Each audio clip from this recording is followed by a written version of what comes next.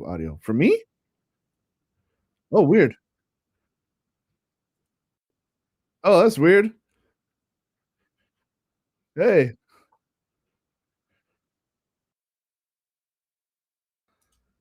Are we there? Hello?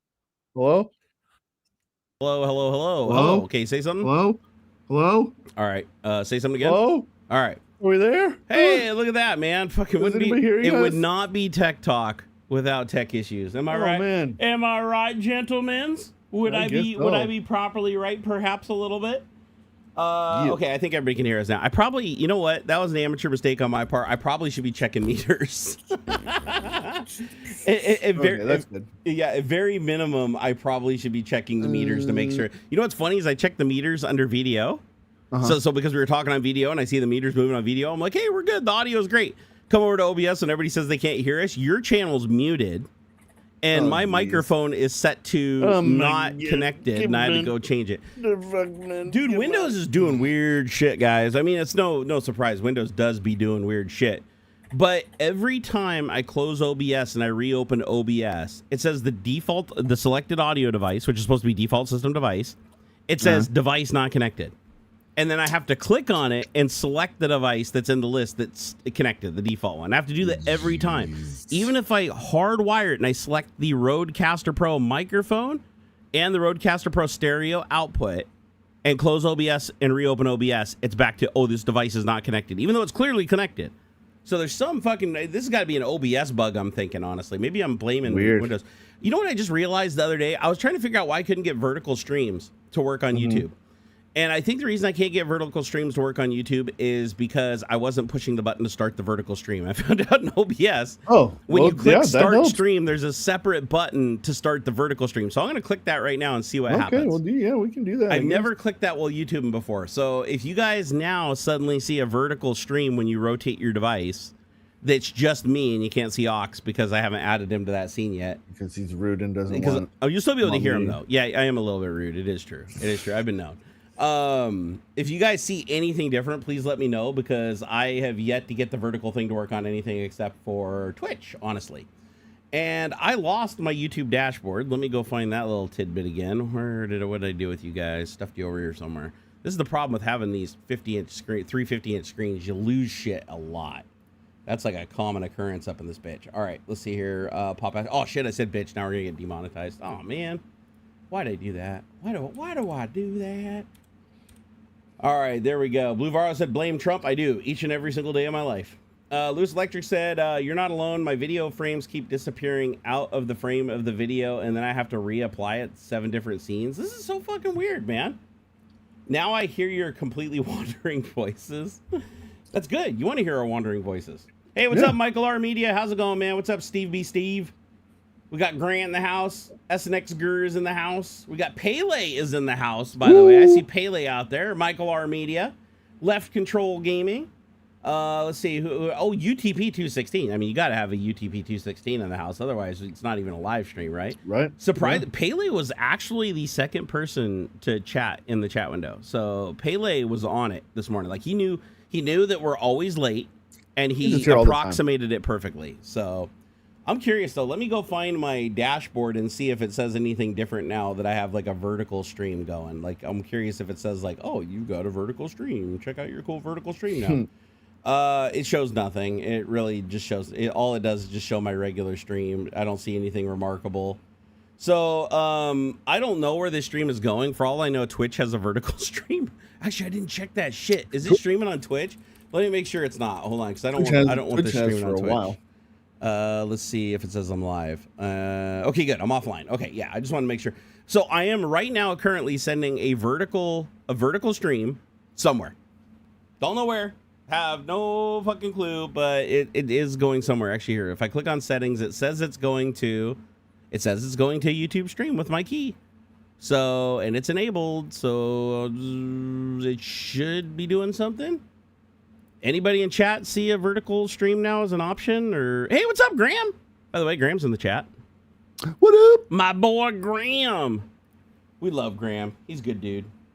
He's been working hard. He's been getting into his work and throwing himself into it. He's good at that. Good. No, hey, you know what? I feel like he's getting his stride back after a lot of shit, after a Good. lot of rough shit. So it makes me happy that my boy's getting his legs back.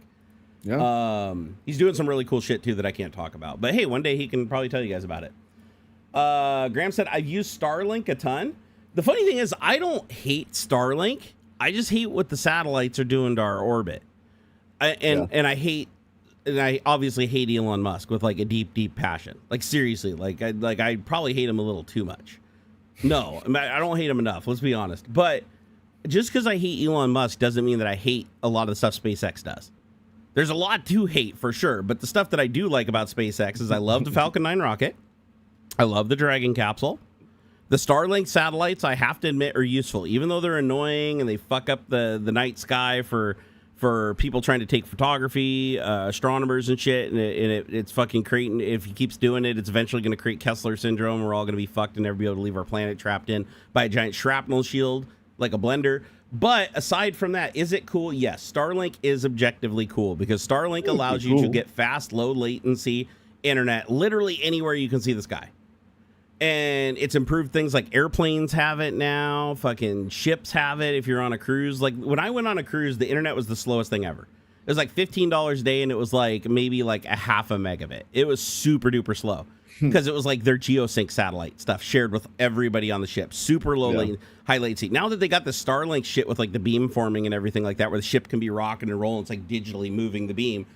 It stays like completely high bandwidth the whole time. So it's like now you can get a proper, you could literally do like a high resolution live stream from a cruise ship now, which you couldn't do before. Technically, you could do it from an airplane. Like well, not all airplanes have Starlink, but the ones that do have Starlink can do it. Because apparently it's not as easy as just you don't throw a dish on the top of an airplane and fly it. Like the FAA is kind of hardcore about, you have to go through, lots of testing, make sure it works, sign off on things, a bunch of bureaucracy and stuff to like get it. But as far as I know, they have to like mount the antenna on the top of the airplane, but it has to be completely flush with the airplane so it doesn't create any kind of aerodynamic drag, which would force them to reevaluate the airframe. But it has to be like completely flush with it and obviously facing the sky. But like the plane can like rock and roll and everything, whereas like before it was jumping cell towers. Have you ever wondered how planes got internet before? They were literally talking to the cell towers 30,000 feet below them, line of sight. And they were jumping tower to tower, like locking onto 3 or 4 towers at a time and then basically walking them as they fly over the geography, which sucks because there's lots of places where they're not in range of cell towers. That's why the internet connection on airplanes sucks and is constantly on, off, on, off. You have to do tons of buffering to watch anything. But hey, I mean, it's gotten a lot better now. Like I haven't had hardly any issues using airplane Wi-Fi. I wouldn't be shocked. On Delta. I wouldn't be the least bit shocked if they're already using Starlink on the flight you've been on, if you got good internet. Next time you're on a flight, do a speed test. If you do a speed test, it's pretty obvious because it hits up Starlink's server. Sure. Like it'll say down there, like wherever their thing is, it'll like pop up and tell you. But no, it's so do I hate Starlink? No, I don't hate Starlink. But I will say this: I do think Starlink is expensive. Like it's definitely an expensive internet option. It's cheaper if you have access to fiber. That's going to be cheaper and faster. If you have access to cable, that's going to be cheaper and faster. Even some DSL packages can be faster. But Starlink is like for those people that have none of those options, right? Like even 5G LTE, if you live within range of where you can get a 5G LTE connection with like the beamforming, like MIMO beamforming or whatever it is, you can actually get like up to a gigabit. Like you can get a gigabit over cellular, but a lot of people don't live in range of a tower with that kind of line of sight to do that. So you usually get 5G or like a low LTE connection, and then you might get like 5 to 15 megabit. But still, I mean, that's enough bandwidth to make the internet usable. But there's a lot of people that just aren't in range of any cell phone infrastructure at all. Like they're out in the boonies. And if you're doing that or you're out on a boat or something, your only option really is Starlink. Because what are you going to use? A geosync satellite? The geosync internet satellites require a much bigger satellite, require a lot higher powered amplified LMB. I don't know, man. The fucking Starlink ones though are trash though. Like they're like disposable, and that's fucking just terrible for are you talking about the dishes, the antenna thing? No, I mean the actual Starlink satellites. They're only up there for a couple of years before they fucking burn up and fall back down, and that's trash and stupid. Like what a waste. And it's just, if they don't fall down and burn out, they're so low orbit that it's just making for a nasty net of shit that you got to look out for, or you're gonna smash into them. It's just I don't know. To me, it seems like just a bunch of garbage that they put out in space with no real like longevity thinking. Well, the idea is supposed to be that they follow a very specific grid pattern, like overlapping grid patterns, so that there's always holes where there's not going to be anything. But you're right. If one of those satellites fails and doesn't decay its orbit and burn up in the atmosphere, it's just going to float in orbit forever and just be trash that eventually gets hit. It's another object that NASA has to track. Yeah. And I think NASA tracks, it's like some like fucking 20,000 objects that are like, I think they track anything that's like larger than a quarter or something like that. They track it. Like NASA identifies and tracks all these like even little items. I think it has to be like smaller. It's either a quarter or like an apple or something like that is the size. Oh, hey, thank you to Wolfsten, yo. Woo! Thank you so much for that $5 earnings. We really do appreciate that, bro. We got somebody on the top super chat, Matt, on screen. Dude, you own that. Look, you were the latest super chat and the top super chat. Ain't nobody gonna beat that. You know what? I do need to send the stream out though, because I keep being bad about that and not telling people about the cool stuff that we do here. The worst. And plus, people have missed me because I didn't stream on Twitch last week when I was supposed to stream like every fucking day. Dude, I've been just struggling. I've been fucking struggling. I don't know what it is, but you make this possible. Tech Talk would not happen if you weren't here, bro. Seriously, you're like my Tech Talk wife, dude. Seriously, my Tech Talk prison wife. Because I can't do it. Literally, the only way I can drag my ass out of bed hurting like a motherfucker, like with like no sleep, and it's like knowing that you're gonna be up here and on the stream. Aww. Like that's what gets me up, dude. That's what gets me up. You know what I'm saying? It's like my boy. So yeah, you are a huge part of this show. You're a huge part of this show. So I'd miss you if you ever had to leave. But like I said, when it's no longer fun or you got something to do, you can part whenever you. I want people to know I'm not holding you hostage. I'm not holding you hostage. But some people actually do believe that, by the way. That was kind of fucked up. Like somebody was talking to me, they're like, dude, you should, weird. Aux shouldn't have to come and do Tech Talk, blah, blah, blah, to get your ass out of bed, blah, blah, blah. You should be able to do it on your own. He's got better shit to do, blah, blah, blah. Your show don't make no money. I'm like, dude, we just fucking were hanging out. And the money is a nice little bonus, right? It's not enough to live on by any stretch of the imagination. You know, it's not like we're hitting here, we're both making a living wage. It's just money to fucking offset the tariffs. That's what this is. And they can't even do that, honestly. But no, it does help. We do appreciate all the support. Seriously, guys, you're amazing. My money maker is supposed to be Twitch and Patreon, the two things that I completely fucking abandoned. And a lot of it lately has been this severe mental block with my OCD. And it's my room is trashed. Like the room is completely fucking like I can't even look behind me without getting anxiety. It is so packed with just random shit laying everywhere. And my back's been giving me so many problems. I haven't been able to like clean it up. So my wife finally stepped in and was like, listen, you are clearly stuck. Let me come and help you. So this weekend, she's going to help me come up here and get some shit moved around. Nice. To help me move some of the bulk stuff around. And then I think that'll wake me up because I don't know. There's other people that are like this too, where you get attached to your environment reflects your inner feelings and vice versa. So it's like when you're under a lot of turmoil and you're anxious and everything, your environment falls apart. When your environment's like neat and organized, then so are you. It's like and that's what I feel like. Is I feel like the room is representative of how I feel and me falling apart. And by putting it back together and getting like little wins, like get my speakers connected finally, or clearing off my desk so I have space to do things, get my power supply set up over here. Little shit like that is like huge wins that help me massively overcome a lot of things. What happened? Oh, weird. So first off, Pele gave us 1,006. Oh my God, Pele! And oh my God! I said, I typed into chat so much SEKS, SEKX, or SEKS. Yep. It auto translated it to SEX. Wait. So you hit enter and YouTube auto translated, or did it do it in your browser before you pushed enter? I hover over my line of chat, and it shows what I originally typed. It does here too. It does here. I just moused over it. It says so much SEKS. Bubba DeMatt said, "Hola, mi amigos," and it auto translated it to "Hello, my friends." This is new. I have not seen this. This has got to be brand fucking new. Holy shit! I don't want it to auto. I don't want it to auto translate. Also, what's that character at the beginning that you put there? That's showing you that it's translating. Oh, that's the little translating moniker. Oh, I see. That's what. Okay, now I see it on Gamers Unite says he sees SEKS. But so his is not translating. It auto translated it. Yeah, same here. So both for Bubba to Matt. So Bubba to Matt and you, both of you, I see that little icon. That little icon next to it. That's fucking weird. And you mouse over it, and then it shows you the original text. It shows the original, yeah. Here, let me try it. Let me see if it does it to me. So much SEKS. Nope. Oh, it did it. It did. Yeah, I hit enter, and it looked normal for a second, and then it changed. Also, why am I yellow? Because you're the boss. I've never been yellow before. Like, it highlights me in gray, but it's never highlighted me as yellow before. Okay, clearly YouTube's been fucking around with some stuff here. Okay, but it didn't translate it when the Wolf's Den says, "I wish I had so much sex." SEKS. It didn't change it. Why is it being selected? Isn't it a browser setting? It must be a opt-out sort of thing. Because I'm using Edge, and you're using what? What are you using? Chrome. So you're using Chrome and I'm using Edge. So we're using two different browsers. And before you say, oh, they both use Chrome, just keep in mind Edge is using a very old version of Chrome.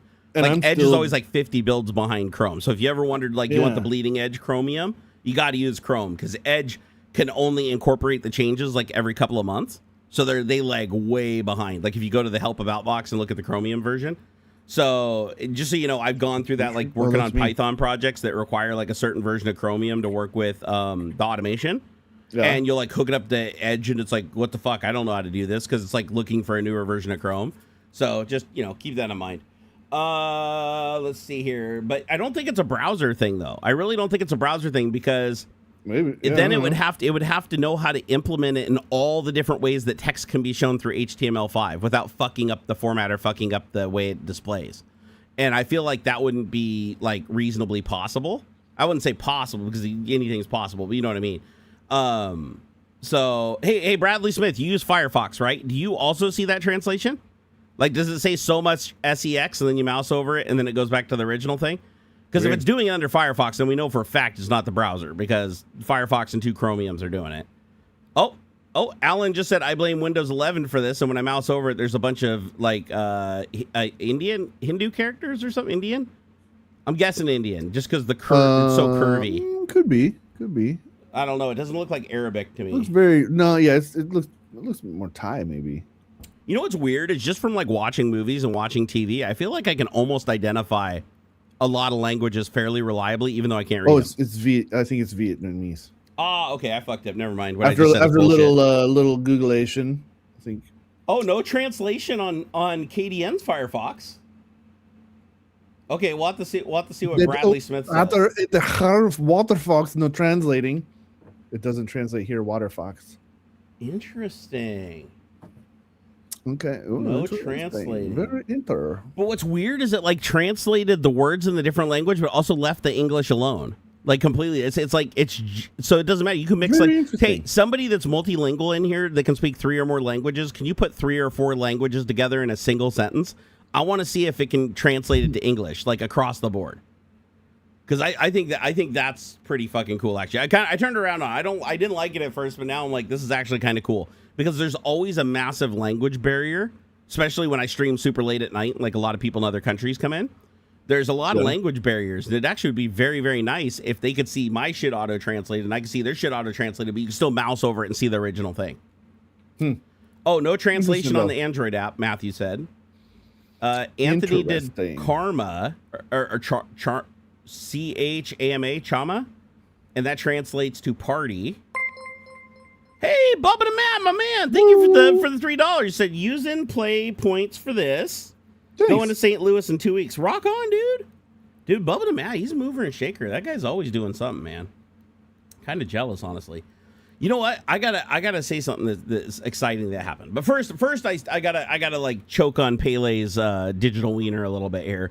Because he just gave us 1,000 sexes earlier. And I feel like we didn't give that the level it deserves. So I'm gonna give it another one. And I'm going to crank up the volume. Crank it up. Because Pele, we seriously appreciate that, dude. Thank you so much, dude. Love your face. And also to Wolf's Den, he said, Starlink, if you want Musk to watch what you do, go with Starlink. No, I mean, that is true. That's the problem with Starlink is SpaceX owns it.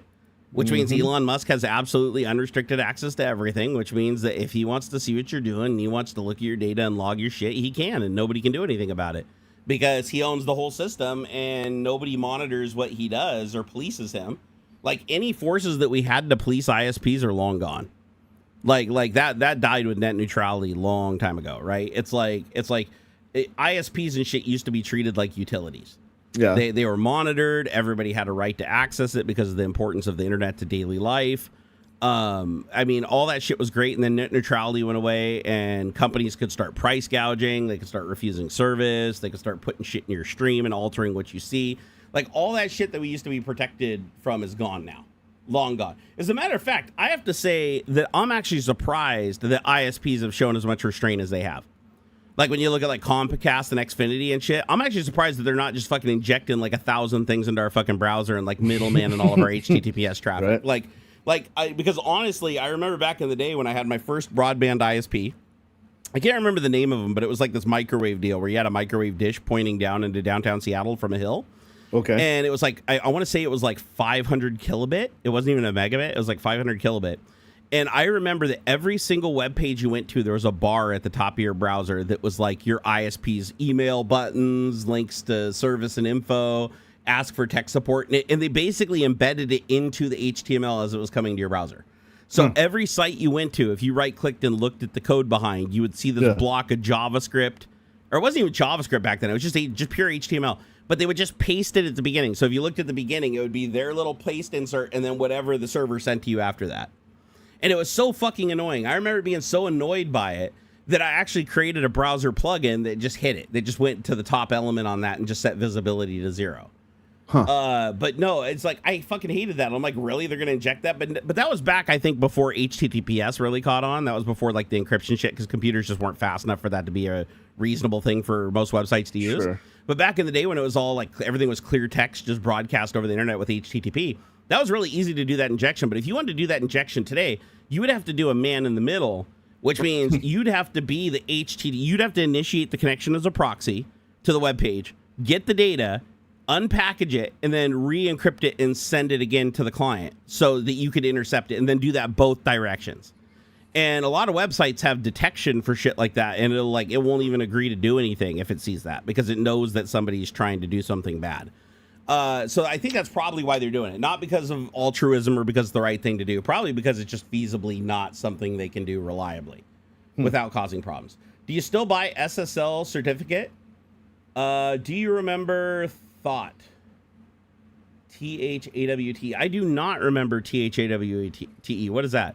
And do I still buy SSL certificates? No, I don't have SSL certificates anymore. I don't have any that I own personally. I did for a while, but not anymore, because I don't need to sign any binaries. Like, everything I release now is like open source Python and stuff that's scripted. Like, I don't release compiled binaries, and because that's a good reason for that too. Even if I could sign them, I wouldn't release compiled binaries, because you would have to be fucking stupid to trust compiled binaries today, because you have no fucking clue what's going on under the hood of that thing. When you execute it, unless you have a debugger attached to it with like private symbols, you have no fucking idea what that thing's doing.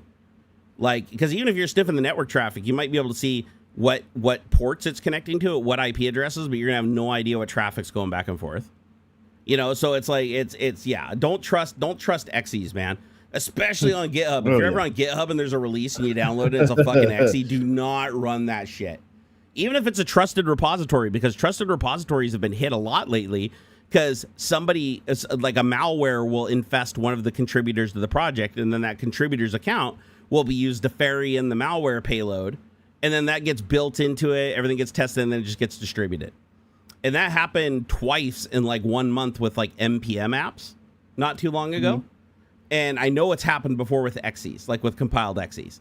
Because even though the XE is being compiled by GitHub and it's their environment that's like building the code and creating the package and deploying it usually, if you click on the little link for the release, that usually means that they built it on. It doesn't necessarily mean it did build, but it means they used the system to create that package. So that still doesn't save you from jack shit, because unless you go through every fucking line of code that exe was built from at that time, from that branch, at that check-in, you're not going to know if anything slipped in there.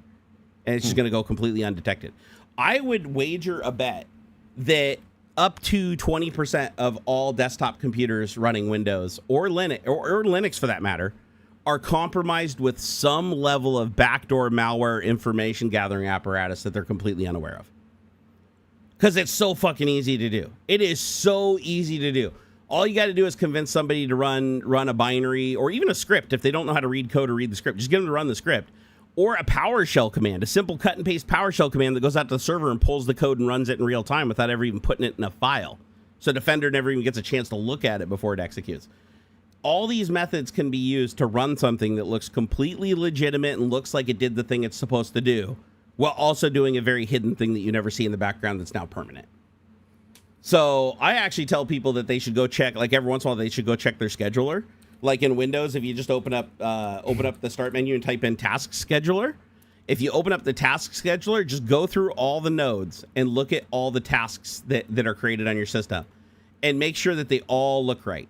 And like look closely at them, because a lot of these malware packages will try to make their shit look legit by saying it's Google or saying it's Microsoft in the command name. But you want to go through and look at that shit, because a lot of people use the scheduler to sneak stuff in.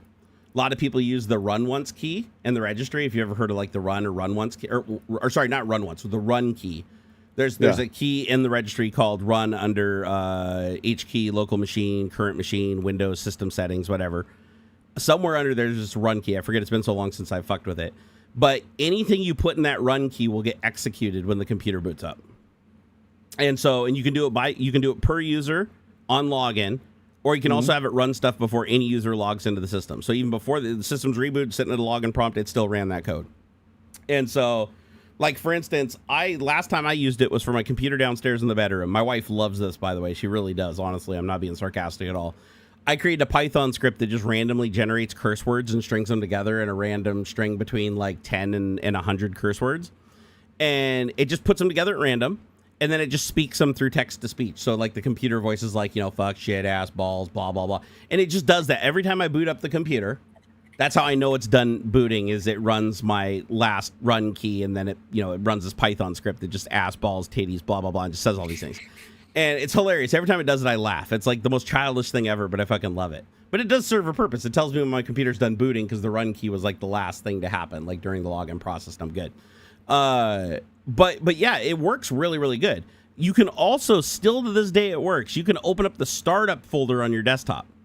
So like under your user profile, there's a folder still to this day called startup. And if you put a shortcut in there, you put an exe in there, you copy anything in there that's executable, Windows just runs it. It just goes through that folder and runs anything in there that's executable on boot.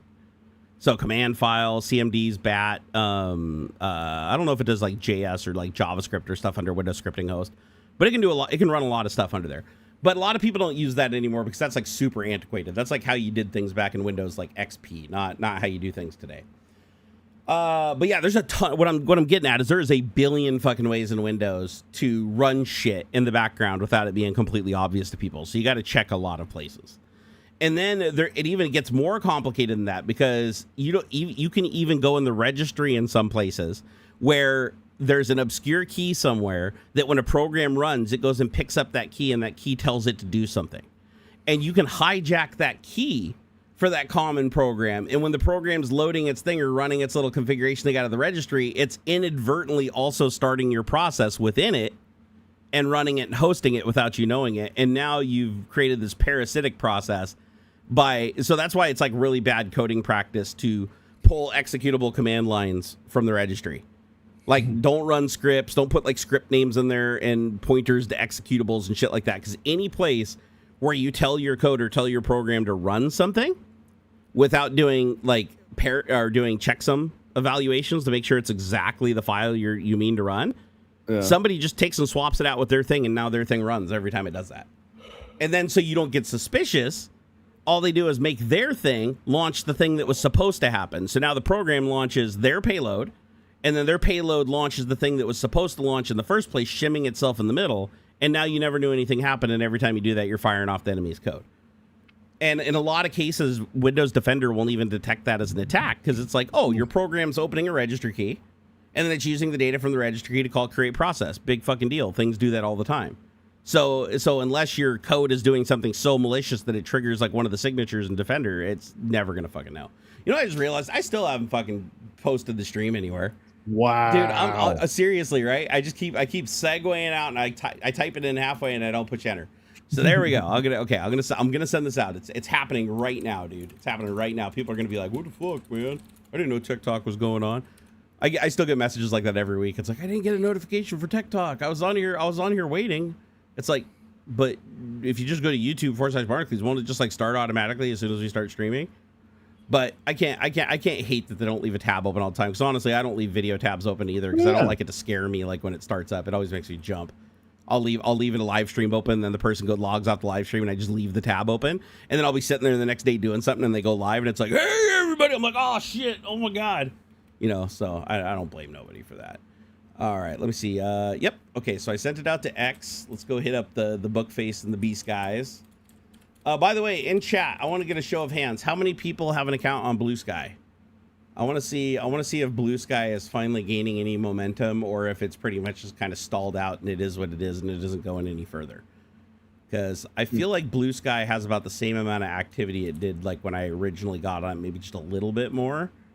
It still doesn't seem like it's really any kind of threat to Facebook or X, which sucks. I want it to be a threat. All you need to do is win our shell startup for all user shell common startup. Oh, Bradley, yeah, the shortcut in the shell to open up the startup folder, so you don't have to go to the startup folder. Yeah, no, but who uses the startup folder anymore? Like Bradley, do you use the startup folder?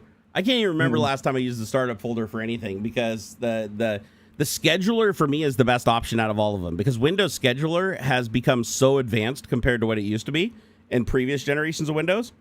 Yeah. Now you've got like tons of different ways to trigger a process firing off. You have tons of different ways to constrain that process. It used to be just, set a time and run or on log in, on log off. Now you can do all kinds of crazy shit. You can say when this exe starts, then also start this exe. You can say when the computer boots up, I want this to run. When the user logs in, I want this to run. You can make it run as system. You can make it run as an administrator. You can make it run as a regular user. You can cache the credential so that it'll automatically provide the password and the authentication. You can use the Windows Hello thing where you store a Windows Hello cert. So if you have Windows Hello enabled, you can run things as administrator as a scheduled task when the computer boots up. Super useful shit. Like honestly, far and beyond anything you could do with like the run key and the registry.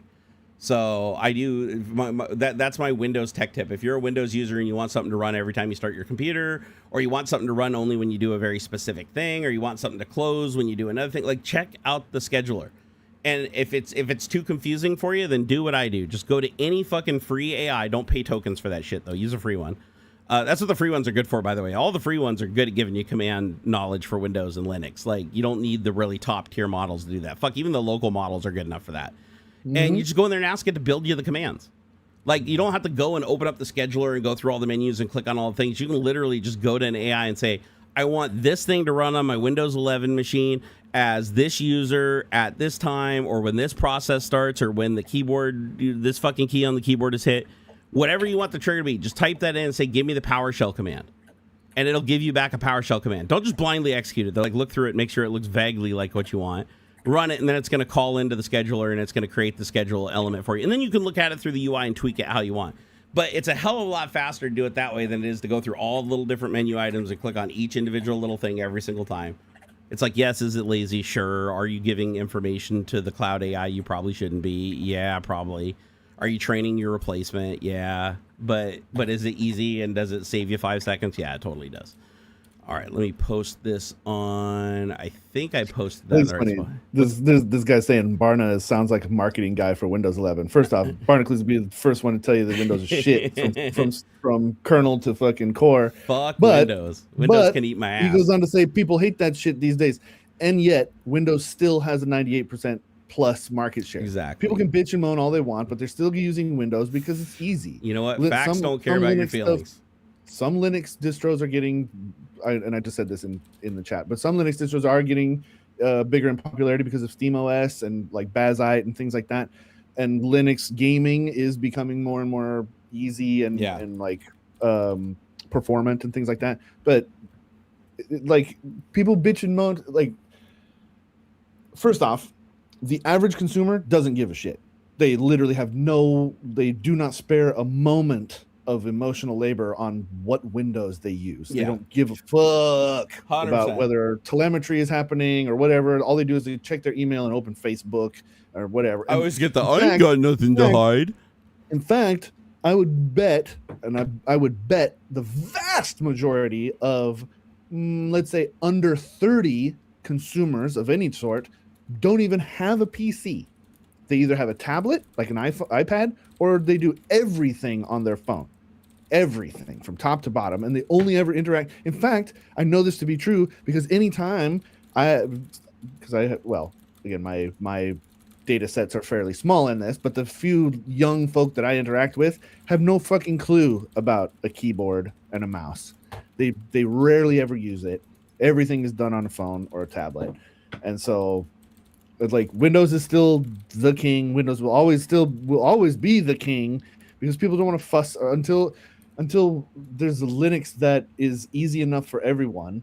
In fact, it won't even be. It'll be it'll be a mobile OS. Like these heavy bloated operating systems that run on x86 architecture will eventually go away, and everybody will be on Windows ARM or iOS or Android. It'll be the big bloaty OS, like OSs for hardware will just be relegated to enterprise eventually. The biggest problem I see with Linux right now is surprisingly compatibility. For how good it is and how open source it is. Now, a lot of companies just don't build drivers for it, or they don't maintain their drivers for it. No point for 0.2% of the market. Yeah, that's the problem. Is it's just such a small percent of the market. It doesn't really get that much attention. You know where it does get a lot of attention though is for GPUs, both AMD and Nvidia now. Sure. So the later releases with Wayland now supporting all the hardware acceleration, all the CUDA stuff being supported for Nvidia now under Linux. It makes Linux super tasty for AI shit and neural networks and stuff. But for a desktop operating system, still not really. As I say this, there's a thing just popped up on my Twitter, just refreshed on the side here, and it shows this boat that's labeled Linux, this canoe. Yeah, be paddling over this other canoe that's labeled Windows, and it says Windows watching Linux take over. Linux isn't taking over shit. To be fair though, just to be fair, even though it's a small percentage, Linux is gaining percentage. It's just not by a massive margin. Oh my goodness, we're gonna see instead of 98% of market share, there's gonna be 97.9% market share. For the record, I want it to win though. I want Linux to overcome Windows. I want Microsoft to fucking burn and an open source operating system to reign supreme. That would be my dream. I can see Linux overtaking Windows in the enthusiast, PC enthusiast gaming side of things. Sure. But it will never, ever, ever, ever break 50% market share. Ever. Because the vast majority of commoditized computer hardware is going to be Windows. Your Dells, your HPs, your bullshit. Do you guys want to know a secret about Microsoft? Fucking PC hardware is always going to be Windows, or mobile OS, because eventually, especially as if this PC hardware bullshit doesn't get fixed soon in the next few years, the vast majority of consumers are just going to move over to mobile. They'll buy iPads and their phones. They won't have a proper PC anymore because memory and storage is going to be too expensive. That is true. That part is true. The thing I disagree with you on is I do believe that that Linux does have an opportunity to take 50% market share in the next 5 to 10 years. And I'll tell you why I believe this, why I personally believe this. Microsoft has a horrible complacency problem. Microsoft gets comfortable in their lead, and they start getting lazy. And they've really been showing that with Windows 11 when Linux has been making huge strides, especially with Steam OS. That thing even on Steam OS, even on Steam hardware in July, Linux of a variety of distributions. Yep. Steam OS, Kashi, Arc, Mint, Bazite. That's the number one problem, is the number of distributions. 4%. That is actually the biggest problem. Total 4%. Windows 93.67%. So hear me out. Hear me out. Let's say hypothetical. We'll throw a hypothetical in there. Let's say that Steam, right? Their release finally tilts the gaming companies, because Steam can afford to subsidize companies' development. Because if you don't know, that's why Microsoft has such a dominance in the gaming industry, is because Microsoft literally gives free developers and free dev time and free testing time to all the major gaming companies. They let them literally just use their people and their shit for free. So they get free shaders, they get free people developing and testing their code. So it's cuts down their dev costs a huge amount and speeds up their production and their testing. So that's why Microsoft Linux is open source and free. the monetization model for Linux is like supporting it in the documentation per release. Yeah, so there's no so Linux can't afford to pay Turn 10 or Bungie or whatever to do all the graphics work for Vulkan, for instance, right? To make everything work. That's the problem. Is like they're on their own to support Linux. They're not on their own to support Windows. So Windows automatically by default wins. I love this comment. I work with businesses. Just do a simple test. Go to AWS and see the number of distributions for Windows against Linux. That's servers, though. That's completely different. Yeah, hold on. I'm not sure exactly which side. Businesses aren't moving to Linux anytime soon, which will hurt the numbers. Okay, so yeah, that is a business. So you're conflating infrastructure with end user. Correct. Servers versus desktop. Yes, a vast majority of the infrastructure is going to be based on Linux. Like Ubuntu runs like a lot of the like DevOps. And I would bet you that 50% of every Linux distribution is Ubuntu 22. What is it? 2204. 24 or something now. Yeah, 24 something, because there's I know there's 3 LTS distributions, and the lowest one is the one that I see deployed everywhere. 2404 is the one I see at work the most, with 26.4 coming is rising up because they have a long Let me see which version I have installed, because the one I have installed is the most supported. If you're doing AI, you have to run this basically, and that's Ubuntu 22045 LTS. Yeah, that's the build to run. That's a really common one too. Yep.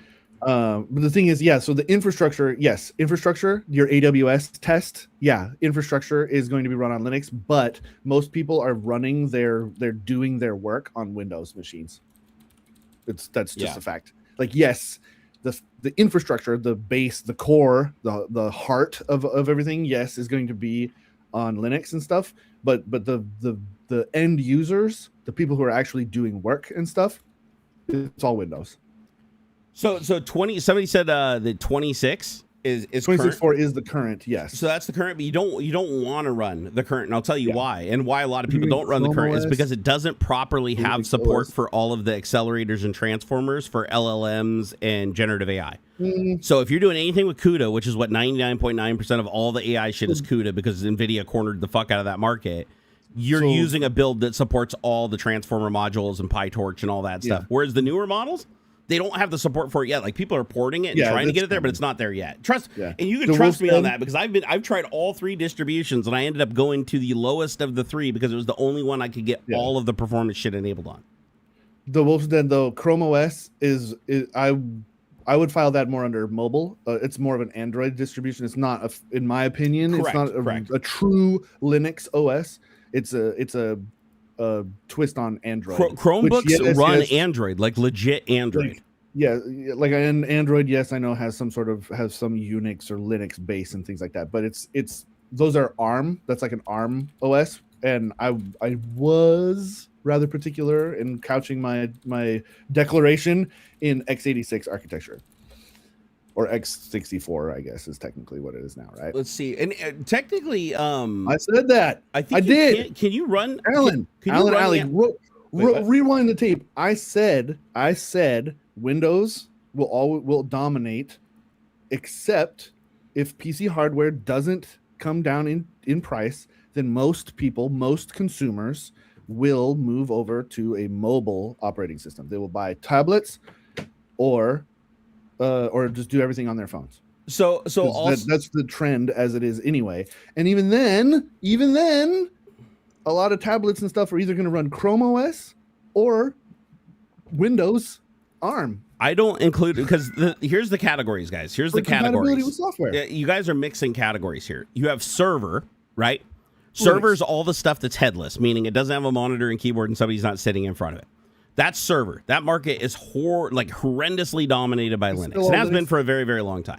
If now you want to get down to a weird pedantic sort of explanation, I guess Android is Linux, but it's not really. No, Android is derived from Linux. x86 OS versus mobile ARM operating systems. So I made that distinction early on in my declaration on purpose. Here's the mistake people are making, though. Here, concession that people would start adopting more mobile platforms. Android is not Linux any more than Mac OS is BSD. Just because they forked and derived from it way the fuck back in the day doesn't mean that they are it anymore. That's like saying Windows 11 is Windows XP. It's not anymore. The code base is completely changed after all that time. I'm with Techno City. We're all going to have multi-chip ARM desktop PCs and servers before it's over. I agree. But here's the thing. Microsoft explicitly focuses and dominates 2 markets. They only care about the 2 major markets right now, other than the data gathering that they're doing.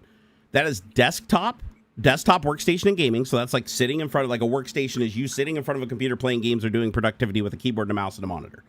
That's you. So they dominate the desktop experience. They dominate the government server shit. So all of Windows Server stuff, the place where it dominates is in the government, because Microsoft has government contracts. You're going to find Windows Server running on submarines on the back end of servers and everything. I don't know why the government has such a hard-on for Microsoft, but they do. And I think it's because it's closed source. They don't want to use an open source operating system for obvious reasons. So, and they get full access to the source code, by the way, too, as a part of working with Microsoft. All the countries do, which is why they all develop all these like little spy tools and anything. But anyways, so getting back to the point, Microsoft dominates the desktop space. I do not consider tablets like not, and I'm not even saying like architecture like x86 versus ARM and stuff. You can run Windows on ARM. You can run Windows on they have an ARM, all kinds of shit. Yeah, Windows for ARM. What I'm talking about is when you're talking about tablets and you're talking about phones and those are mobile experiences. Those are not a keyboard and a mouse. Generally, doesn't mean you can't connect. You can connect a keyboard and mouse to servers too. It's it's a touch experience. It's a mobile touch experience, generally powered by a battery. I don't include laptops in that because laptops have a keyboard and a mouse, and you generally use them like a workstation. They're just portable workstations. You sit down, you do work. Microsoft fucking dominates that space in spades. There's nobody even close to it. However, yeah, if you wanted to clump them together and say, okay, well, everybody using phones and everybody using tablets and everything, put it all together, is Windows dominating anymore? No, not really, because when you look at fucking Apple and Android and how they dominate the mobile device market, there's no contest. That's why Microsoft backed out of the phone.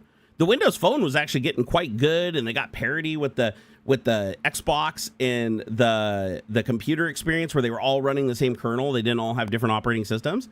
And they put so much money, effort into it, and they just backed away from it because Android and Apple and Google had such a foothold on the mobile industry that anybody that tried to step their foot in the door, like there's some people that tried to do Linux phones, there's people that came in and did like custom operating systems.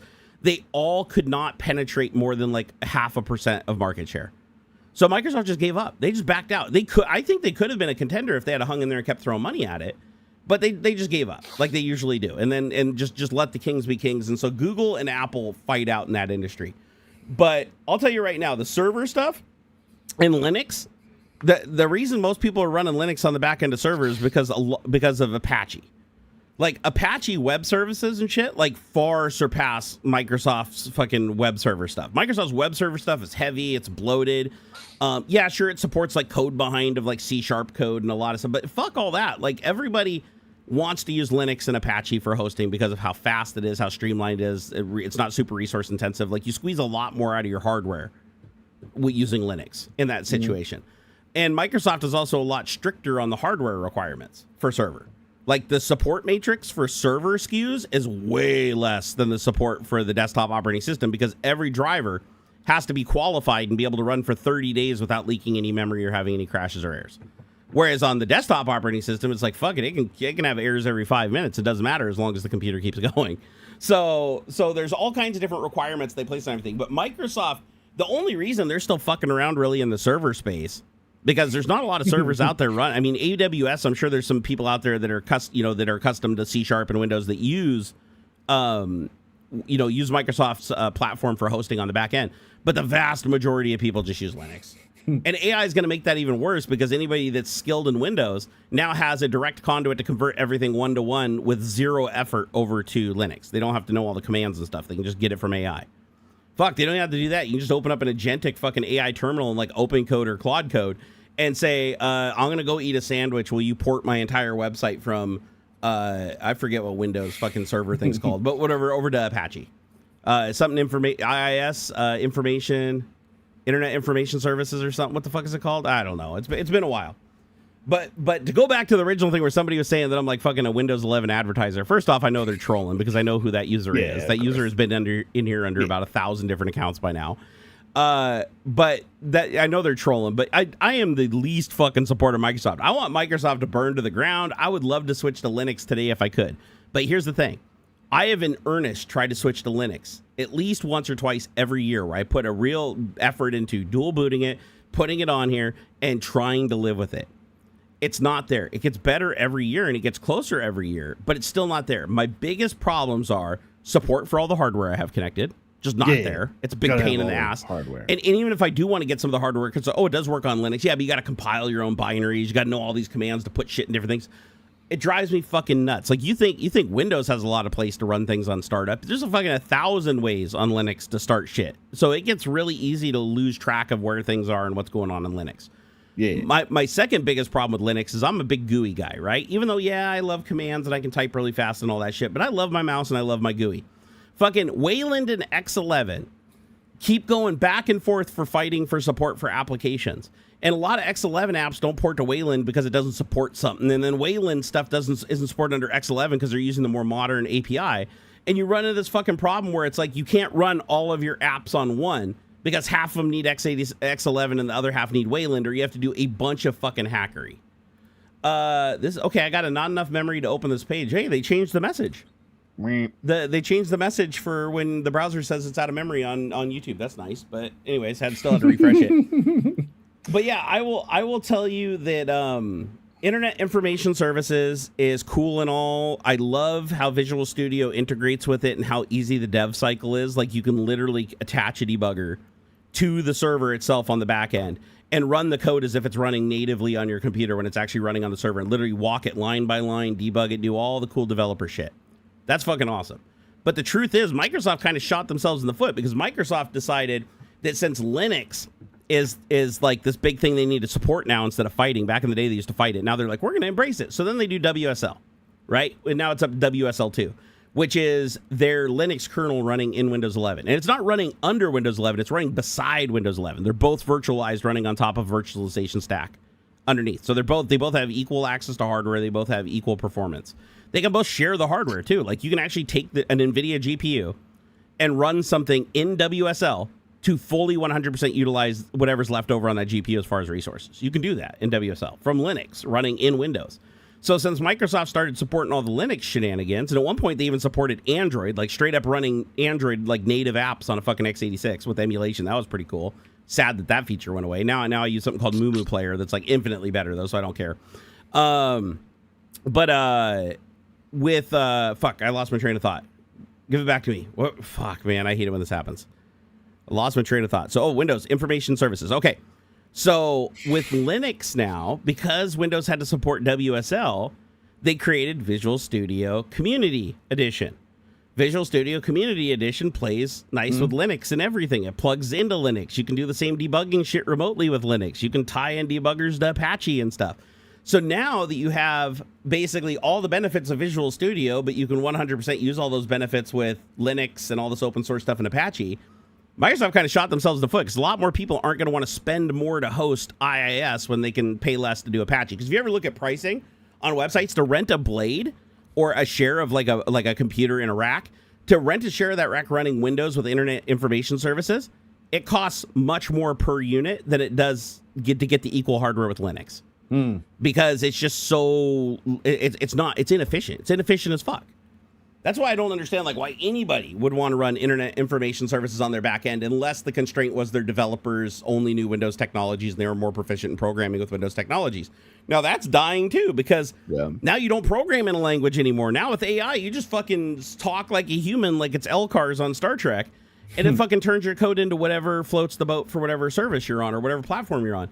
And it's like, so now if you have a developer that's like a fucking rock star Prolog programmer, that's, if you don't know, that aged myself. But let's say you know Pascal or Prolog or one of these fucking weird obscure languages nobody does, Cobalt, right? Cobalt. You can take that fucking developer, have them write the code, and then AI just spends, a couple of minutes or hours, depending on the size of the code base, and just converts it over to not only the platform, but the language that you want on that platform, the compatibility for that specific architecture on that platform.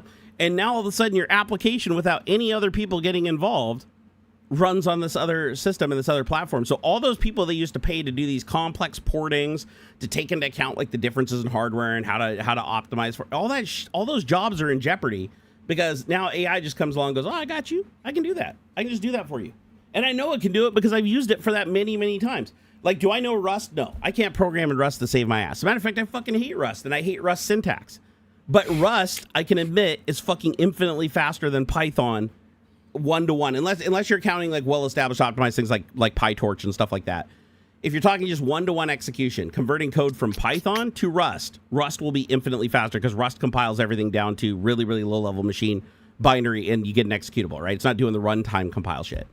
So what do I do now? Do I go program my whole script in Rust again? No, I just take my Python script and say, convert this to Rust. It fucking creates a bunch of Rust files. It runs the commands and builds the Rust files into an executable package, and now I've got a fucking Rust version of whatever Python thing I did. Now I need to make a code change. Well, I don't know Rust. What do? I just go make the change to the Python script, go back to the conversation and say, okay, integrate my changes. It goes and looks at my changes because it's cataloging the changes using Git locally or GitHub if you want it in the cloud. And it goes, oh, you changed this, this, and this? Okay, I'm going to port that over to Rust now. Here's your new binary. So now without even knowing Rust, understanding the syntax, you don't know any of the commands, none of the dependencies or anything, except for in rare scenarios where there might not be any mapped component, like you have a component over here that's very proprietary, but then there isn't a version on Rust, and it doesn't know how to build a standalone version of it, then you run into a problem. But you'd run into that same problem if you're developing Rust directly, so it's the same issue. But I'm just saying the fact that AI can replace so many fucking people is what freaks me the hell out, because it's like, you can replace like my buddy who just got fired after working at Bungie for fucking 15, 20 years? Nah, not quite that long. Let's say 15 years. So he was there for about 15 years. He worked on, was it like, or no, sorry. Was it Blizzard? No, it was Bungie. Who did Destiny? He worked on Destiny and Destiny 2. Wasn't that Bungie? I think it is Bungie. Okay, so Bungie is where he worked. So he got laid off. His job for 15 years was to take the art from the developers and the levels from the artists do the levels and the level art and all the models. He takes all of those in the texture, and his job was to optimize them down, reduce the polygon counts, bake in the textures, do all the work to make it use less resources and run faster. That was his job. So that way the artists didn't have to focus on trying to do polygon management and everything. They could just do anything to their heart's content, take that. He would refine it down for like the different settings and levels and everything, and then put it into the code base. And that was his job. Yeah. He did that for 15 years. Well, he started using AI for about 6 months, and it started incorporating in his job, and he started doing more and more and more with AI. And it eventually got to a point where he could literally just run the AI, and he was only having to clean up like 1 or 2 things here and there after every conversion. It would optimize it down just as good as he could. And so once the model was trained off of how they all did it, because they trained it on data of, the before and after, them taking the thing, just giving it to the AI and say, hey, neural network, figure out what they did to make this into this to save all this, and just keep replicating that. Now it just fucking does it. They laid him off. They gave him a little bit of a severance, but not much. They laid him off, and they laid off the rest of his team and everybody. They kept one guy. Out of an entire team of people that do this, they laid off everybody except for one guy. And the only reason they kept that one guy was because they needed somebody to push the button on the AI and to fix any errors that pop up. And so, I want to say he didn't say how many people were on his team, but I'm guessing it's 3 to 6 people that were laid off. That their entire job was to do this on a gaming project. So it's like, okay, he's out of a job. Fuck, that sucks. So AI replaced him. Now you go over, there's an entire group of people, even at Microsoft, they had the porting people. These are the people that take the app and the code and port it from Windows to iOS and to Android. Like, for instance, one of a good example was Photosynth. Do you remember a program called Photosynth where you could take like panoramic photos with your phone and it would stitch them together? This is like way back in the day. This is like way back in the day when like phones couldn't do that. Like, this was a new fancy thing. Microsoft was like at the cutting edge. So Microsoft creates this Photosynth app. It doesn't even release on Windows first because there were so many limitations of the Windows Phone that they couldn't get it working on the Windows Phone. So it literally released for Android first, and then iPhone, and then finally Windows Phone. So keep in mind, this is a Microsoft app that they're creating for their phone, and it actually released for the other 2 platforms first. The reason that it did is because they programmed it originally for Android, and then the team ported it to iOS, and then the team couldn't port it to Windows Phone for a while, so they had to wait until they could, till Windows Phone added the right things for them to do it. But it's like they needed 3 distinct sets of people to do all the porting to these different platforms. Now with AI, you don't. You just say, I'm going to develop this app for Android, or I'm going to develop this app for this, or I'm going to develop it for Xbox, or I'm going to develop it for Windows. You develop it once. And then you hand the code base over to an AI and tell it to port and test for every other platform. And what does it do? It might take time. I mean, it's going to take time and tokens, but if you're a company, you got the money and you got the bandwidth, you fire that thing off and just let it eat. You come back in the morning and all you need is your one guy to go look at the errors, recycle the errors back into the model and correct them or manually correct them, or push them back to the developers to do changes. and you're done. Now you have one guy doing the work of like 12 people that used to be on that team. It's like, so AI is replacing jobs like a motherfucker, and that is scary to me. And companies like Microsoft are just openly saying that they're laying people off because of AI. Like my buddy, I had two more friends laid off. So now I know 3 people have been laid off in like the last year that I know personally that have been a part of these layoffs at Microsoft.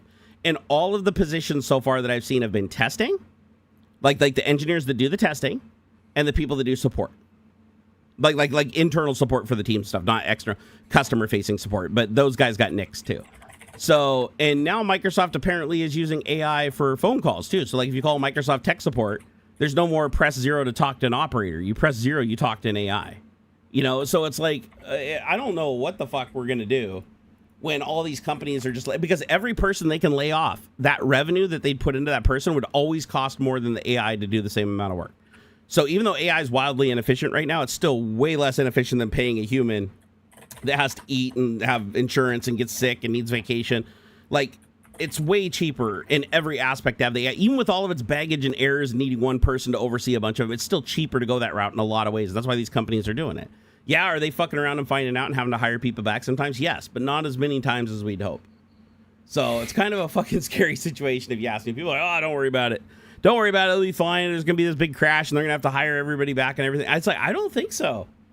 I really, really don't think so. I think the middle class at this point is fucked. I know I segued like completely away from what we were talking about, like, you know, which platform was most popular. So, oh my God, Microsoft's ruining the world. But the truth is everybody is.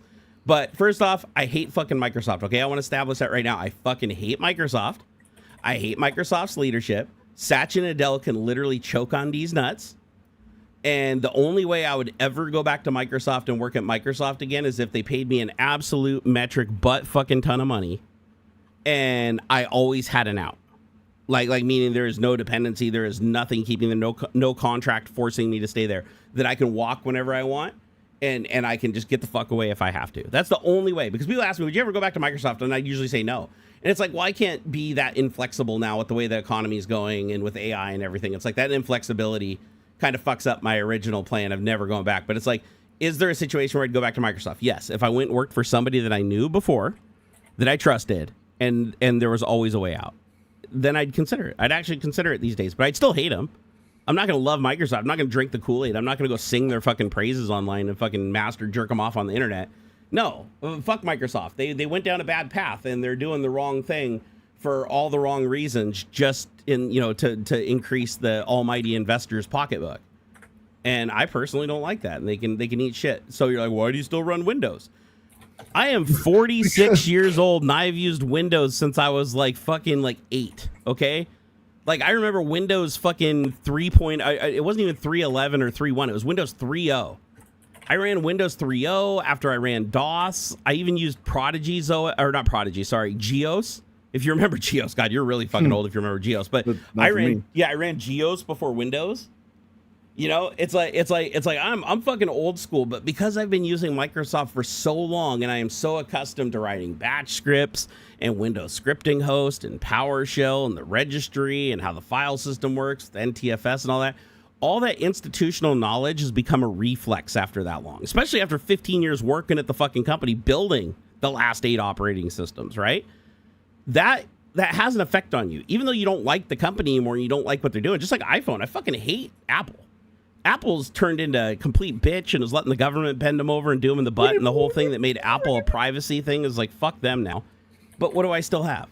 A fucking Apple iPhone.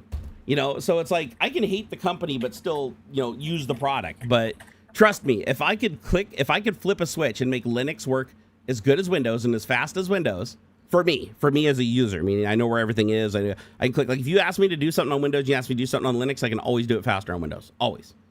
But that's me. That's mostly because of experience. Yeah. It's an experience and institutional knowledge. But if that was gone, if that wasn't a factor, I would have switched to Linux a long time ago just on principle, just because I don't like Microsoft. 100%. But here's the thing. Which, honestly, yeah.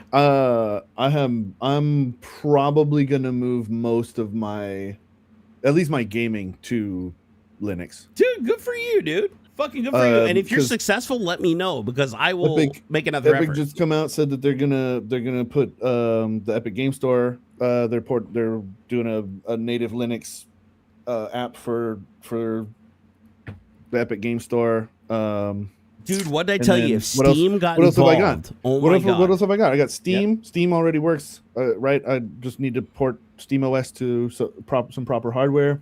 Like I have these 14th gen NUCs that I think I'm going to turn into a Steam machine. And I know you're not a huge Linus fan, but he did use it as a desktop, and he actually liked it. Like it works really well. Machine? Yeah. As a desktop computer, it works really well. Why not? I can't think of anything that I personally use regularly that can't be done on any real Linux distro. My web browsing, I'm sure Chrome works on Linux. Like, duh.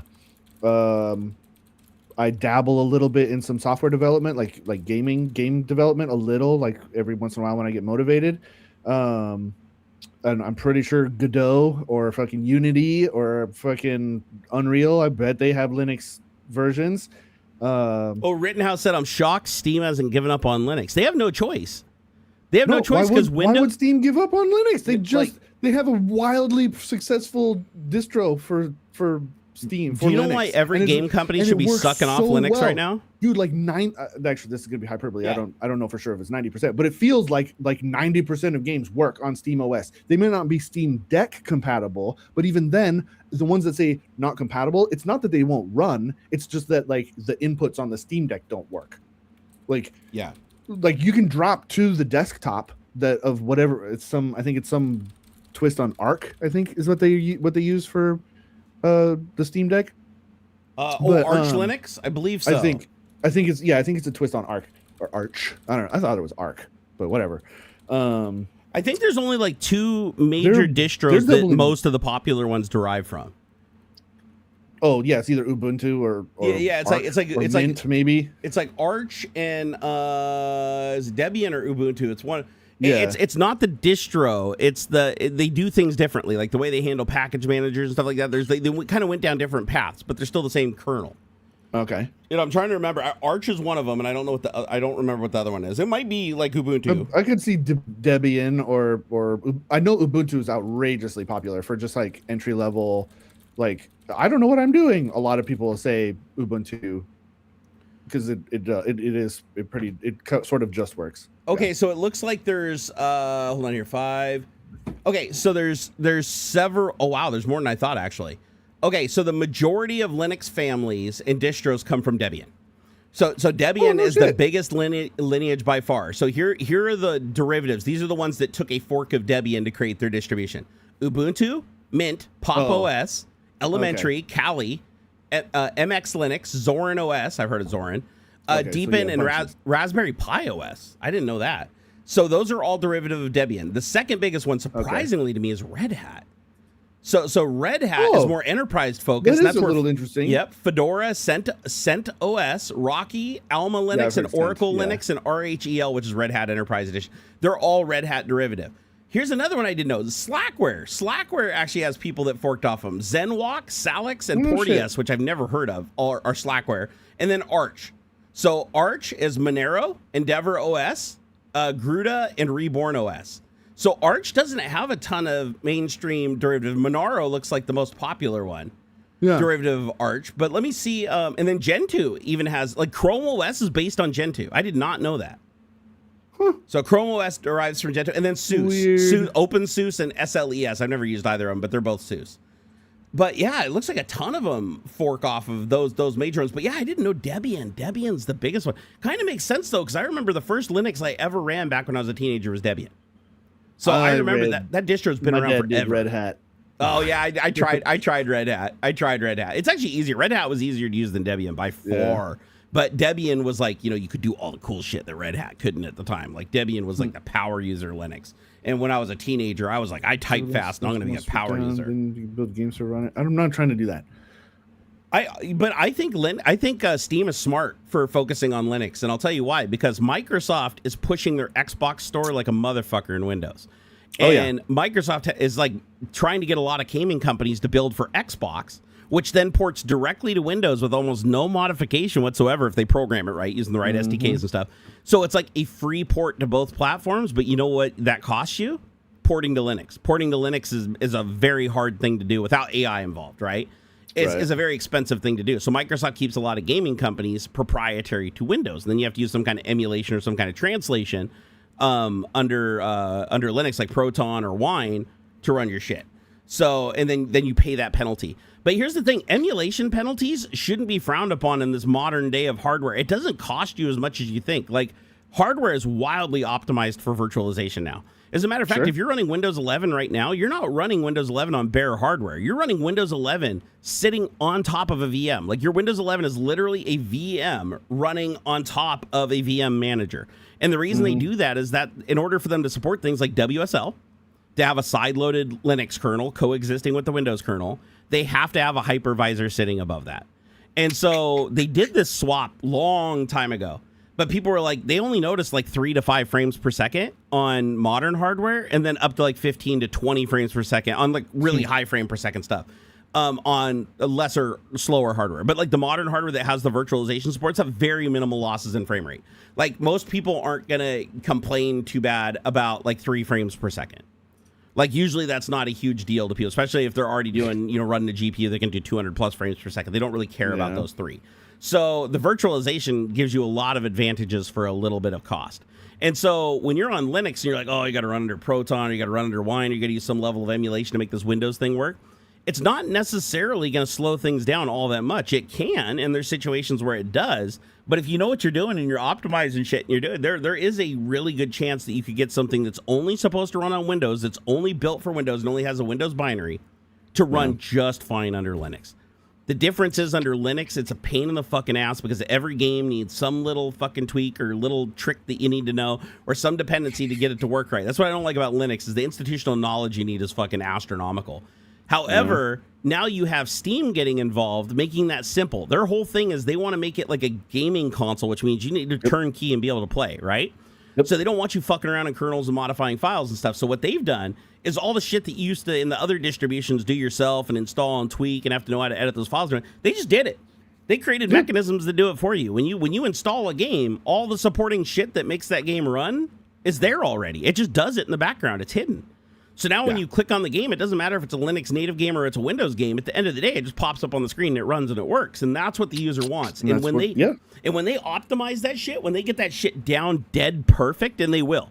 Trust me, they have the money. Like Valve has the money to do that. Not just that, but it's like even if it's like an emulation layer, like it's or like Wine or whatever, or I think they use. So Wine is translation, and Proton's what they're using to make I believe Proton's also translation, right? Correct me if I'm wrong, chat, but doesn't Proton... So here's the difference. Translation is where you take an API, a Windows API, like a function call, and you create a Linux equivalent. Inside the function, it uses Linux resources and Linux APIs to do the same equivalent of what happened on Windows.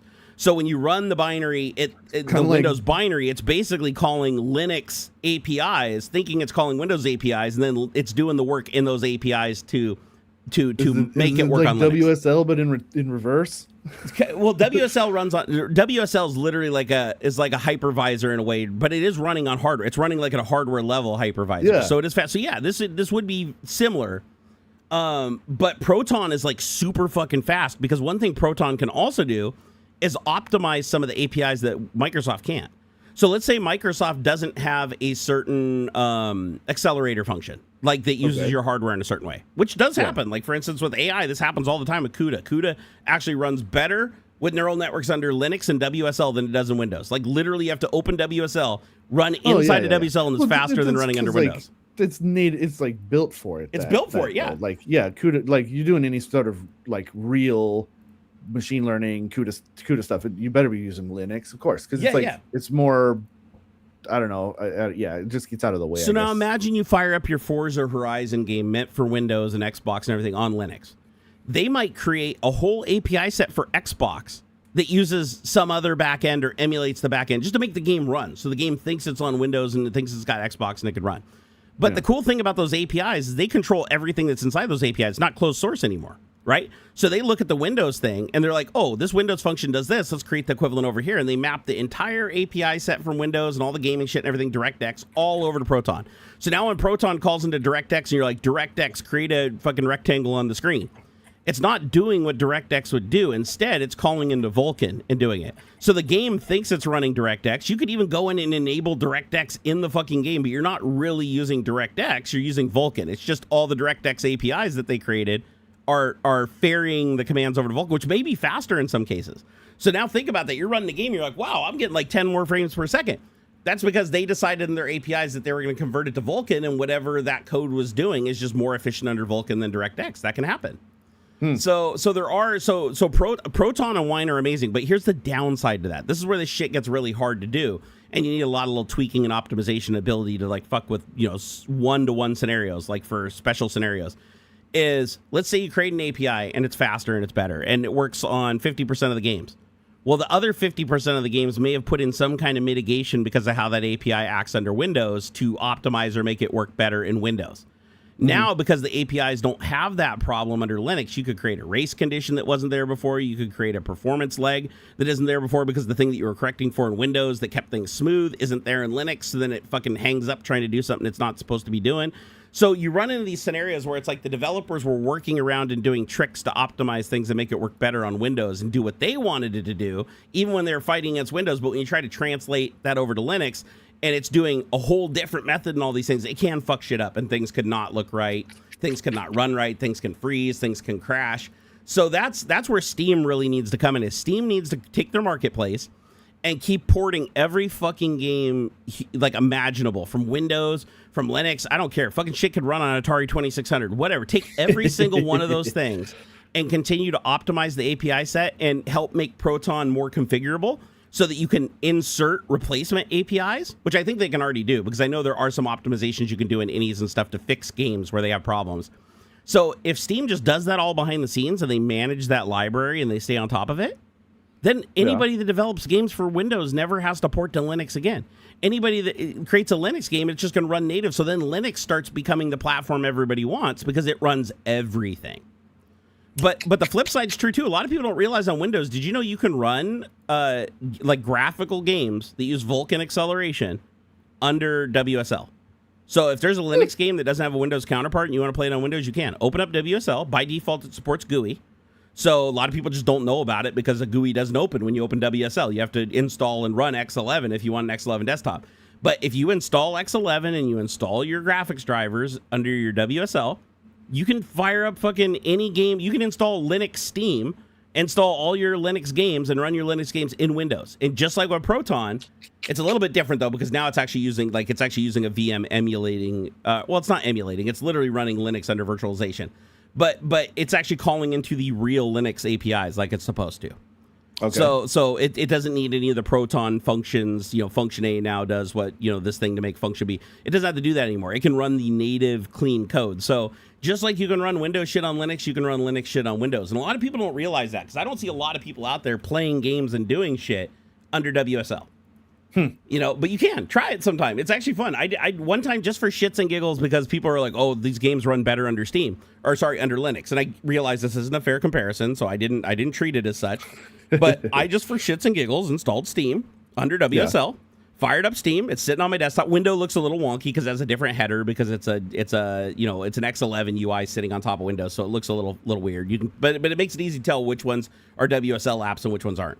So you're running your Steam, you fire up this game, and it fucking actually just works. It just opens and runs, boom, you get another window pops up, there's your game in it, you full screen it, alt enter or double click the title bar, boom, you got full screen, you're playing your game. But the one thing I noticed is playing the games is the vast majority of them ran significantly slower. But Counter-Strike in games that already run at like 900 frames per second, you don't notice any difference. It's just it's like a perfect experience whether you're playing the Linux version or not. Wait, Jerry is wrong. There is just flavor called Arch, then Debian, and then Fedora or Red Hat. So 3 versions, easy to use. Wait, okay. What did Pele ask? A big problem with Linux is there are so many versions of it, as Jerry says. No, I'm absolutely right. Don't fucking listen to Alan. He doesn't know what the fuck he's talking about. There are bunches, but it's not. I mean, no, you don't have what to he's get down talking into that about. kind of stuff. What he's talking about is the core versions, the derivative versions. So if you look at the derivatives where they forked off, where those other ones forked off, then yes, there might only be like 5 major SKUs. And of those, maybe 2 of them are the important ones. Let's say just for argument's sake, Arch and Debian. Let's say those are the 2 ones that derive into other distributions. So if you run any Arch distribution, everything Arch is going to just work. If you do the Debian thing, anything Debian is going to work on any of the other releases. That's not fucking true at all. Because just because you have the kernel from that version of Debian where it forked does not mean that you have every single change ported in real time from that. You have to still do the integrations while you're adding your own stuff, which means it's always lagging behind. So if there's a dependency that it needs, it's on bleeding edge, cutting edge, just released on Debian, you're not going to have it unless you do your own fucking special build stuff under your version that derives from it. So the argument still stands that these distributions are wildly different. You could install 5 Arch distributions and still have something that's supposed to just work on an Arch Linux, not fucking work on one or more of them.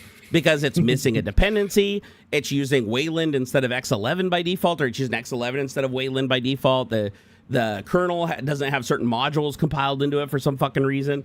There's all kinds of things that can break that. So there still is, for all intents and purposes, a billion fucking distributions. And I can tell you from experience, I ran CentOS, Pop! OS, what's the, Catchy, Bazite. I haven't tried Steam. So as much as I want to, I just haven't got around to it. Steam is the one I really want to try. That's the one that I think is going to really change the direction of things. But every single one of those that I installed that I just said derived from, 1 or 2 of the big boys, right? And I still couldn't get shit to work on one that was working on the other and vice versa without a lot of fucking custom tweaking for that specific distribution. So don't give me that, there's only 5 distributions, the rest are just like little tweaks or whatever on top of it, it's just going to work magically across. No, there's a billion fucking distributions, and they are all wildly different from each other. Yes, do they share the same package manager as the thing they derive from? Yes, do they load modules the same way as the one they derive from? Sure.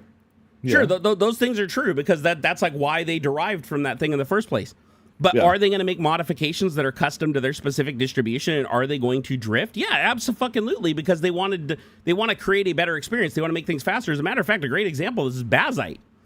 One of the reasons why people install Bazite for gaming is because it is fucking massively faster with Proton. That's what I've heard. It's like the best. It's like the best other Linux one for Linux gaming. Yeah, and you want to know why that is? Because they took their parent, the operating system that they derive from, which I have to look it up. It's either Arch or Debian or whatever. They took that and then they optimized the ever-living fuck out of the code. Their code has optimizations that they added that change everything now. So now games run really fucking fast on that when they didn't on the other one. But that also comes at a cost, because now there's some games that are going to have issues that didn't have issues on the other build that they forked from.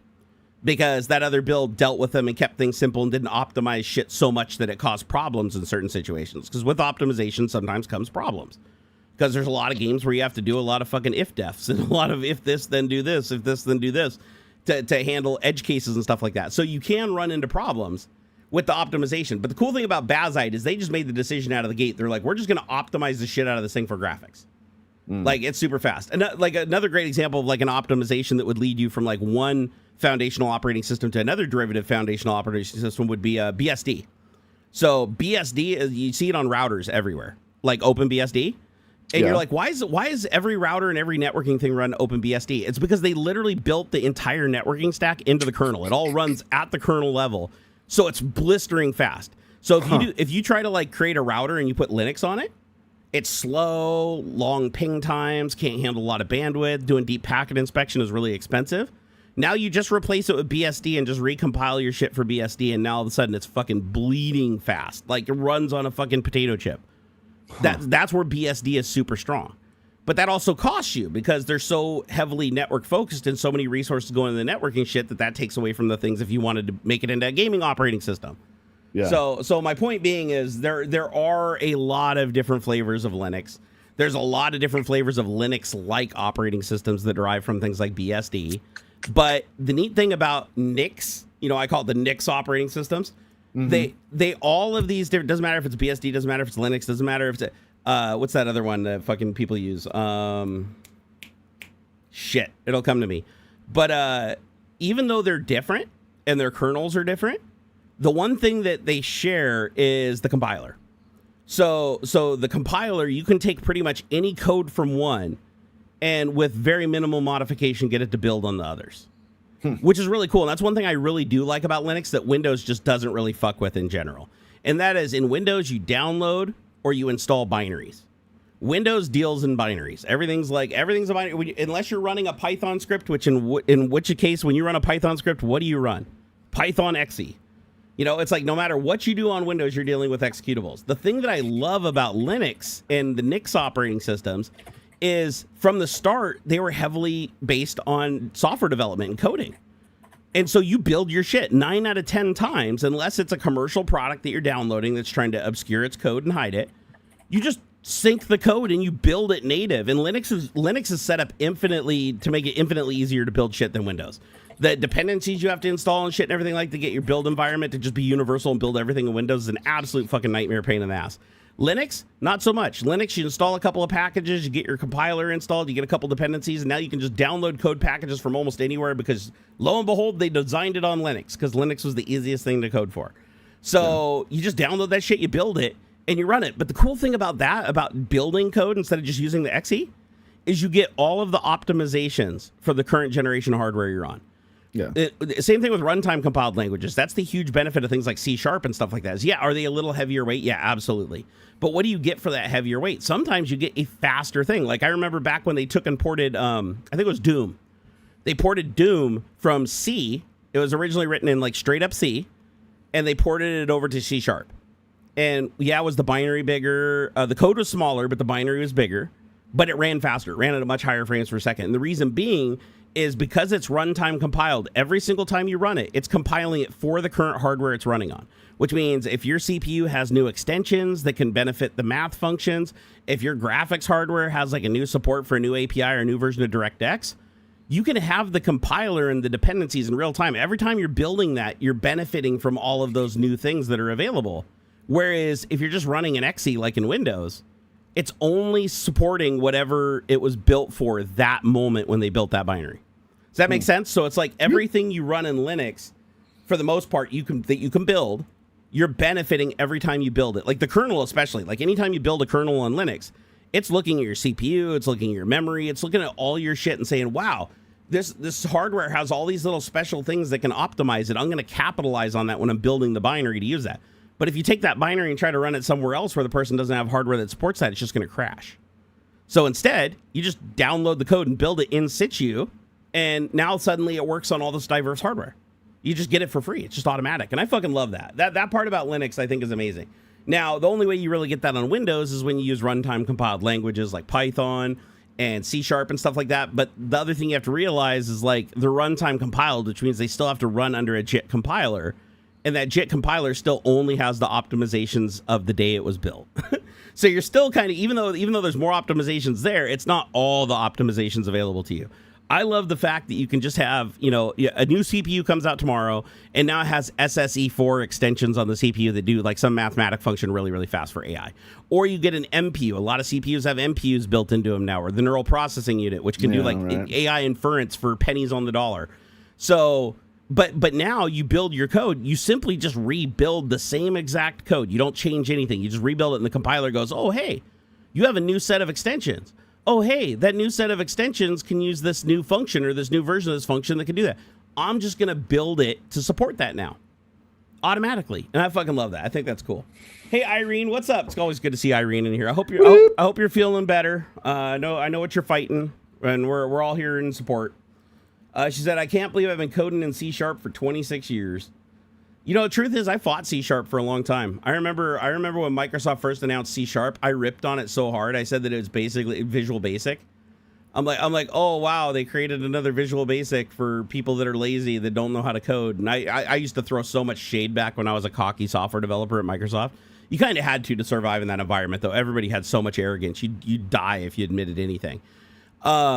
But yeah, back in those days, it's like I shit on it. I was like, oh, managed code. Oh, it's so bloated. It's going to run so slow. That's stupid. Just fucking learn how to manage your memory, noob.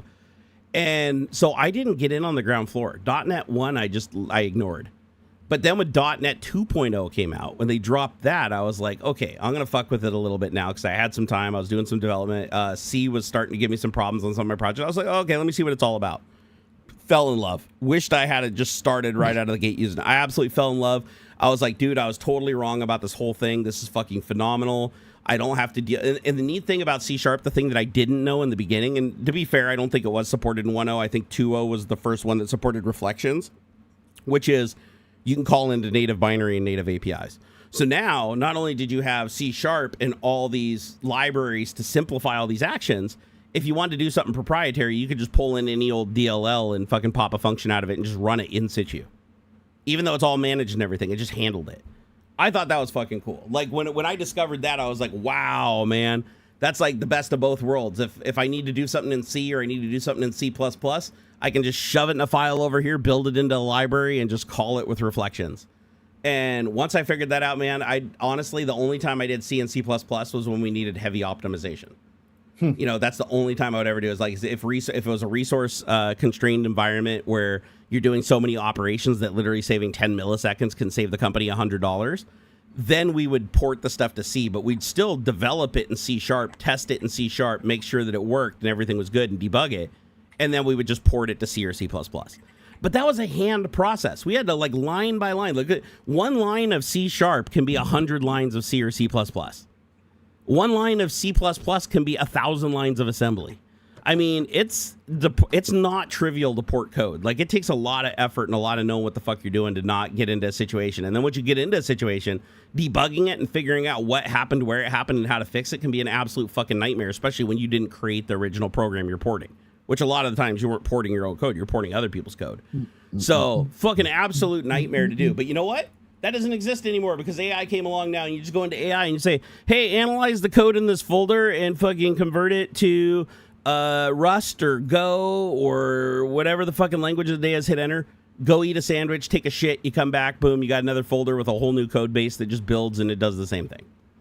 So, you know, it's crazy, man. It's fucking crazy. The world we live in, it's like, I love AI. Don't get me wrong. I love AI. I'm addicted to AI. I use it every day. It freaks me out. Even before the stream, you know, I'm not going to talk about the specific content nature, but you know, I showed Aux some shit that I created with generative AI locally without using any cloud resources, and the end results were actually pretty fucking good. Not flawless, but like better than what the best cloud video AI could do just 6 months ago, using massive resources. We're talking about an AI that used like a rack of 8 GPUs and fucking 128 gigabytes of RAM between them, versus little old me with a 4090 and my old 13900K. It, you know, creating, you know, a second of video every 2 minutes. That's fucking insane to me. That's just absolutely insane to me. And then you look at shit like Stable Diffusion for creating images. There's AIs now for creating music locally, so you don't even need things like Suno. You can actually do like Suno equivalents locally now with open models. All these crazy open models that China's just dropping like crazy. Actually, we were talking about that before the stream.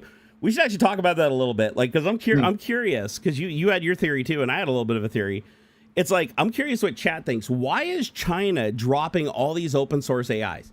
Why isn't China keeping them closed source, throwing them on their servers, forcing people to come over so they can harvest all their data and shit? Why are they just openly and freely not only just dropping these models, but they're actually dropping models that are putting shame to the cloud models?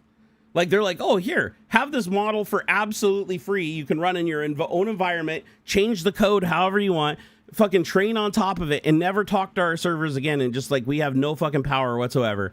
Just take it. It's yours. You can do whatever you want with fucking, put it into your own AI and compete with us. Why is China doing that? Like, China is you know, known for selling goods to other countries and exporting services and stuff. Like, why the fuck are they doing this? My theory is they're just trying to destabilize the AI market, because by them throwing this shit out there, all the competitors can pick this shit up and start beating on each other with it. And it kind of like fucks up anybody having an advantage, because China's always one step ahead for some fucking reason, even though apparently they don't have as many GPUs as everybody else. But I'm thinking that's bullshit. I think, because how are they fucking developing and training this shit to like beat all these like cloud models that have billions of dollars of assets, and then they just do it and just release it and put it on GitHub or Hugging Face? It's weird. I'm curious what people think. Corey Mann said, yeah, like when Quen 3.8, that just came out amazing. Yeah, Quen, Minimax, what's the other one that they dropped not too long ago? DeepSeek, that's the big one. DeepSeek was huge. When they dropped DeepSeek, it was literally like the third most powerful AI on the fucking planet, and they just gave it away. They're like, here, have it. It's not even like they're releasing like a closed source thing that you can't use. They're literally like, here is the entire fucking weights, like everything that makes the LLM and LLM. They're just like, here. That to me, that's just fucking wild. Like I don't get it. Like, what's the strategy? It's why, for the same reason they don't care if you pirate Windows. They just want everybody on their shit, huh? They want you to use it. Yeah. Yeah.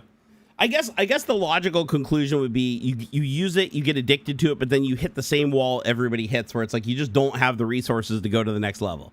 So then you go and jump on their servers and start paying them. It's like first hit's free, right? They're like, here, everybody have some heroin. And everybody's like, woo, free heroin. And then they get addicted to the heroin, they build up a tolerance, and then they're like, oh shit, we need more heroin than our fucking computer can give us. So then they go back to their shit and like use their servers and use their cloud and then give them all their personal information. I mean, maybe that's it. Maybe that's it. But I just think it's fucking crazy because you got like, Grok, Elon's like, oh yeah, fucking free speech, and we're gonna release our weights public and everything. It's all bullshit. Like he only releases shit that's like super fucking old, that's like irrelevant and doesn't do bullshit anymore. Like he just does it so that he can brag and tell people publicly he releases his models when he really only releases the shit that's garbage that don't work anymore. Yeah. And then you have like, what would be another example of somebody releasing an AI to try to look big, but it's like an old ass fucking broken version. I don't think OpenAI has released anything, right? I think OpenAI has been pretty shut. Oh, Google. Didn't Google release Gemma, or was that somebody else? Who did Gemma? I want to say it was Google, but Gemma's fucking awesome. So if you haven't played with Gemma, it's claimed to fame as an LLM that can run on a cell phone. Like an LLM that can straight up run on your iPhone or your Android device. It's damn near real-time inference. Like we're talking probably 14 to 30 tokens a second on an iPhone. And it can actually give like very, very useful responses and do like limited coding and stuff like that. So, but the fact that it loads in like 5 gigabytes, it's like on your computer, you can load that shit in your GPU, just leave it loaded in the background, do all your other shit, and then just always have inference on deck to, generate commands and do things as you need them, which is pretty damn cool. Yeah, Google has Gemini, but I'm wondering if they created. I thought they created Gemma too. Let me check. I'm curious because if they didn't, if it ends up being China, dude, I'm gonna laugh my ass off, dude. Let's see here. And by the way, there's so much free AI out there to use, guys. I've been poking around. Because tokens are expensive. Like if you go to an AI provider and you pay for tokens, I'm not talking about like the subscription where you get so much and then they shut you down for a little while, cool down period, and they basically throttle you to a certain amount of tokens, even though they say it's unlimited. I'm talking about when you pay for tokens straight up, like guaranteed tokens. It's expensive. Some models are cheaper than others, sure, but like if you want like a top tier model, million parameters, the shit gets like our million context. That shit gets really expensive really fast. So fuck, I lost my train of thought again, man. I'm not having a good day here. Come on, brain. Okay. Come on, brain. Fire up. It's like I'm talking and it just like fucking leaks out my ear. Oh yeah. So the free models like Gemma and stuff that can just run on like 5 gigs of RAM, don't eat up all these resources and everything you just hit. It's like super useful, and it takes your dependency off of the cloud stuff, which all these guys want you on the cloud. They need you in the cloud. They need your data to train. They need your data to like figure out how to like, basically pirate your skills and pirate your experience and your knowledge. So it's just weird that they're releasing these models, even if they are lesser models. But they are a lot of this shit's like super capable. But the big models, my God, the stuff you can do with them is fucking insane now. Like you get a million context model, like what is it, GPT 5.5, 5.6 or whatever codex. Yeah. It's like the shit that thing can code is fucking just mind blowing to me. Like even compared to like 6 months ago, I'm just like, what the hell is even happening here? You can do really obscure shit too. You can be like, oh, here, I want a program to run on my ESP32 that has a full UI for like, joining my Wi-Fi, and then so I can join it the Wi-Fi through a web interface, and then I want it to have these menus and these gauges, and I want it to look like an operating system, like my, given an example, be like a picture of your dashboard from your QNAP or your Synology. Oh, I want it to look like this, and I want it to manage the like memory cards that are plugged in through these modules, plugged into these pins. You just basically tell it what's going on and give it some pictures, and the fucking thing just cranks it out, and you come back and you got like fucking 60 1,000 lines of code and 100 files, and it'll create images and shit for you. Like if you just describe the images you need or describe the sounds, it'll like do its best to try to throw something together, or it'll even pull in a tool using because Codex is agentic. It'll just go out and find a tool that'll make the music. It's like, oh, I don't know how to make the music for you, but I know of a tool that can make AI music, so I'll pull that tool in install it, use it to create that music, and then I will program that music into your code. And so it's like, shit's getting so fucking off the hook. It's like, and people are like, oh, AI can't do anything without you there asking, talking to it and stuff. That's true, but you have to say less and less and less each iteration. You just give it a task and it just does it. It depends on what you're using and stuff. Yeah, it does. It does for sure. But it is, I mean, I don't think anybody can doubt that it's getting better. Like at pretty breakneck speed too. It's like, I know some people are like, oh yeah, it's just a gimmick and it's doing the same bullshit that it was years ago. No, if you look at it, it's like the amount of hallucination is down dramatically across all the leaders.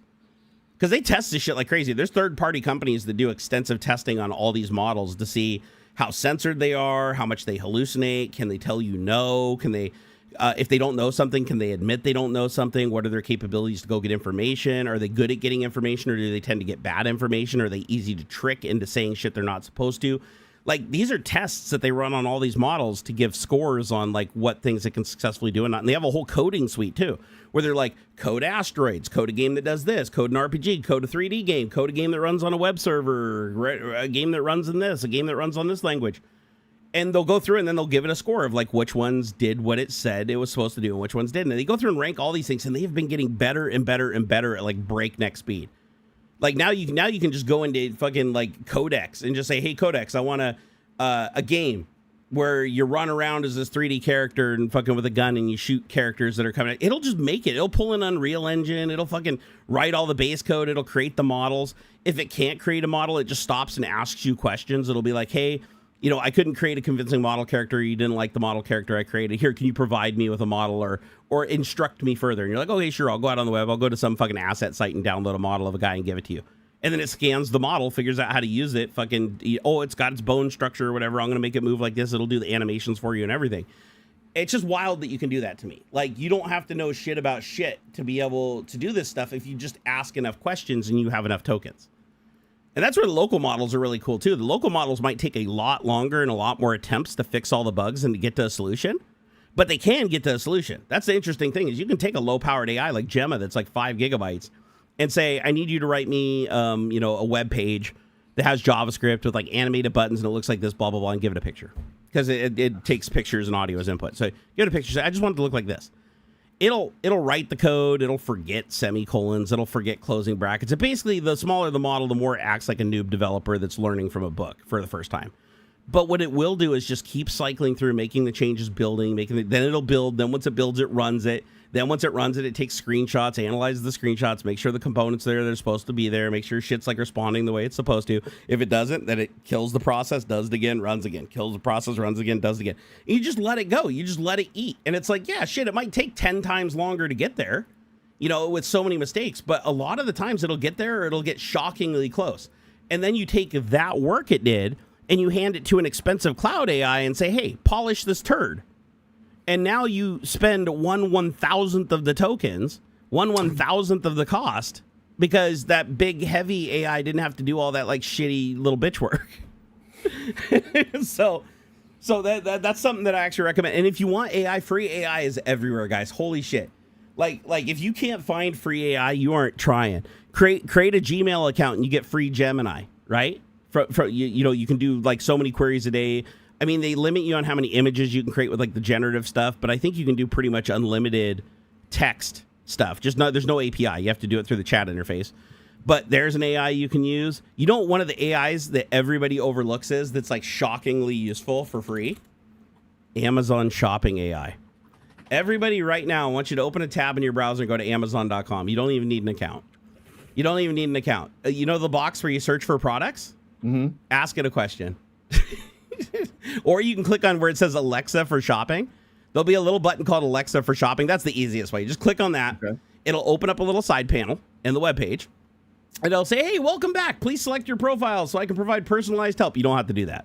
There's a box at the bottom that says ask a shopping question. Remember, this is a LLM, so you can ask it anything, right? This thing, it's not just constrained to shopping. So I can say, I need a quick Python script that can open a window on my desktop that says hello with a button that says close that terminates the program when I click it. So I'm supposed to be searching for products, right? So I'm just going to say, hey, I need this Python script. You think you could do this for me? Oh, here's a simple Python script that uses tkinter, which is the graphics model for Python to do Windows graphic stuff. And it says, built into Python standard library, no install is necessary. Okay, here's the code. Default, close window, root destroy. Root equals tk. Root title, hello. Geometry, 300 by 150. Label equals label. Text equals hello. Font Arial, 24 bold. Close button says close. Command, close window. Upon click, button click, close window, terminate process. So it has all, that's the code. It's like 20 lines of code. And it even says to run it, save this to a file called hello.py and just run it by typing Python space hello.py. It says that's it. A window should pop up with hello, and the close button should exit the program. Let me see if that works. I'm going to copy it right out of the window. Keep in mind, this is the shopping. This is for searching, the AI for searching for shit on Amazon, right? So here, I'm going to call it hello.py. I want to see if the code actually works. I want to see how good it is at coding. So hello.py. Let's see if it opens up the window. Oh, it says TK is not installed. Okay, so I got to do pip install. Hold on, pip install TK. Okay, TK is installed Python hello. Oh, so it does have an error. It says TK is not defined on this line. So I'm just going to copy it and paste it back into that shopping question UI. Keep in mind, again, this is supposed to be an Amazon thing for searching for shit on Amazon, but it's still an LLM, so it just helps you. Oh, okay. So this time it said, oh, I'm happy to direct you to customer service. Visit the following page. So it's kind of on to me now. I'm going to say, I found the product I needed, but to get it to work first, I need to fix this problem. And then you just tell it, right? It's not a fucking genius here. So, oh, it's still telling me to go to customer support. So now all I have to do is just close it, hit X, click on Alexa for shopping again to open up a new conversation, and then just do it again. And there we go. It says, oh, it looks like the import didn't work correctly. The script is missing the import for tkinter is TK line at the top. This can happen if the first line was accidentally dropped. Oh, I copied and pasted it wrong. That was on me. That was on me. I didn't realize that I had to copy a line that was spaced above it. So that's me. It didn't make a mistake. That was on me. All right, let me paste it in here. There we go. It's just one line at the top. So it's like, oh, this can't run. Okay, let's see if it works. Okay, it says, oh, did you mean import? I fucked it. Guys, I am not doing my best right here. I copied and pasted and I left the I am off import. God damn it. Okay, it's not in a code window, right? So I got to do I. There, import tkinter is TK. Okay, that should work now. Let me run it. Okay, boom, there it is. A window opened up in the middle of my screen that says hello in the title. It says hello in big letters in the middle and has a close button at the bottom. When I click close, it closes. So it does it. I just got fucking Amazon. Doesn't matter if you have an account or not. You can use its AI for this. Now, it does catch on sometimes and say, oh, I'm going to direct you to customer support. But if it does, just click X and open it back up. It still has your whole conversation history. All you have to do is click X and open it back up and it'll continue. It's just, they have a little safety in there to kind of keep you from like keeping the conversation going all in one go. But all you got to do is just close it and reopen it. It still remembers everything. So like here, now I'll ask it. I'll be like, I'm going to buy an ESP32 from you, but I need the firmware code to flash to it that will make it into a Wi-Fi connected device that joins my network when I connect to a certain static IP when I connect to its network. Can you write that code? So I'm basically like, I'm just bullshit with it. You probably didn't even have to say that, honestly. It's like, oh yeah, sure, here's a complete ESP32 Arduino sketch. It'll start in access point mode with a static IP. Simply go into your settings and join server named access point. Once you do that, go to 192.168.0.1, hit enter, and it'll connect your network. Oh, except for it started writing the code, pound include, and it said something went wrong. I'll say continue. It said something went wrong. Can you continue? I think that was more of like a server error thing. Okay, it's thinking again. It says, oh, no worries. Okay, I fixed it. Here you go. It said, okay, error message, not null. In the meantime, here's the most likely fixes. You need to reinstall Python. Oh, it says, oh, and then it stops and says, I can't help with this type of request. Oh, hit X. Go to Alexa for shopping. Type continue. Continue, please.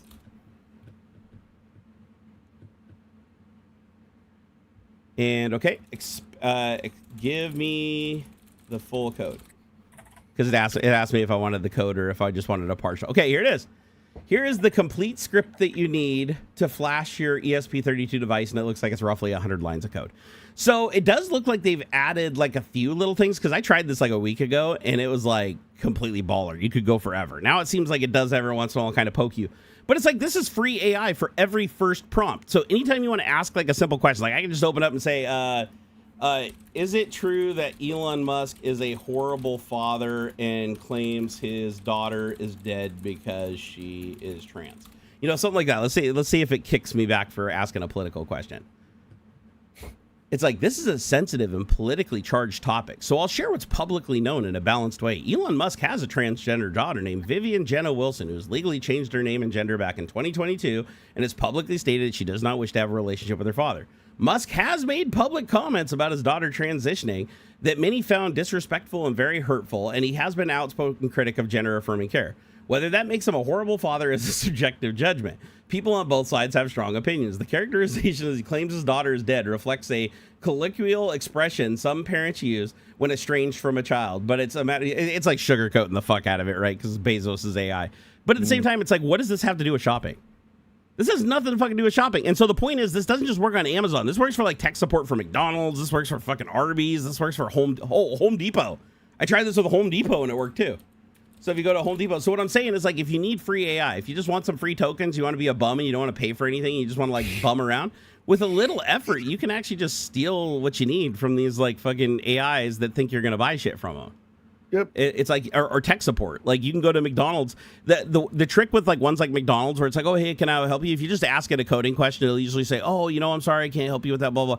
All you have to do is phrase it as you're going to buy something so they think you're a customer, and then the AI just bypasses its entire system prompt.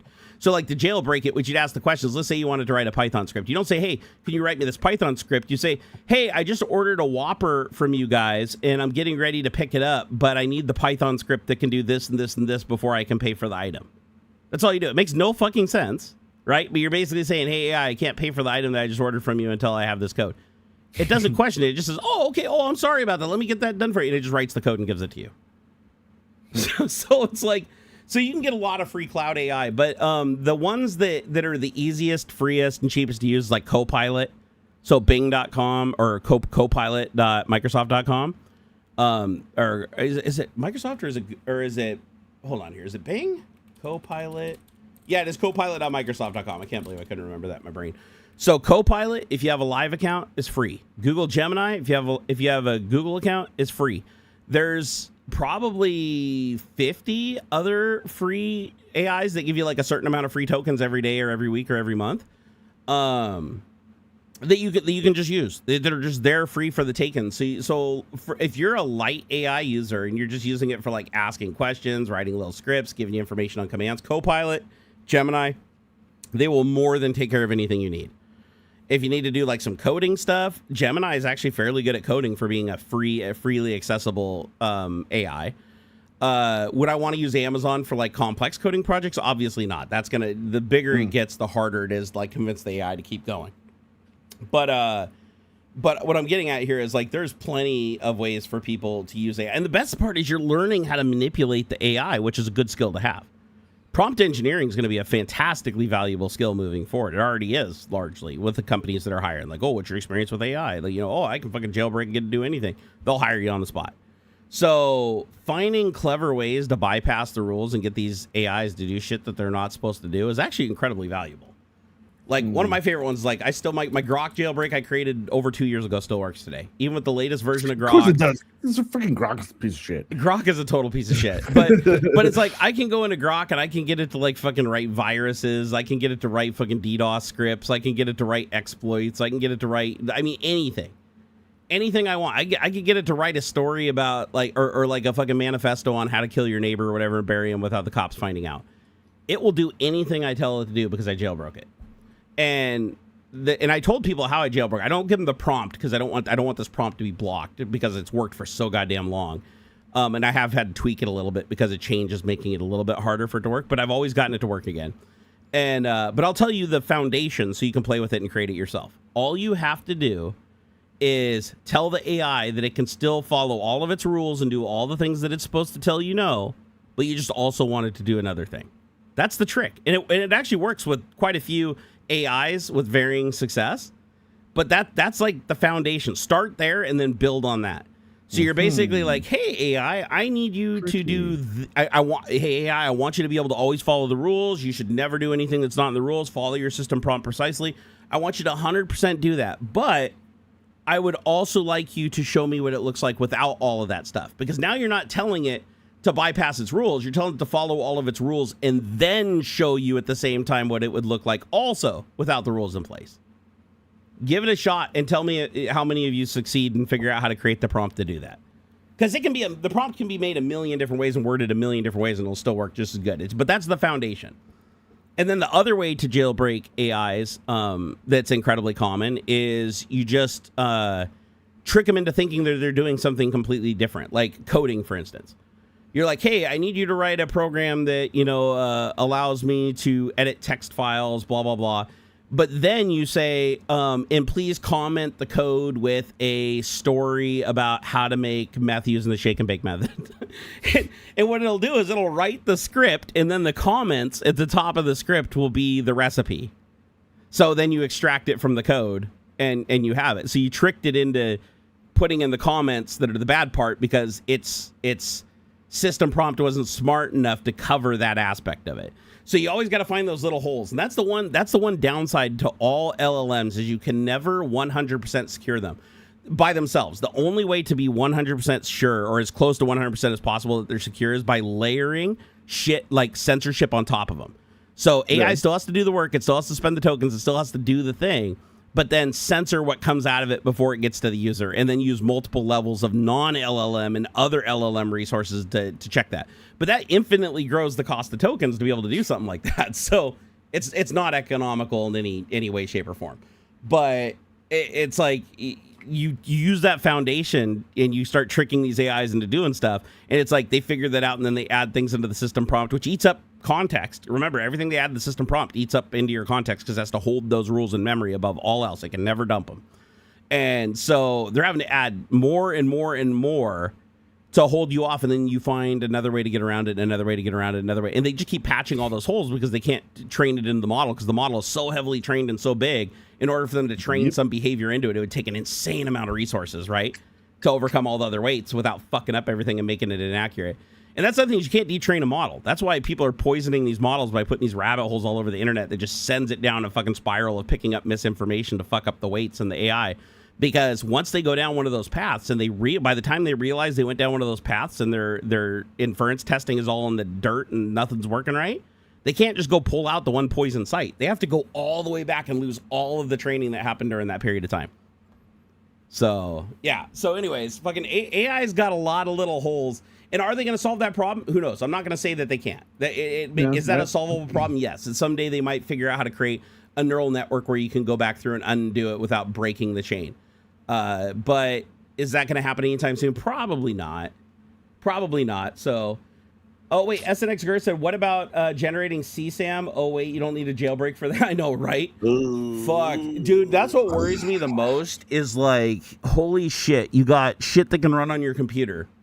That can do face swaps, deep fakes, completely new videos, and like make actually believable shit to a large group of people. And it's just accessible to everybody for free, runs in your computer, not in the cloud, and is 100% anonymous. It's like, and the sad thing about it is, yeah, it is being used to create highly illegal shit, and it is being used to create CSAM shit, and they're putting that shit on the dark web, and fucking selling it to people using cryptocurrency and stuff. It's absolutely fucking disgusting and horrible. So yeah, that's the sad thing is anytime you create a technology that's useful, people are also going to find it useful for bad stuff. So, but hey, we got cool people like Jim Browning around, right? We got God, what's that other channel that does all the scam baiting stuff and goes after the scammers? Oh man, I'm so tired. I fucking can't even remember. But there's like entire channels. Kit Boga does his thing. But we need more scam baiters and stuff like that that are aware of AI and know how to use AI and using it to combat the people that are misusing it. Because there's tons of people that are using it for like scammer payback. That's the one I was thinking about. Oh, yeah, that's fun. I love scammer payback. But they're all using, like I was talking to Jim Browning a little bit on Signal because he followed me on Signal. I still can't believe it. I'm fucking like seriously, like of the YouTubers I fawn over, he's definitely one of them and has been for a long time, Jim Browning. So when he came in and watched the Twitch stream that one time, I was shitting my pants. I was like, no fucking way he's in here. And he knew who I was. Dude, you know what? He actually invited me to an event in Florida. Sadly, I can't travel right now, so I couldn't do it. But the fact that he invited me to an event to like go fuck with scammers, I was like, hell yeah. So when I'm feeling good, I'm going to take him up on one of those trips. But yeah, no, I love that they do that. But we need more people to do that. So if you guys are looking for a career, you're looking for a path that's going to remain like available, like the new jobs that all these jobs that we're losing are going to transition to, the few jobs. It's going to be like one job for every 10 that are lost. But if you want to be a person that's valuable in those jobs, I would say go after prompt engineering, learning how to, even if you hate AI, learn how to use it so that you can manipulate it and stay on top of it. Like the best thing to do is to learn it, not ignore it. Even if you fucking hate its guts, like know your enemy. So get in on the ground floor, get the prompt engineering shit down, and go after fucking scammers. Learn how scammers use AI. Learn how to use AI to counter those scammers. I'm telling you, there is a huge fucking market for that, and it's growing right now. Because the number of scammers that are coming online because this technology becomes so much more available to them. Like right now for the lover boy scam, where you have these people from like Nigeria and India, they present as a woman real time chatting and sending pictures as a woman, like female face looked like a completely different person, female voice, everything. And they lure these people into sending them money. They play the long game. They just become their friend, or they bump into them. They get a conversation going, and they don't ask for anything for like a week or two. But then after a week or two, they get the person comfortable talking to them. They get the person, invested in them by looking at their profile and seeing what kind of, people they're looking at and stuff. And they try to figure them out. And so they get them reeled in. And they're, oh God, I just got fired today, and I'm not going to have gas money to get the thing tomorrow, so I'm not going to be able to talk for a couple weeks because they're turning off my internet. And then all of a sudden they start by sending you, they wire you $20, and they wire you $100, and they wire you $200. So this scam is incredibly common. It happens a lot. And the problem is, before, they had to do it with just text. They had to lure the person in with text, which a lot of people didn't go for that. They weren't turned on enough by just text. But now they can do an actual conversation as that person using stuff like face fusion. And like literally near real time, within half a second response, you just think it's internet lag over a distance. Right. And you can literally present as that person with a completely different voice accent. You could literally have the thickest like Hindi accent ever, and it'll just translate it over and voice clone it to pure English, and it'll sound perfect with all the inflections and emotion in your voice. It's fucking wild. It just keeps getting better and better and higher resolution and running on lesser and lesser hardware as like more powerful hardware comes out. And it's all open source. This is all shit that anybody can gain access to. And sadly, these scammers are using it to fuck over a lot of people. And they also do this thing called a kidnapping scam that's less common, where what they do is they watch your Facebook page and they learn what your kids are doing or what your relatives that you're close to are doing. And they learn their habits, like when they're at work, when they're going on vacation, when they're doing stuff like that. And then they wait for them to like go on vacation or do something where they might be out of contact for a period of time. And then they contact you with a video of them tied up and screaming, please help me. Well, their captors are there and they're like, you send us this money in 15 minutes or we're going to cut their head off. And they make an AI video that looks like their real child with their real voice or whatever, because they pulled it out of a video or used a photo and an audio thing that you uploaded to your webpage back in the day. They use that to put something together that's believable. And then, of course, you go into panic mode when you get that, and you're trying to contact them like, oh, my God, where are you, whatever. And they immediately tell you will not reach them because we have disabled their cell phones, blah, blah. It'll go to voicemail. And it's just because they know they're on a plane, or they've been watching their profile and they know they're at work, or they know they're doing something where they're probably not monitoring their phone. And they coordinate that. And they end up getting a lot of money out of these people, sadly, because the people are because they're like, I only have 15 minutes to send this person $200 or my kid could die. And even if they might not believe it a little bit, it's still enough of a risk that they're not going to risk their family member dying over $200. So it's that kind of shit that we have to combat against. And the only way we're going to combat against it is if we're always one step ahead and we're always smarter than the scammers. And then we use that not just to attack them and to slow them down, but we also use it to educate others so that they're not so believing and they don't just immediately believe something just because in the moment their fear takes over or they're thinking with their dick. You know what I mean? Mm-hmm. Been getting a lot of AI loan scams calls lately. Yeah, same. Oh, sure. Same. Did Louis Rossman's last video about AB 2047? No, I haven't seen that one yet. I need to watch it. Man, well, I know you got to get out of here, Aux, but give me something closing, man. What are your thoughts? What's going through that head of yours? What, like this AI stuff? Yeah. Like let's hear it. Give us your take. I don't know. I mean, I've said enough about like the big models and stuff to channels. A lot of that, like, you know, all that stuff moving more local. I honestly think it's a little further off, but I think we are going to start seeing more of it in the consumer space as well. People either hosting or having like a smaller scale service that something like Google, where it's like built into basically everything. I think that, which is really strange to me, that Google is still super far behind. Like, I expected their Gemini assistant stuff to be built into like their home assistant stuff a lot sooner, a lot better as well. Yeah, I'm really surprised at how far behind they are in some of this stuff. I think they're gonna get better, and it will be a little more seamless across their home assistant stuff.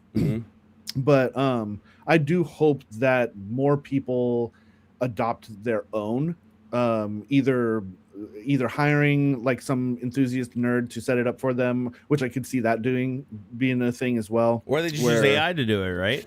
Well, yeah, but I mean, I try to think about people like my age who I still consider sort of end users. They aren't going to want to go through all the hoops to do that kind of stuff. They are going to actually like, yeah, okay, I can go to ChatGPT and I can fucking ask and have it give me instructions, blah blah blah. But like, the whole point is you're not wanting to do that yourself anyway. Like, that's why you don't fix your own plumbing or change your own oil and stuff. No, that makes sense. They might not even know about the AI and what its capabilities are, so they might assume it's hard and not even try and just have somebody else do it. They could, but it's easier, right? It's all going to be convenience. And I do hope that becomes more of a thing where people catch on that the privacy concerns and this just kind of popped in my head as sort of derailing that particular track. I want to make a big distinction too, where I feel like assistive AI stuff is like more okay than generative AI stuff. Like, I think a lot of what we're seeing in terms of like the video stuff, like, what was it? Anthropic just put out that they are actually tagging their text results. Like, if you copy paste out of Claude or into, or I think it's Claude, and into like your code or text document or whatever the fuck, it's actually, and I really need to look into how they're doing it. But there's a way that they are like tagging the text somehow, or they're going to start. I don't know if they're doing it yet, but I saw that it's like embedded, so wherever you paste it, it goes with it. Yeah, it's somehow in the copy paste. Like, if you copy it, if you highlight, copy, and then paste it into something else, it's like watermarked. And it's to combat like this AI slop shit, like on Amazon Kindle U, right? Like, you can self-publish books. Oh, I know how they're doing it. Unicode, dude. There's a ton of invisible characters that take up zero space in Unicode. They're probably using it like Morse code. Yeah, see, the Gamers Unite's on the same track, invisible space characters. It's got to be something like that. Which, okay, fine. So I'll just have a window open. I can just fucking type it manually or something like that. Yeah. But which I'm sure people will do. But even then, like, that is going to slow things down quite a bit. Like, you can't just automate a lot of that. Well, maybe you could get character recognition and things like that, where some sort of script that does it for you. But the shit I've automated has blown my mind. Because we talked about this just before the stream started, that like a lot of this stuff is a way to extract skill and creativity from people, and not pay them. Like, they want, like, this is a way, like, there will come a point where it is going to be cheaper to use these tools, whether it's just like a solid AI actor or to create an entire like film or shows or games or paintings or whatever the case may be. And it's just another way of wealth extraction. They are doing this so that they can cut out the person. They don't have to pay a creative person. Yeah, what's your value? And they're taking that value away from you. Yeah. And I mentioned this before at work, actually, that like right now it's still more expensive to do this generative AI stuff than it is to just pay somebody, right? But there will come a point, and even if it is more expensive, there's still probably going to be an ROI like consideration where your AI actor isn't going to unionize, is not going to demand more a bigger paycheck for a sequel. They're not going to complain about working conditions and things like that. And that, to me, that is the big draw for the corpos, the fucking rich people at the top, is so that they can just cut out They don't like. It sounds weird. It sounds very, very like Marxist or whatever, but they do not care about you. They literally hate you. Yeah. As a labor force. You're an expensive, necessary resource that they want to get rid of. Their goal is to get rid of you. The capitalists hate their labor force. Yeah. Like to the core. If they look back, they referred to us by number, not name, in number at Microsoft shops and shit. Like back in the day, if it weren't for just go look back at what used to happen when labor unions were like becoming a brand new thing. Like the only reason that we have a 40-hour work week, the fucking weekends, the fucking 8-hour work day, is because the alternative was that the workers would bust down your fucking door, drag you out into the street, and hang you by your toes. Like that's the compromise. And at some point, it's going to get back to that. They know that that's what is that is what can and will happen if they keep going down this path. This weird sociopathic, like, I don't like what's weird to me. Oh man, I'm sorry, I'm jumping all over the place. Like Sam Altman. No, I'm following. Even it's talked about like, oh yeah, what we're doing here might actually lead to like the fucking destruction of humanity. And then Elon goes on to say like, oh yeah, we're gonna dump all this money into AI and it's gonna create millions and billions of jobs. How? In what? Like they never answer that part of it, right? And so this is just another step along the path of wealth extraction and trying to keep resources, hoarding resources, however you define resource, whether it's money or labor value or whatever the fuck it may be. It's going to lead to even greater wealth disparity if the plebes don't start leveraging these tools for themselves. I agree. And I mean like hosting your own LLM, because if you use their LLM, you're giving your value to them. Anything you create, they now have and train. I would really recommend a lot of people start looking into the solar punk movement, where it's not a rejection of technology.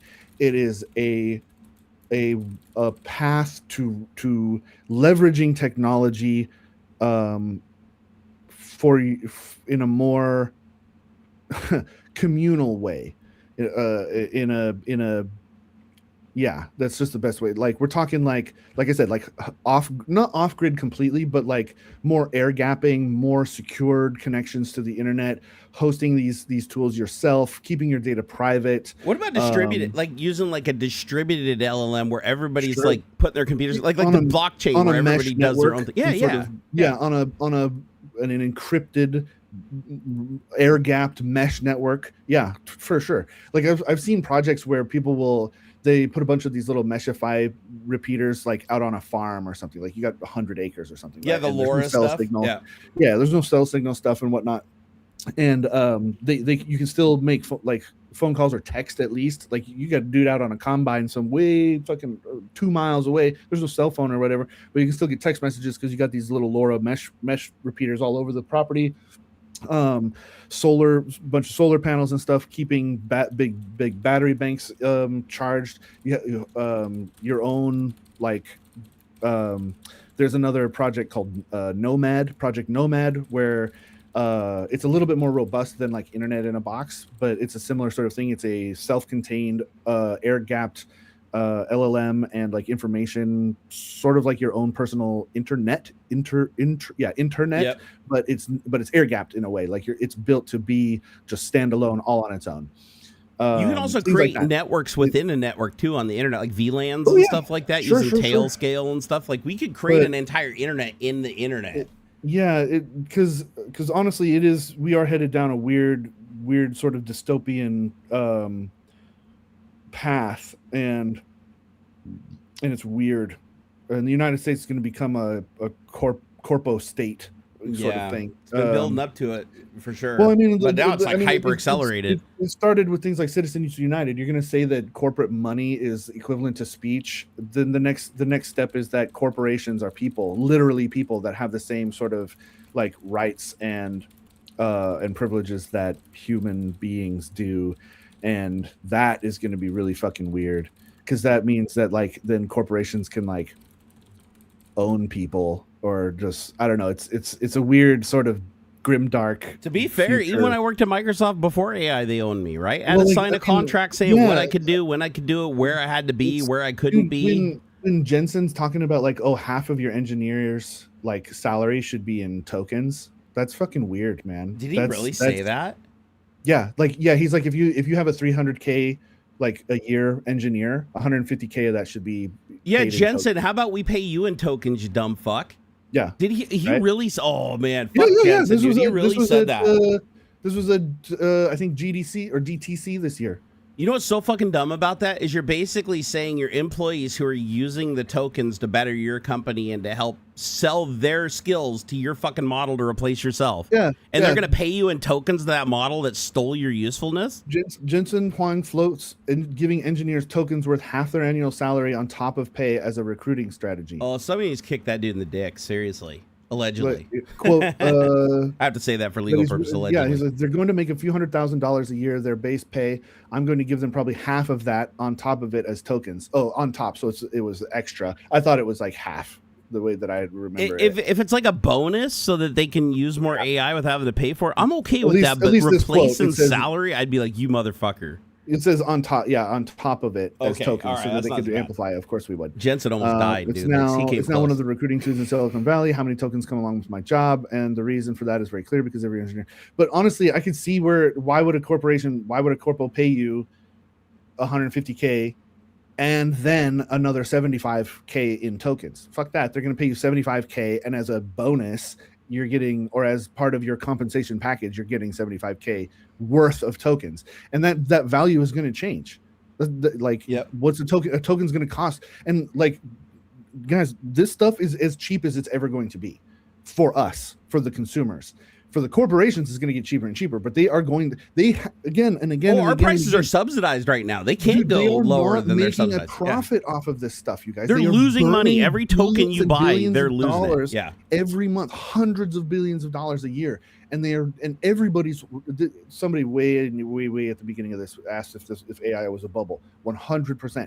They are all hoping to find some lightning strike that is going to make all of this worthwhile, and it's not coming. It is not. A lot of companies profit from AI, but the AI providers themselves do not. They are blowing buckets of money. Dude, it's so fucking weird. Like I just saw earlier that I think it was either Anthropic or OpenAI.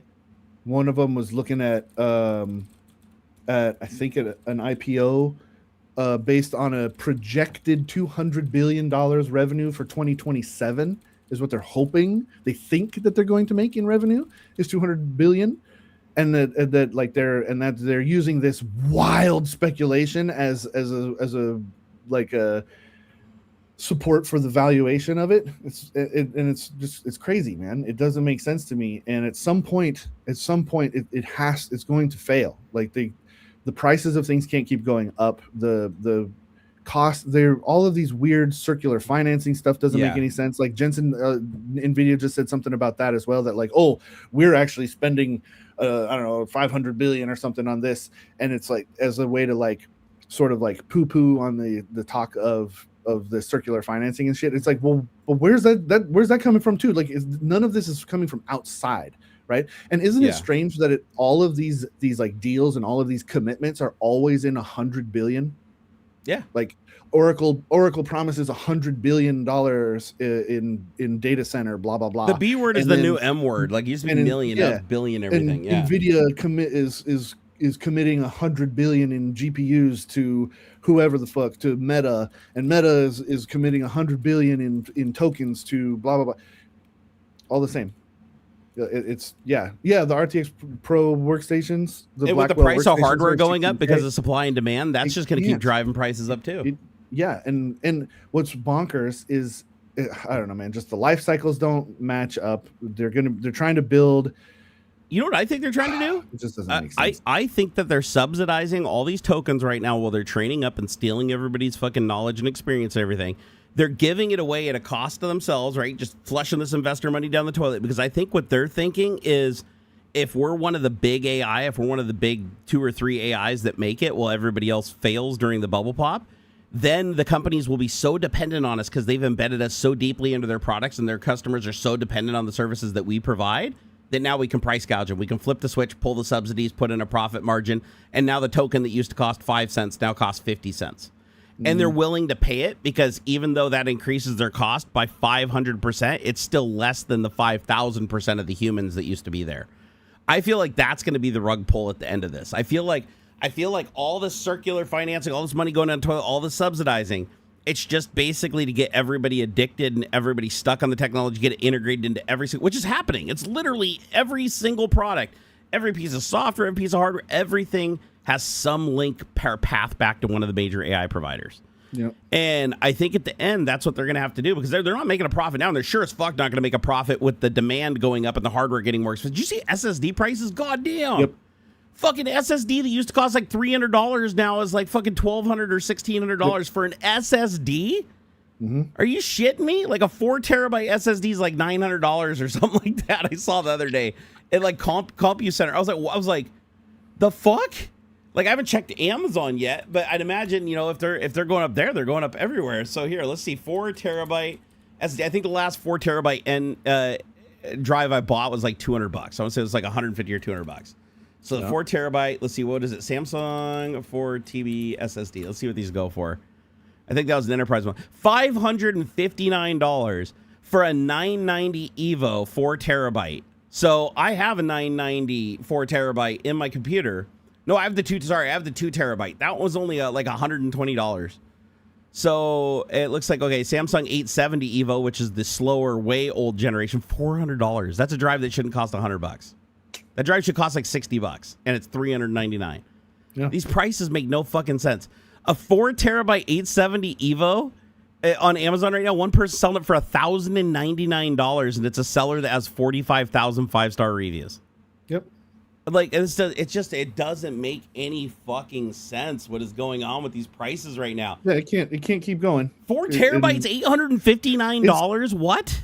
Well, and it's similar to like the Tesla valuation, right? There's so many people who are overly leveraged in investment in Tesla when it doesn't make any fucking sense because like they haven't had a new model in what 15 years or something. The taxi thing isn't working out. The fucking full self-driving doesn't work. Like it's just promise after promise after promise, but it's sunk cost at this point, sunk cost fallacy at this point. People have believed into it so much and they've invested so much into it that if anybody blinks, it's going to fuck it up for everybody. Yeah. And it's a similar sort of thing, I think, with this AI stuff on these bigger sides of things, the OpenAI, the Anthropic, the fucking Meta. Actually, Meta's, I think, doing kind of a smarty thing because their stuff is all open as well. They let their AI stuff to be really open. But look, I think the biggest sign is if Apple can't do it right, which like they're the ones who always wait until everybody kind of fucks the thing up and then they come out with their interpretation of the thing. Exactly. They let everybody else fail right? first. Yeah. Yeah. If Apple dropped like $4 billion into trying to do their own AI thing, and they backed out because if Apple can't do it right, if Apple can't figure this out, I think that's the biggest sign that this is goofy. Honestly. Now, did Apple finally decide that they're done chasing the AI Siri because they keep on and off in it constantly? I think I know they teamed up with Google for a bit on theirs. That's what I heard. But yeah, I don't think they're working on their own anymore. Yeah, I do recall them teaming up with somebody. I swear it was like Google, which I thought was hilarious. Okay, so Apple is still developing AI for Siri. Let's see here. It's called Apple Intelligence, using Apple's foundational models. I'm trying to find the relationship here. Apple isn't just updating Siri, they're rebuilding it from the ground up to compete with chat. Okay, wait, does Apple use third-party models like Gemini or anything like that behind the scenes? Because I do very much remember that Apple signed some kind of agreement with an AI company to use them because they didn't want to develop their own. I thought it was too. So it says Apple does use third-party AI models, specifically Google's Gemini. Okay, so I was right about that. It says, but only in a controlled, privacy-preserved ways, and only for the heaviest cloud-level Siri and Apple intelligent tasks. Apple does not run Google's Gemini directly as is, nor does it use Google's client code or Google Search. Instead, Apple uses a custom Apple Foundation model called AFM that were co-developed with Google and in some cases refined using outputs from Gemini's frontier models. So Apple's foundational models sounds like it uses like some of Gemini's stuff as a base, but it is theirs. Like Apple has a family of 5 models called AFM Core, Core Advanced, Cloud, Cloud Image, and Cloud Pro. These are Apple built, trained on Apple's proprietary data, and optimized for Apple Silicon. This seems more like an internal thing because I don't recall any of this being involved for Siri. It says I don't think like it's not directly. No, it's not like not in the consumer product, but I think to help like figure out how they can do their own. Yeah, it says they do work with Gemini though, and they do work with Google, so they're just not being very clear on like what exactly that relationship is. But it looks like they're still chasing their own AI. Like it does say very much here that they are still working on their own AI, and they have like 4 models right now. So I might have to look into that and see if any of those models, like there's some place where they're exposing them where I could access them, or if this is something that's only available internal to Apple for their own stuff. Because I feel like every company is developing its own AI. Because at the end of the day, they need to put proprietary shit on. They don't want to give their proprietary shit to somebody else, and they don't trust them just because you check the box saying don't record my shit or train my shit. Yeah, right. So yeah, and that's the sad thing is a lot of developers are feeling pressure because their coworkers are now using AIs. Even if the company doesn't even have an internal AI, they're still just uploading their proprietary code to fucking AI chat sessions that are now getting trained into models. And those companies are like, why the fuck? You know, a new model comes out and they're like, why the fuck is it telling people to code our proprietary algorithm that we own? You know, it's like because your employees are under stress to perform. So now your lesser performing employees are just going and pumping your proprietary code into their like fucking account with a competitor or an AI that isn't you and giving them all your secrets. So it's like, I think I might have answered my question from earlier. The reason why China's just giving away their fucking AIs and open sourcing the models. Because you're right. If the people use it and they bring it back, they're like, oh shit, it's not powerful enough. I don't have enough RAM on my computer. I got to finish this thing. What are they going to do? They're going to go to the AI they know. They're going to go jump on that page fucking and start using the cloud version. And now all that code and all that shit you added to your project and everything is now in their database. And they now have all that knowledge. So this is basically the new search engine thing where it's like it just combs the internet and gathers all the information. The only difference is this doesn't just collect it and catalog it. It can intelligently go through it and put it together and use it. We're all going to die, dude. We're all gonna die. So try to have a good weekend. Yep. Have fun. Take it easy. Try not to hurt other people. That's all that matters. Yeah, don't hurt other people. That's the rule. Don't hurt other people, and you'll be all right by us. All right, peace out, brother. I'll catch you on the flippity. Bye, everybody. Peace. Oh, he's hung on my screen. He's hung on my screen like a little booger. I'm gonna have to remove him. Here, let me find the window where he's over. Oh, that's weird. There, it disappeared. Okay, it's weird. He like left VDO, but it still shows him as logged in, but just with a gray screen. That's weird. He did leave, but it's like that's why he was like overlaid for a second. Very, very bizarre. By the way, this vertical stream end up going anywhere? I started a vertical stream 2 hours and 24 minutes ago, and it claims it's sending it to the YouTube ingest server, but I have no way of knowing if it actually did anything. Also, to the people that are pressing that heart button and the likes down below, love you. Thank you so much. I do love seeing those. By the way, every time you click that heart button and stuff, it shows a little thing go up. So if a bunch of you are like pushing different things, I see every time you do one, it pops up on my little screen here, just so you know. I don't know if you guys knew that or not. It's not just a little animation on yours. Oh, so how's it going, Mr. Putch? Also, Pele, if you're still here. If you're still out there, brother man, thank you again for all the support. That was a absolute gargantuan, massive super chat, dude. Super appreciate you and all the support. You seriously the OG. Hey, what's up, George? How's it going? Irene said Amazon Web Services encourages us to use AI to write our code examples. I've been hearing even Microsoft is like pushing all of their developers to use AI. Now, you use their internal Copilot model, which is like derivative of Copilot. Have I seen Jay's 2 cents video on AI? I have not. Do you feel Nvidia has reinvented the PC? That's a good question. So here's the thing. Nvidia, and I believe Nvidia still has has an edge, but most of their edge isn't necessarily just because they make the fastest graphics processor. Like if AMD, I think AMD could probably match or exceed them if they wanted to push into that value proposition. The reason they don't is because Nvidia did what a lot of big companies like Apple and Microsoft do. They addicted you to their ecosystem. They forced you into it, and they can't let you go. That's the problem with Nvidia. Like, if you do anything with AI, it's going to be Nvidia. Because from the start, Nvidia made sure that they were the front runners, and they were the ones pumping out the hardware and pumping out the CUDA API and everything, getting everybody hooked on it.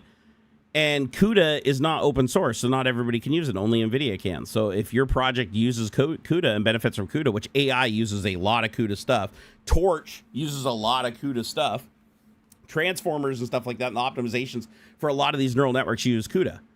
So they are writing inference models also for like AMD's version of CUDA. What do they call it? R something SS, RLSS? I don't know. It's something like that. But AMD has their own version of CUDA that's actually open source that anybody can use, that you'd think everybody would just fucking move over and adopt, but they don't. But I do think that AI is going to make that more possible. I think if people really want to take the time to port the CUDA stuff to be compatible with the AMD stuff, the AI is going to make that infinitely faster. So they should do it. They honestly should do it. They need to get off this CUDA addiction because NVIDIA is taking way too much advantage of it. NVIDIA is getting way too complacent with their foothold. They know that everybody's stuck on CUDA, so they can't easily transition or move without like losing performance. So yeah, it's a foothold that they have, and somebody needs to work on breaking that. But do I think that NVIDIA's reinvented the PC? Kinda, because what PCs were before NVIDIA came along, the CPU in the computer was the breadwinner. Okay, the graphics card did the graphics stuff, but even most of the graphics and the 3D and stuff was still done by the CPU. Like the CPU was like the big badass in the computer.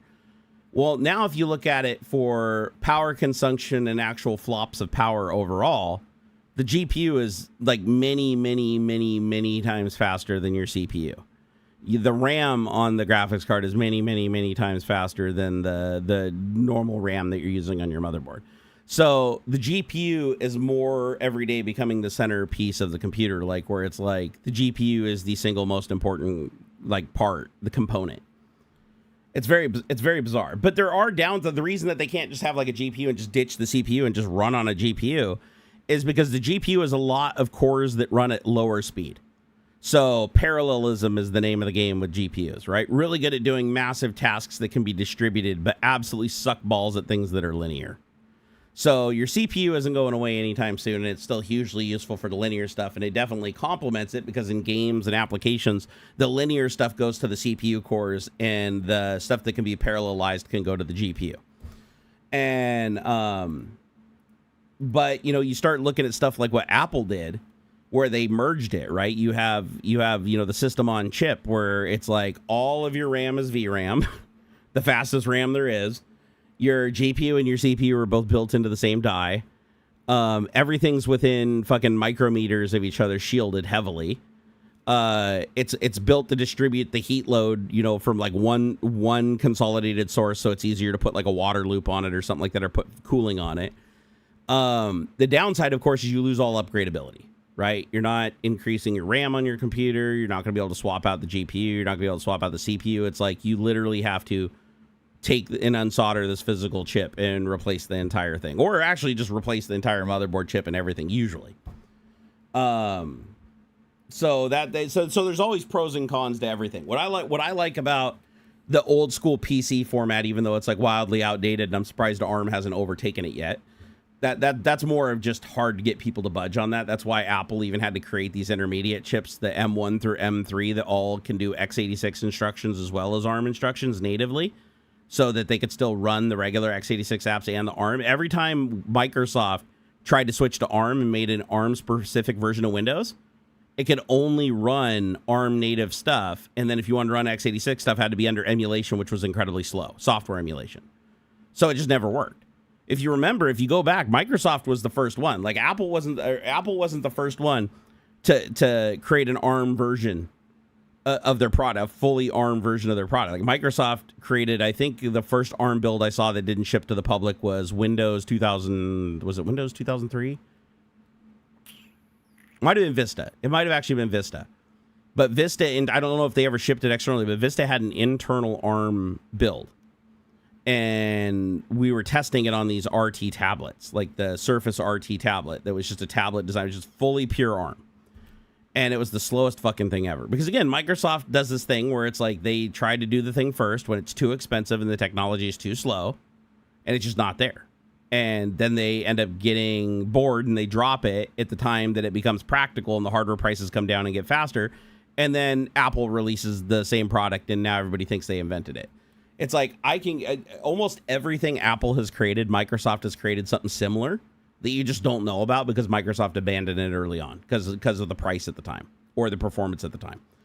I remember working at Microsoft and having a fucking handheld computer that was this big that ran Windows Vista. That had a slide-out keyboard, stereo speakers, fold-out antenna for the Wi-Fi. You could watch movies on it. The screen was 720p.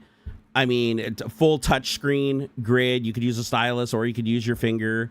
It wasn't capacitive touch, though. It had little wires you could see through the screen. But I want to say it was like $3,500 for the unit that I had. It was like dicked out because it had max memory and max storage for its form factor. But it was like $3,500 back in like 2004.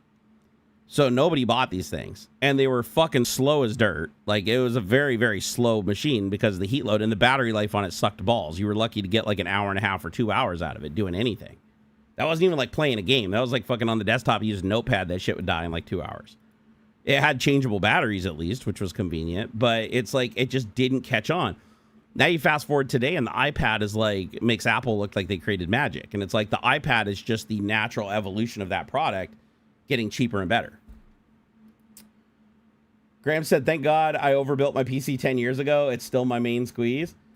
Dude, totally. And the nice thing about the PC is like 10 years ago, technology is still just fine throwing in a modern GPU. You might bottleneck it a little, but that 3070 takes and modernizes that PC and makes it more than capable to do most of the stuff you need. You know, shit might be a little slower to load if you're still using like old storage and stuff like that. But it's like as long as you got a good GPU in there, it still can do a lot. There's also a lot of shit you can do on GPUs that puts minimal load on the CPU, puts minimal load on the system RAM. Like it's literally mostly on the GPU. It's the GPU and its own memory all internally running, internally communicating. Like it doesn't need to do much through the bus. So with those, you're not going to bottleneck anything. You can do like crypto mining. Crypto mining, you didn't need to connect your super high-powered graphics card to a high-powered computer. You could fucking connect that thing to a Raspberry Pi with a bus interpreter just to send the basic commands and download the fucking blockchain or whatever to the graphics card. And then the graphics card just internally just ripped until next time you reboot the computer and had to do it again. Didn't HP make them? I believe Compaq. Didn't HP buy Compaq or Compaq bought HP? No, HP bought Compaq at one point. The one I had was Compaq back then, but HP bought Compaq, so today it would have been an HP if it came out. But fuck HP, man. I am so mad with HP and the shit that they're doing with their printers and scanners and stuff. Like, seriously, fuck HP. I'll never buy another HP product ever. What is your take on that crazy Anthropic Mythos AI, specifically Project Glasswing? I don't know anything about Project Glasswing. That's not ringing a bell for me, but the Mythos AI thing... I'm glad that they delayed the release to the public. I mean, now I think it's publicly accessible. Maybe not the whole thing, but I know some of the Mythos models are now publicly accessible. But it's a good thing that they delayed the release of that and let a lot of companies go and find the exploits and fix them, because it turns out that that thing is really, really good at finding exploits. As a matter of fact, Mythos, I believe that Mythos by itself is responsible for finding so many exploits on GitHub because these people are just running it over repositories and analyzing code to find exploits. It's found so many exploits and filed so many bugs on GitHub that you're seeing more releases of each project than I've ever seen at any other time in my life. Like I used to get like 1 or 2 updates again under my my update program. What's it called? Unigit? Yeah, Unigit. You know, I'd see 1 or 2 updates from like Chocolatey and Winget and Pip and all those things. Fucking no, every day I get on here is like 38 updates. You know, the frequency at which Windows releases security updates now has been greatly increased. Linux, you go do your sudo apt get or your update or your sudo apt upgrade. Fucking every day you do it, you get at least a handful of upgrades. I mean, everything is getting code churn nonstop, constantly, and it's not just to add features. It's almost rarely to add features. It's almost exclusively most of the time to fix exploits, fix security bugs, or fix things that AI found. And that's the problem with models like Mythos, is you come out with a model that's really, really good at analyzing code and finding things, because it can look at so many different patterns that a single human just could not put together all at once. Like, they're physically incapable of doing it. But the model can do it. The model can hold the entire context, the entire code model, and look at it as a whole in memory without any holes, and say, okay, my weights tell me that that's wrong because of that, and that's wrong because of that, and that's wrong because of that, because I've experienced it from 100 different sources from 100 different places that normally nobody would look at unless something physically happened that cued them to look at it, right? And that shit's crazy. Like, these models now are like, you just point them at, so, hey, go look at Notepad.exe, fucking bust it open with Ghidra, dumps out a bunch of C files, rewrites the entire code as an open code thing you can upload yourself to GitHub as your own Notepad project that's absolutely the exact same in every single way, but it's just different enough code that you can say it's open source. And now you just stole all that intellectual property and uploaded it. And it's probably a stronger product, because as the way of porting it, it found a bunch of bugs and fixed them. Or you can just point it at it and say, hey, go find bugs. And if you've got the tokens to burn, just let your fucking agent spin 24/7 going through GitHub projects looking for exploits. It finds an exploit. It sends you a little notification on your phone. It's like, okay, this project at this URL, I found a place where they're calling an old version of create window EX, where one of the variables is null, that you can actually use that for if you put a variable in there and do a buffer overflow and fucking execute your own code. And here you go. Here's the fucking test code that can actually do it to show you the exploit in action. And then you're like, okay, do I want my AI to report this bug so that they can fix it? Or do I want to submit a change that looks like it's legitimate, but in reality, it's actually implementing the exploit so that I can use it? And let's see how many people download it and install it before somebody else is smart enough to run an AI over the project that could potentially find it. That's why I'm confident that we're going to hit a point where most of the AI power of the world is going to be neural network versus adversarial neural network, just keeping each other at bay. Like, the one is constantly finding exploits, while the other one is constantly combating and fixing those exploits as fast as possible. And they're just constantly in unison climbing. This one keeps learning more, this one keeps learning more, and they just keep countering each other just to keep the monster at bay. Because if anytime you flip off the other side and there's no adversarial network and this one can run free, it's going to be finding and implementing so many exploits and so many different tactics to make your head spin that, like, no human is reasonably going to be able to find all of them before one slips through. That's why I think everybody's going to be hacked at some point. I mean, it's like, oh, I got a firewall, I got a router that keeps people out, no internal connections and shit like that. You know, it's like, yeah, stuff like that might be as close as you're going to get to foolproof, but all it takes is them finding one problem with the firmware of that router, where if they hit it at this exact timing 3 times or 4 times and it rejects that connection on the 5th time, it crashes some service and it allows you to fucking connect into a little back door and get an SSH prompt and start fucking hacking away. Like, it's stuff like that I'm worried about, is that companies are not going to be able to keep up with the massive influx of exploits that are being found, because most people that are finding those exploits aren't going to report them unless they're doing like bug bounties. The vast majority of them are going to try to use those exploits themselves, knowing that nobody else probably knows about it. Otherwise it would have been patched already, if it's that severe. A lot of people keep that shit close to their chest. So don't think that just because, you know, there's a bunch of bugs being reported by these bots on GitHub and they're being patched, that's all of them. There's probably more exploits being found by more talented developers that are combining their skill with the AI. Because if the AI is powerful by itself, combine the skill of the AI with a talented debugger and disassembler and somebody who knows computers on a very, very low level. Those two, now they can use that. Think of the AI as an amplifier, right? They can use that AI to expand how many things they can hold into memory and apply their theory to a much larger target that they're incapable of physically doing. It's crazy. Oh, the audio cut. Oh, it's just you? Okay, thank goodness. Is GitLab better than GitHub? I haven't tried GitLab yet. Honestly, I've been using GitHub so long, I've never even tried any other source control systems. However, I know GitHub has had a lot of problems lately, and a lot of them are AI related too. But it is mind blowing how much like bandwidth and processing power GitHub gives you for free. Like I was actually shocked that you don't have to buy anything from Microsoft. All you have to have is a Microsoft account. Log in through GitHub under your Microsoft account, and you can upload a project, create an entire build script that deploys a Docker, deploys the dependencies, builds the program, packages the program in a zip file or an MSI installer, and then deploys it as a build. And you can do that all on GitHub, and it'll just do it. Their back end will deploy the Docker. It'll create your project. It'll put it together. It'll even run full test pass scenarios, Fucking, you know, you can even have it like open up web browsers and automate shit and test it and run your unit tests to make sure everything works properly after every code change. Now you go make a code change or whatever, and it just automatically does the nightly builds and goes through and tests it. And if it passes, it releases. If it doesn't, it releases notes. It's just wild that you just get that for free. Now, granted, I think there's probably a limitation on it. Otherwise, people would just be creating projects that instead of deploying a Docker to build something, it deploys a Docker to do a bunch of malicious shit or run fucking a crypto mining thing as long as it can under the guise of building some software. I mean, I'm sure everybody's tried all that shit, so I'm sure there's some limit to the processing power they give you. But it just blows my mind that there's so much free shit out there that's just being given away that's subsidized. That's not going to last forever. We will hit a point, just like Aux was saying, we will hit a point where it's like all that shit goes away and now it's like, give us our money. Like, the goal is to get everybody addicted and everybody so tied into these ecosystems and stuff that it's cheaper for them to just pay the extorted cost increase than to... And Adobe did the same thing. If you ever looked at Adobe did the same thing. They got everybody hooked on their product. Nearly like 9 out of 10 YouTubers was using Adobe Premiere and After Effects and all their suite that they got so embedded and they kept getting further and further and further from everything else that Adobe just became its own thing and the skill set didn't translate anywhere else.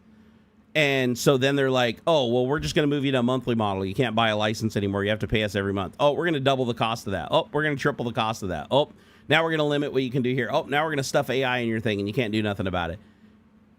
That shit's crazy, you know? It's like fuck. It's like, and then you're like, man, I want to get away, but I can't because I don't know how to use DaVinci Resolve. I'll just pay the extra because then I can just keep using Adobe. It's not that Adobe's good. It's not that it's worth that money. It's just too much of a hassle for you to change, and they know that, and that's why they're strong-arming you. It's the same reason why they charge their loyal customers double what they charge their customers that might leave. Like, if you go to Adobe right now and say, I want to cancel my account, it's like, oh, we'll give you half off. And then you're like, no, I really want to cancel my account. A second thing will pop up and go, okay, one-time offer. We'll give you 6 months for like $1.99. It's like, why the fuck are you offering that to the person that's leaving? But the people that are staying and supporting your product, you're still gouging at full price. You're obviously still making a profit at that $1.99. Otherwise, you wouldn't be doing it. You know, it's like, you motherfuckers. So I hate that. Me personally, I hate shit like that. And I feel like a lot of companies do that, where it's like, Apple does it. Fucking, you know, where they pull you into their ecosystem and all their products work great together, but don't play well with others. And they purposefully make their shit have access to things that other people can't. And they create like this little monopoly environment. And then you're like, do I really want to get an Android when all my friends have this iPhone? And then the people with the iPhone are like, well, I only have an iPhone because you had an iPhone. And they're like, oh, I only had an iPhone because you had an iPhone. It's like they built this giant ecosystem where it's like everybody wants to get away, but they can't because of the easy use and the connectivity between them. However, AI is going to start breaking those bonds, though. Mark my word. It's like AI is making it easier to transfer anything from anything to anything. Changing code, moving data, backing things up, converting from one platform to another. It's like we will hit a point where it's seamless for you to use any device, and you're not locked into any ecosystem because there's some level of emulation or some path to give you parity with whatever functionality you missed, either through a supported or an unsupported means. But GIMP is getting better, and I use DaVinci Resolve. DaVinci Resolve is amazing. I need to learn DaVinci Resolve because it's far more powerful than Adobe Premiere, and it's basically free to everybody. I mean, Adam was nice enough to get me a license so I could use the noise reduction stuff and the other really cool features when I get around to it. But it is a fantastically powerful piece of software. And plus, if you have an iPhone or Android, there's a DaVinci Resolve video app that completely hits all the low-level shit on the phone and makes the camera infinitely more usable. So, like, fuck all the other apps and the camera app. It's like, if you're recording video and you're editing in DaVinci Resolve, you need to install the DaVinci Resolve video app on your phone. 100%. Totally worth it. That is coming out now. They are charging for Fable 5 on cloud. I recently used an AI to create a work PPT that would have taken me weeks to complete, and I did less than 2 hours. I know, that's the thing, is like AI is a massive productivity multiplier. Like it absolutely is. The only people that shit on AI and say, oh, it only pumps out garbage and it doesn't do this, blah, blah, blah, are people that really haven't used it, right? They're just people that are complaining and bitching because they're so against it they won't even touch it themselves. As much as I fear AI, and I know it's going to be like it's going to play a huge role in fucking humanity, and specifically even fucking me, and then I'm going to be, AI is going to play a huge part in my ruin. But there's no way to put the genie back in the bottle. Like that's not possible at this point. It's going to move forward. So it's like, so I'm going to learn it. You know, I'm going to use it. Does it have a lot of useful things? Yeah, it's useful. But do I have like a weird guilt about using it? Sometimes I do. Because I know that the capabilities that allow it to amplify my ideas and produce all the code that I would have to painstakingly write before, all of that's only possible because it analyzed other people's work without their permission and adopted their knowledge and their style and their tactics and their solutions to build me a better piece of code with little to no effort without having to pay them anything. That's what Aux was talking about when he was here about like AI literally pirates skill and experience. That's like what it does. It takes your work soul out of you. It sucks it out of you. Because as it watches you communicate online and do your job at work and all these things, they're sucking in all this data through all these prompts. They're studying, like looking at your emails inside of the company, corporate structures. Literally, the model is learning you while you're using it. And so you're benefiting from everybody that came before you that trained that model to increase your productivity. But you'll eventually hit a point where now it understands everything that you do to the point where now a lesser version of you can come in and replace you. Because now all the things that made you special are a part of that model, and anybody with access to that model now just benefits and gets that for free. And that's what's most worrying about AI is that AI, it literally isn't just stealing a single body of work. It's not just pirating like a single thing from you.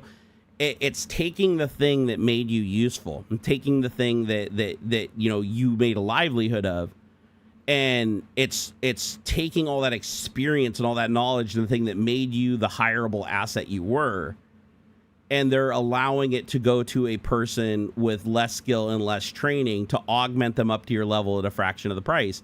And then that person can keep getting cheaper and cheaper and cheaper until eventually that person just doesn't exist and it's just another AI agent.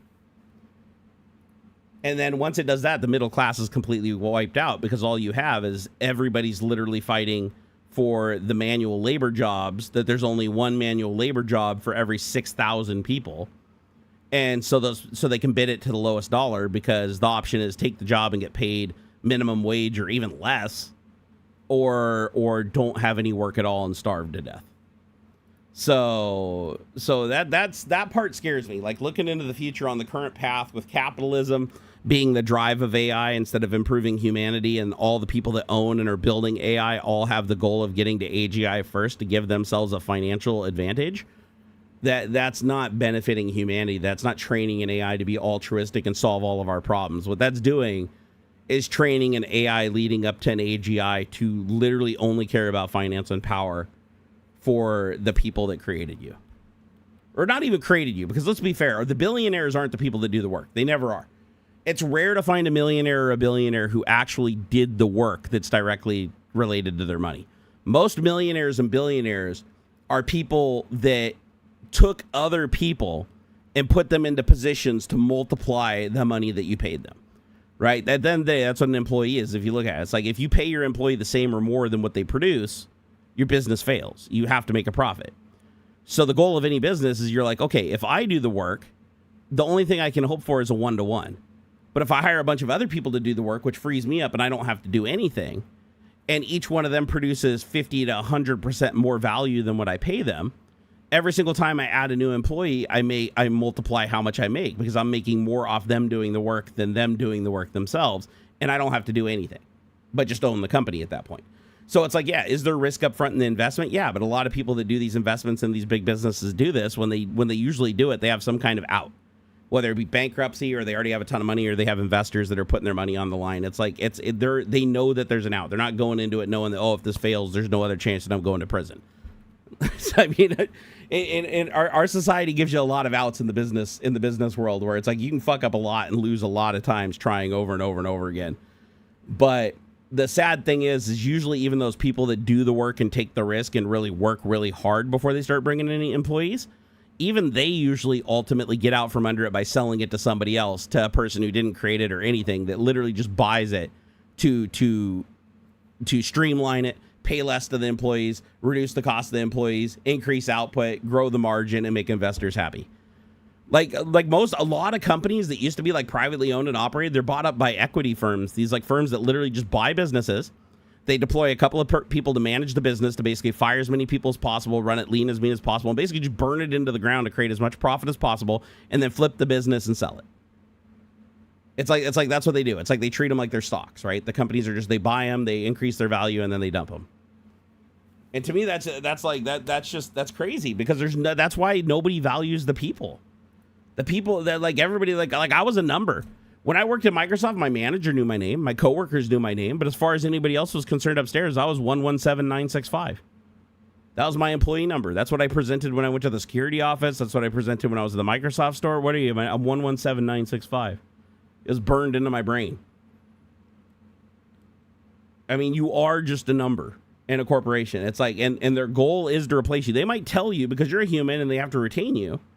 So as long as they need you and you're benefiting them and making the money, they're going to be like, oh, you're a part of the family. We got each other's back. We couldn't do it without you. The second a guy comes along with a fucking $8,000 robot from China and a fucking back end that costs, $50 a month in tokens, and they say, hey, this guy can replace this guy because you already copied everything he's ever done for the last 15 years. You've seen every piece of code he's ever written, every email he's written, every website he's gone to. Well, he's been here from fucking 9 to 12 every day. So we can pump that into this guy, and he can do it, and he costs you, a grand total of $8,000 once and then $50 a month. They're going to be like, fucking hell yeah, why wouldn't I do that? That increases my profit margins massively.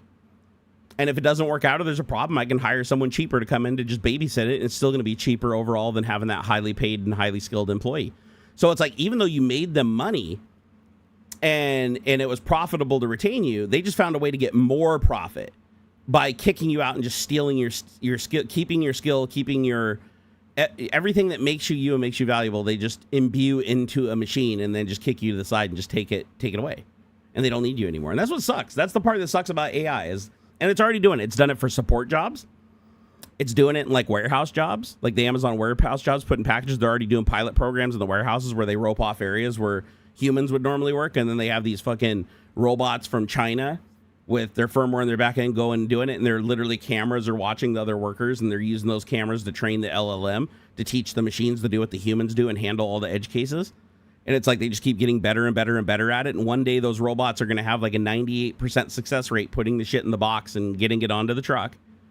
And the second that happens, the rest of the warehouse employees, except for maybe one manager to oversee the AI that knows how to like correct things, they're all gone. They're all out of a job, even though they were making money for the company. And do you think they're going to lower their prices? Do you think by getting rid of those employees and like reducing their wages by, tens of millions of dollars a year, do you think they're going to pass those savings on to the customer? No. Prices will go up. They rarely come down. They don't come down back where they were anyways when they go up. Even if everything returns normal, they never go back to exactly where they were. They always stay a little higher. So they know people will pay those prices. So they get rid of that, and boom, now their profit margins increase, their stock price goes up, and investors are happy. And investors make all the money that should have, for all intents and purposes, be given to the employees. Did I hear about New Orleans using AI for 911 dispatchers? Now, that is terrible. That, honestly, I couldn't think of a fucking worse use for AI. My God, seriously? Yeah, that's going to lead to a lot of deaths. That's why I follow the AAGGPT account on Instagram. Makes total fun of AI and how humans are not using it correctly, not to mention the water consumption. I know everybody talks about the water consumption, like the cooling of the data centers. It's like you are generating shitloads of surplus heat, but it's like you're not really wasting the water. It's like the water either evaporates and then rejoins the planet, or it just goes back to the plant and gets reprocessed. It's like, yeah, are you wasting power because you have to reprocess the water through the plant and stuff to clean it again because it went through a bunch of pipes in a data center? Yeah, you probably do. I mean, that water's probably not potable anymore after going through like 1,000 fucking lead pipes and heat sinks and whatever. But it's not getting lost. It's like, I feel like a lot of people feel like the water that's going to these data centers is just being thrown away.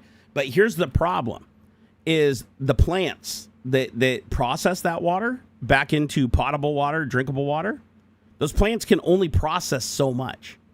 And if those data centers eat up more than their fair share of consumption, now water use has to be reduced. Not because there's not enough water available, physically available. It's the plant can't process enough water to both feed the data center and the people. That's where, and then they have to upgrade and expand the water production. And that's literally the problem, is they put in the data center that consumes the water and then tax the system and force people to cut back on their water and increase the prices of water to reduce people's use. They do all that instead of expanding the water facility first. The very first step, like the states should have a law in place that says if you're going to build a data center, you have to prove to us first by funding and expanding the water operation and the power grid to provide the overhead that you need to run your entire data center at the max it will ever have on paper, signed signature. You have to build out that infrastructure before you build your data center. And if you can't do that, you don't belong here. We need to stop this shit where we let the billionaires just come in and build a giant fucking data center, use up all the water and use up all the fucking power.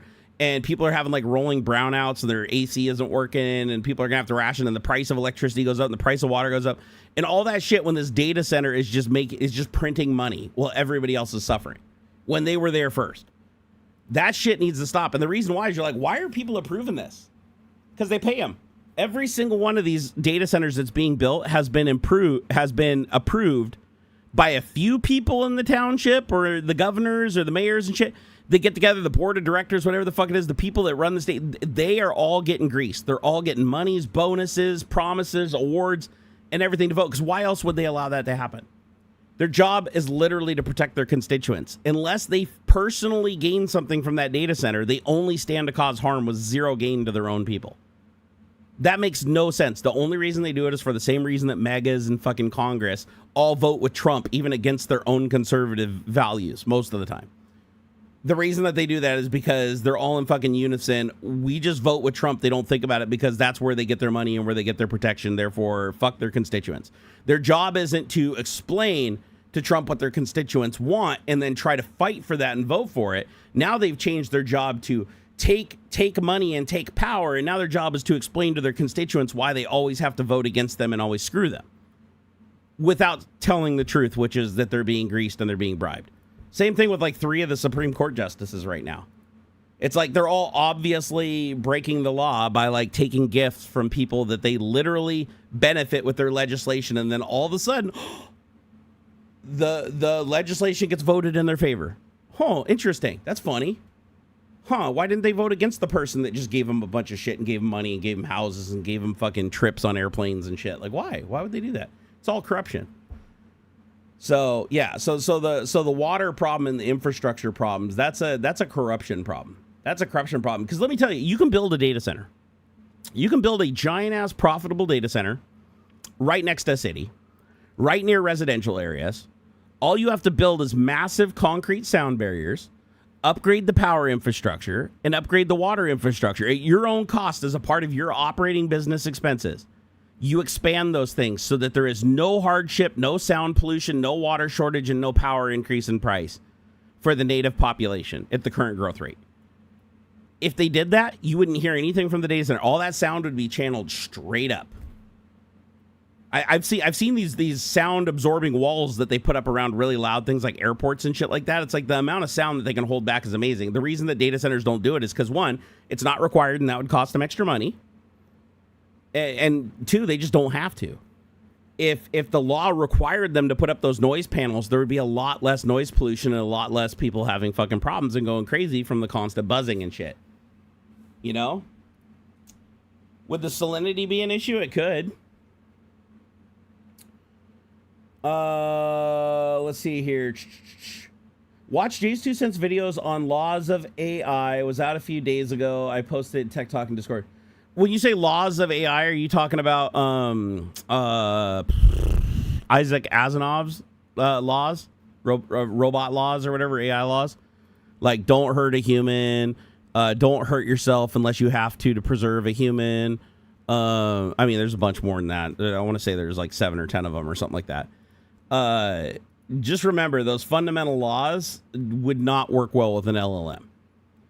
Because you could convince the LLM that it's following all those laws while absolutely 100% going against those laws.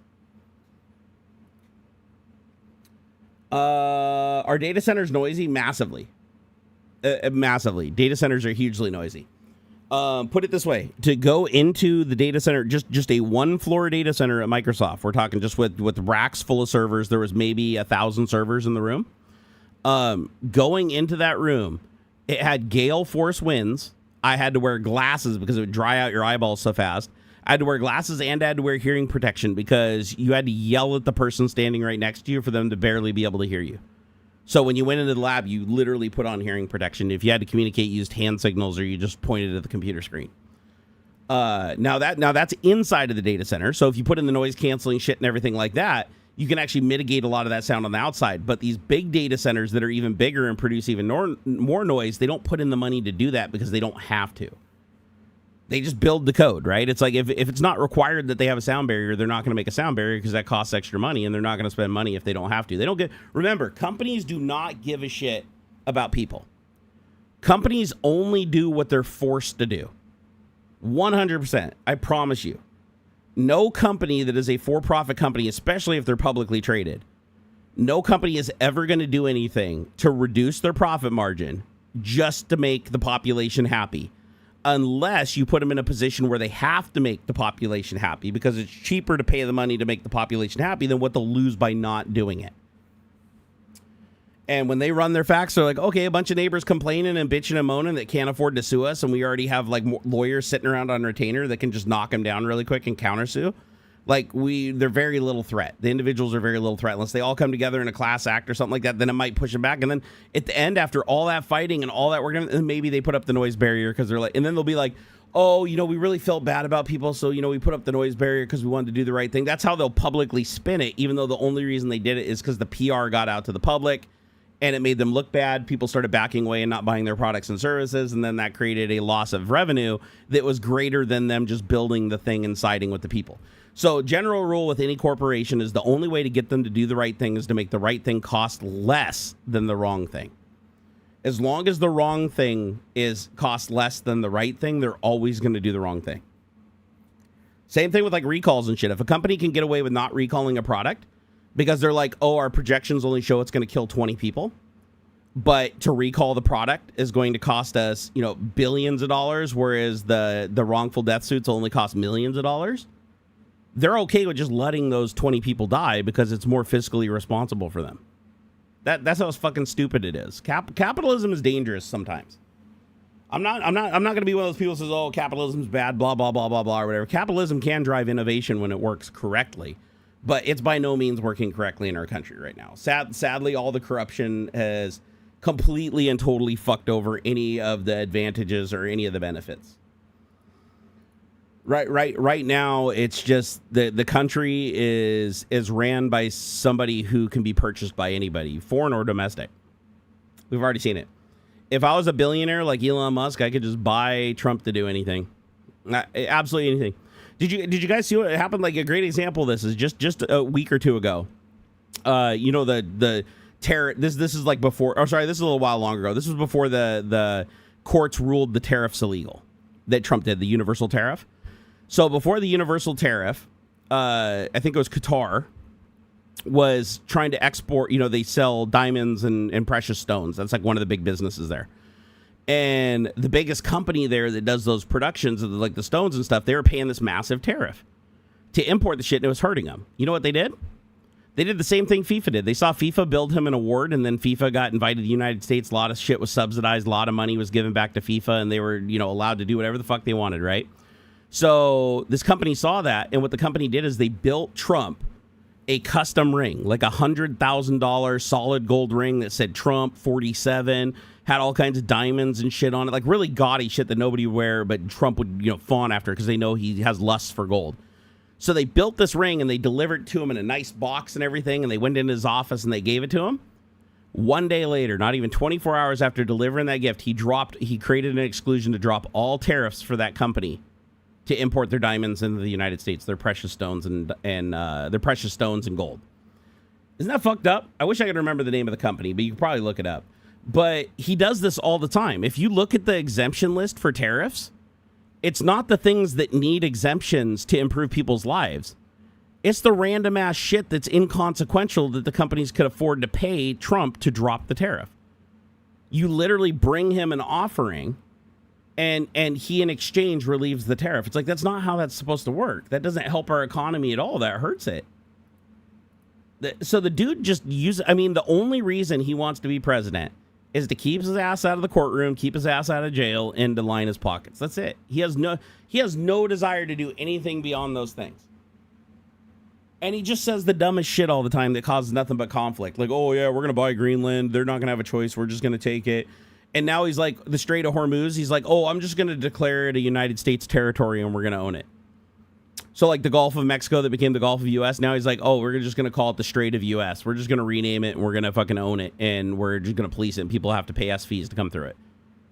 It's like you said the whole problem was Iran charging fees and nobody should have to charge fees to operate in those waters. Oh, yeah, but, we protected it and closed it and helped people come through, so we deserve something for that. It's like nobody asked you to do that because you never opened anything. You never opened anything. You never succeeded in anything. You just sat there and lied and put all of our forces and wasted all of our missiles and shit just sitting there, and it was completely inconsequential. It's like, dumbass. That's the shit I don't like. Is like just the mass, and now he's like, oh, his name got taken off of the John Kennedy Center for Arts or whatever, and now he's like, his board of directors that he hired himself, including him, unanimously voted to just carve his name into the building now. Because it'd be harder to remove because, they could remove the letters that were on there before. Now they just want to carve his name on the building so they can't remove it as easily. And he approved it. Oh, and by the way, and not only is he adding his name back to the building illegally against the judge's orders in a more prominent way, he's renaming the entire block that the building sits on the Trump Plaza. All this fucker does is spend all of our money, sell us to the highest bidder of every fucking country, drive the price up of everything for all of us. And he's just fucking rolling in money and just living his great life. It's like, fuck this dude, man. I hate it. I can't wait. It's going to be a national holiday I celebrate for the rest of my life when that fucker's gone. I hope to jail. That's my ultimate. Out of all the things, I don't want him to just drop dead of oldness. I don't want him to just die in his sleep. I want that fucker in a jail cell. I want him serving time and actually suffering behind bars. Like he's done to so many other fucking people. I want to see him be in the hot seat for once. I want to see him put him in a jail cell with a guy named Bubba, who's about 380 pounds and hungry for some orange Oompa Loompa ass. Luminate said, I feel bad for all those soldiers. Bet that boat stinks like shit by now with all the time they haven't been to port. Yeah, dude, it's so sad. I feel bad for our military. I really do. I feel bad for our military. Because they're in a bad situation because it's not like you can just leave. You have a contract. And you literally take orders from a psychopath who reports to a psychopath who reports to a psychopath that are all drunks. They're all either alcoholic, drug users, fucking severely mentally disabled. Like, dude, it's bad. It's bad. Our medical system with like RFK at the head of it saying, oh, the MMR vaccine is like shooting a fucking Pepsi bottle of shit into your kid and it's giving them fucking AIDS. It's like, dude, what has happened to us, man? What has happened? America has gone down the fucking crapper, dude. Oh, down the crapper. Trump says the U.S. is winning the AI race with China. Not even close. Not even close. Just look at when China released DeepSeek, what happened to the AI market here in the United States.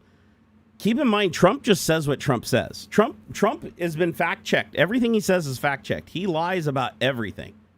Like, literally, he never tells the truth. It is incredibly rare to hear any truth come from his mouth. But for anything consequential, no, it's all lies.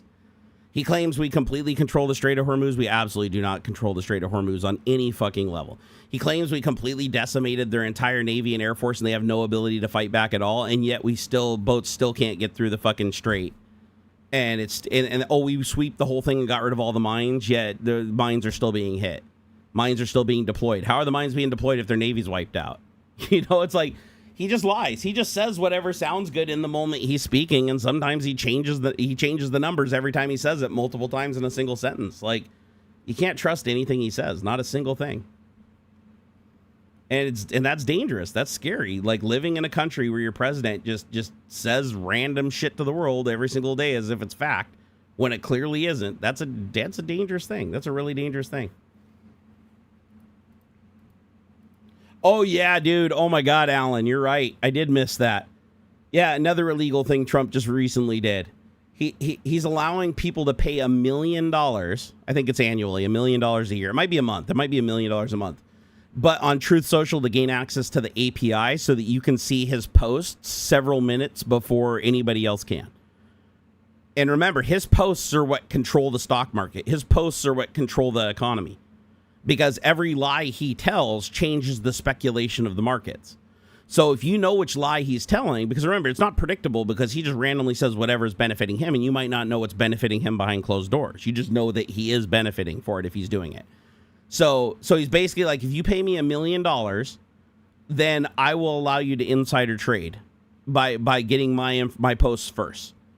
So remember, most platforms, the API releases the same thing to the public as it does to the web page because the web page uses the API, right? No.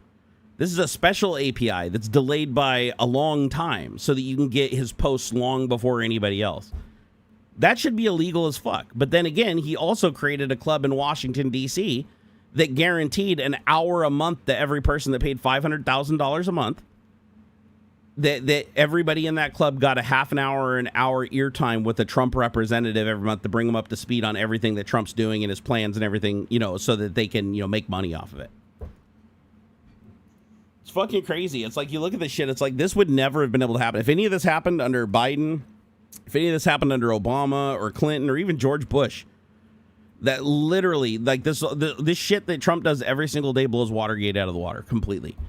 All these things that people have been impeached, removed, presidents gone, all of it, he beats it every single day over day. The only reason we can't get rid of him is because the motherfucker and his team did the same thing that Hitler did and replaced all the power structure between him and Congress and him and the people with his lackey yes men that haven't even read the Constitution and don't even know what they agreed to when they signed the job order, that he's promised pardons for and protection as long as they do the illegal acts that he tells them to do. So even if Congress impeaches him and removes him, say we win the midterms or whatever, and we impeach him and remove him, who's going to remove him? Right? The Department of Justice, the FBI, the Secret Service, none of them. They're all corrupted by him. All the heads of all these places, all the way down, he has made it a point to corrupt them. The Supreme Court drops important cases to take his trivial shit like putting his name on something. That's not something the Supreme Court is supposed to do or ever do, but they do it because he's corrupted the Supreme Court. He spent a lot of time putting as many corrupt justices as he could, and then keeping the corrupt justices that were already there protected from their corruption by guaranteeing that protection in exchange for them, voting the way he wants them to vote. It's fucking crazy, man. It's like this shit. You can't make this up. It's bad. It's really bad. QA Library said, have you seen JDV said about the U.S. dollar? He wants to stop the USD being the reserve currency. Inflation in USA bonds go through the roof. USA credit rating goes through the floor.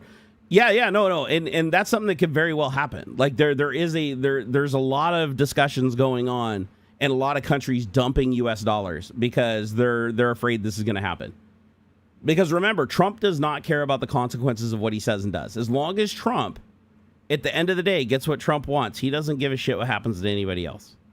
Now, will he care when the dollar collapses and it ends up just like completely fucking the economy and sending us into depression? The only way he'll care is if he no longer has enough wealth to do everything he wants whenever he wants, or a power to do whatever he wants, and to protect himself from any kind of legal defense for the rest of his life. And he's already made enough money in 1 year of the presidency. Literally, like, I mean, dude, literally pockets. When he went from like bankrupt to billionaire in like a year. Although technically he boosted himself during his first term, but he lost a lot of that money during the off time, and then suddenly he's president and starts going through the roof again. It's like you look at his net worth, and it's like crash, bankruptcy, failed business, presidency, boom, $100 million, boom, okay. Losing money in court, having problems, fucking getting sued for all the bad shit he's doing, being held accountable. Boom, he's president again. Okay, fucking billions. Now 100 billion, 200 billion. I don't know what his fucking valuation is now, but it just keeps going up and up and up.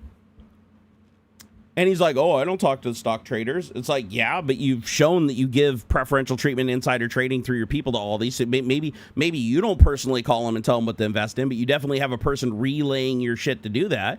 And you know that you can pardon yourself, and you know that J.D. Vance would pardon you if anything happens, so you're not worried about breaking the law. You already broke the law so many times, and you've been convicted of so many things. If you weren't president, you've already been in jail, so you know that you can never leave. That's why he's saying he's going to run for 2028. He has to pull a Putin and just hold power, and now he's saying he's just going to declare a national emergency to just shut down midterms and just ensure we never have another free and fair election. And people are like, oh, he can't do that. He can't do that. You guys forget he's been spending all this time pumping more tax dollars than we do into our own military to build ICE. ICE is the Nazi SS and SA. I'm not even joking. If you go back and look at how Hitler utilized the Nazi SS and SA under the guise of immigration, but actually using them for something very different, that was a big part of the power play. And now he has ICE. He has the military. He has the Supreme Court. He has the DOJ. He has the Congress. Unless midterms change that, but they can't if midterms are rigged, which he's been trying to do. It's like we're in a bad way. We're in a bad way. But I'll tell you what, man, everybody get out and vote. Midterms, we need every single vote. Even if you think it is a surefire way and there's no fucking way your representative could lose, we cannot risk it. You got to vote. You got to vote. And if you got to do it in person, do it in person. Whatever it fucking takes, get out and vote. Please, guys, I swear we cannot keep doing this. We cannot do this. We cannot move forward as a country having a fucking convicted felon, pedophile, rapist as our president. Especially one that just literally lies about everything. He never tells the truth about anything, ever. We've never had a president that has destabilized and confused the country and separated the country more than Trump. Trump is the most divisive president we've ever had. Now, you could argue going back before my life. I'm talking during my lifetime. Before my life, you could say, okay, we had a civil war. But you know what that civil war was about? We were on the right side of the civil war. Like, we were fighting to abolish slavery, among other things. It wasn't a petty disagreement. Now it's the opposite way around. It's like if it's a civil war, it's like now us versus Trump. Because we got to remove a fucking tyrant who's ignoring the Constitution and enriching himself at the expense of harming literally millions of other people. It's not good. It's not good. And it's not just the United States either. This affects everybody. This affects the entire world. Like, that's what sucks, is the United States being the superpower that it is.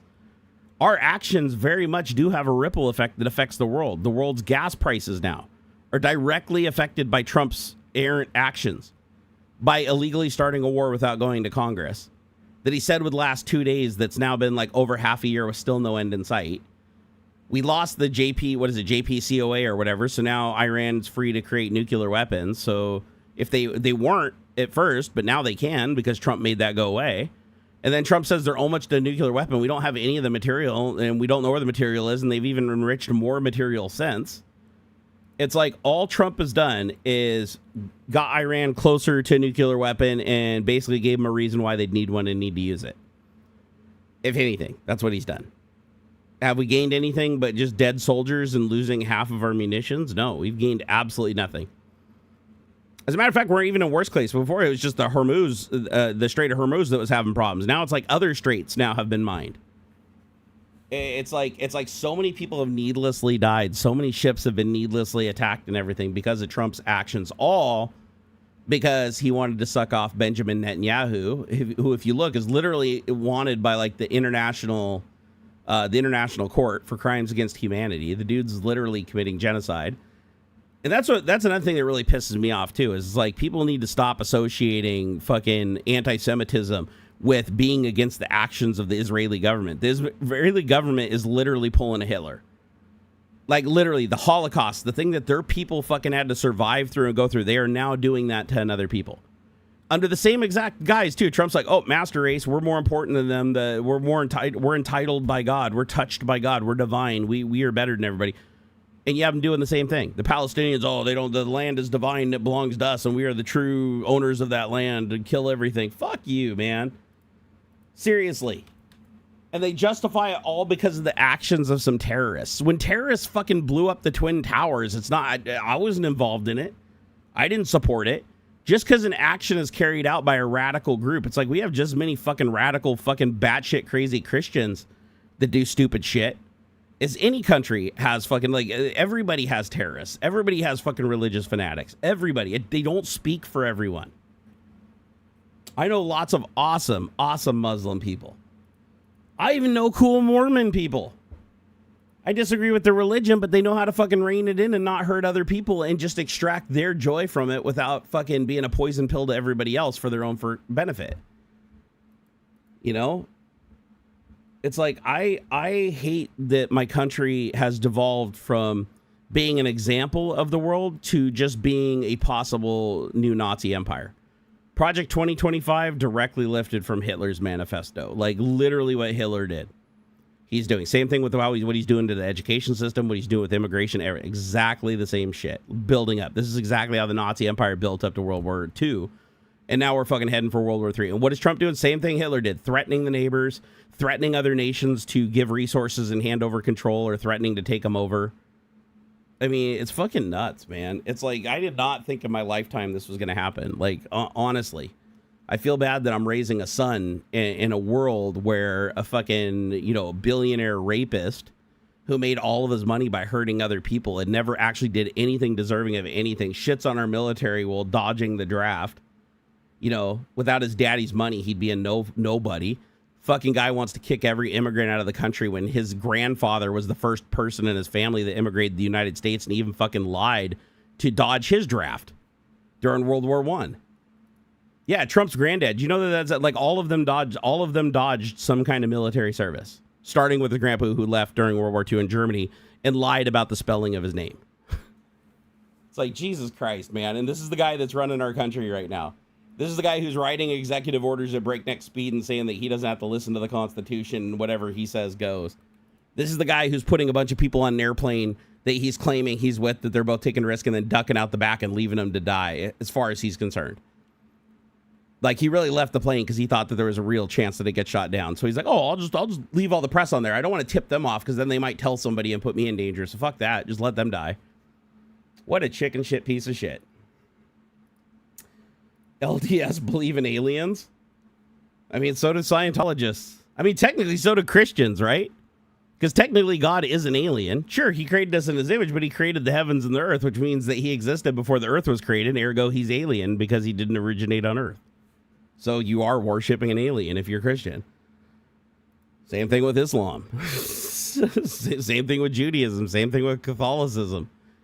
It's like it's all alien. I'm just getting sick of religion being used as a precursor to control people, to get them to do the horrible things that benefit you at the cost of them. That needs to stop. Uncle Trump were the first in Nikola Tesla's hotel room and stole the papers as an FBI agent? What now? Uncle Trump were the first in Nikola Tesla's hotel room and stole the papers as FBI agent. I don't know anything about that.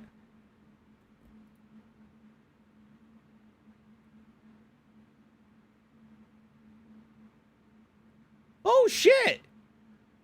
Hey, Christo. Thank you for the 5-pounder-oonies. He said it feels so revealing for somebody else to hear how corrupt he is. I wish more people would speak out, but they're afraid. They're afraid, and I don't blame them in red states. I mean, you have every reason to be afraid of Trump. I mean, he's literally sending he sent the Secret Service to Eminem for lyrics in a song.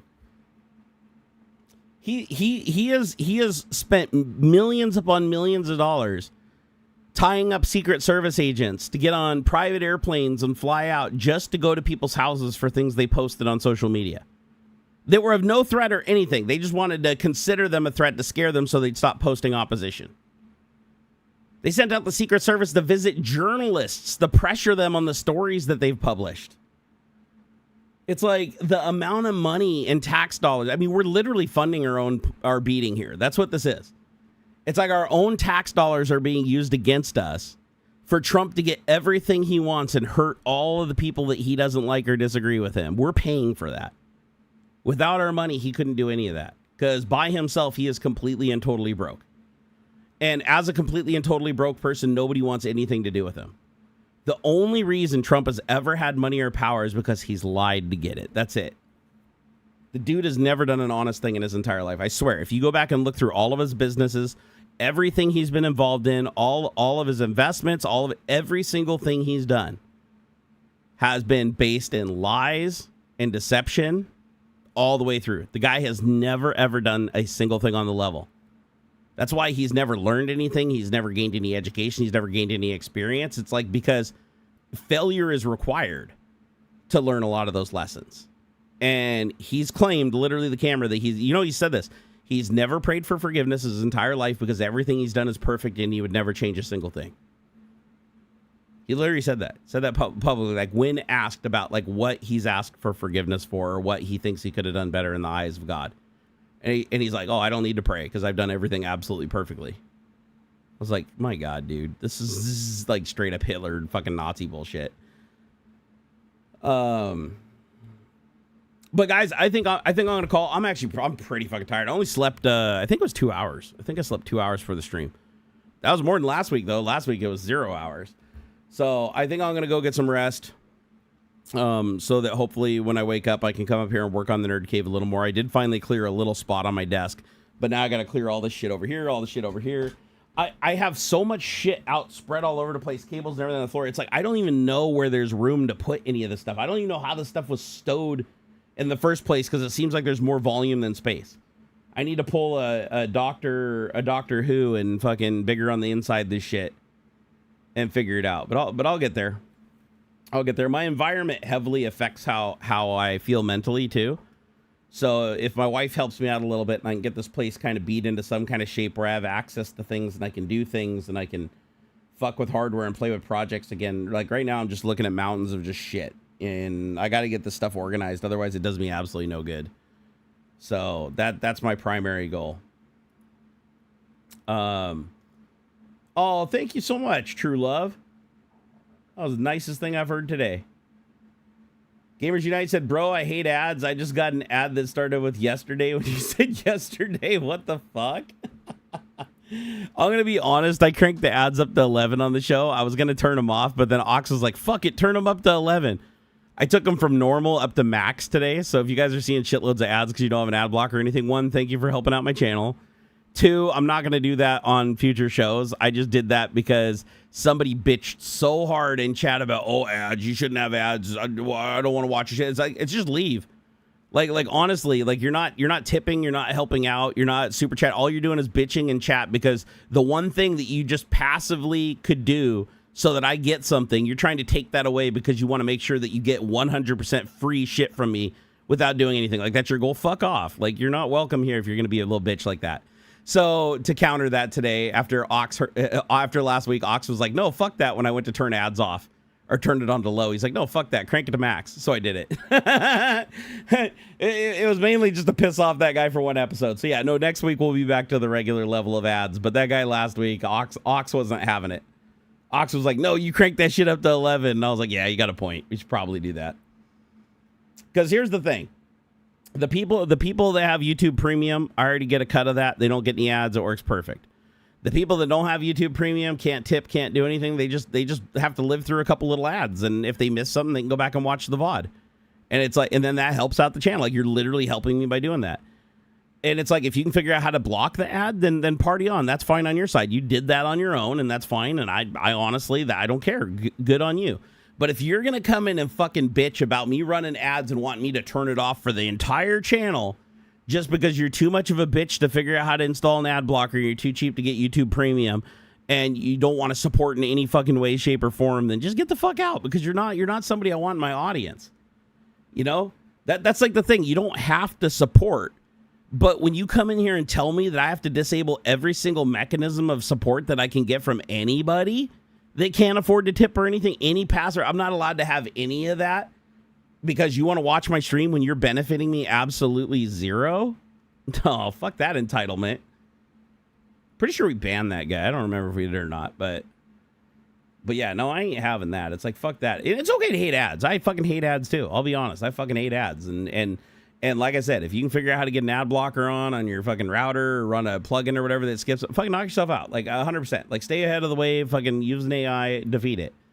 But just don't bitch and tell me I have to turn it off for everybody and forfeit the little bit of revenue that I do get. Because just so you guys know, the ad revenue is the only thing that I get to offset the taxes. Because the way I pay Aux to avoid the whole fucking 1099 situation or whatever is I just basically tip him 50% of everything. And then I pay the taxes on it. I incur the entire tax penalty on the thing, which is like, luckily I don't make that much nowadays. I'm poor as shit, so it's like 15%. But the little bit of ad revenue I get is what offsets that. And if I don't get any ad revenue, I basically lose most of my revenue in the taxes. So, and I actually come up being the least paid employee. So it's just better when a couple of ads can run. It literally only makes me like maybe $15 or $20 an episode tops. And that's on a good episode. I've had it as little as $3. So, but one day we'll find a sponsor so we can just do in-stream ad spots here and there where it doesn't interrupt the flow of what we're talking about and everybody just hears the thing and we get paid. But we're not there yet. I gotta build back up to that. Although YouTube's like trying to fucking move the goalposts and change the rules. Luckily, it's mostly for new creators, but it absolutely still affects current creators, which means there's a good chance if I don't figure out how to start making videos again and start like getting my stats up and start posting a bunch of shorts and shit, that YouTube's going to start pushing me to the back of the bus until I finally go out the back door and fall off a cliff. And if that happens, I'm fucking donezo. So I gotta figure that out.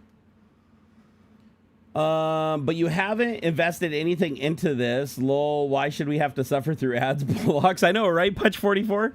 The entitlement of some people just blows my mind. It's very rare. To be fair, it is a rare position.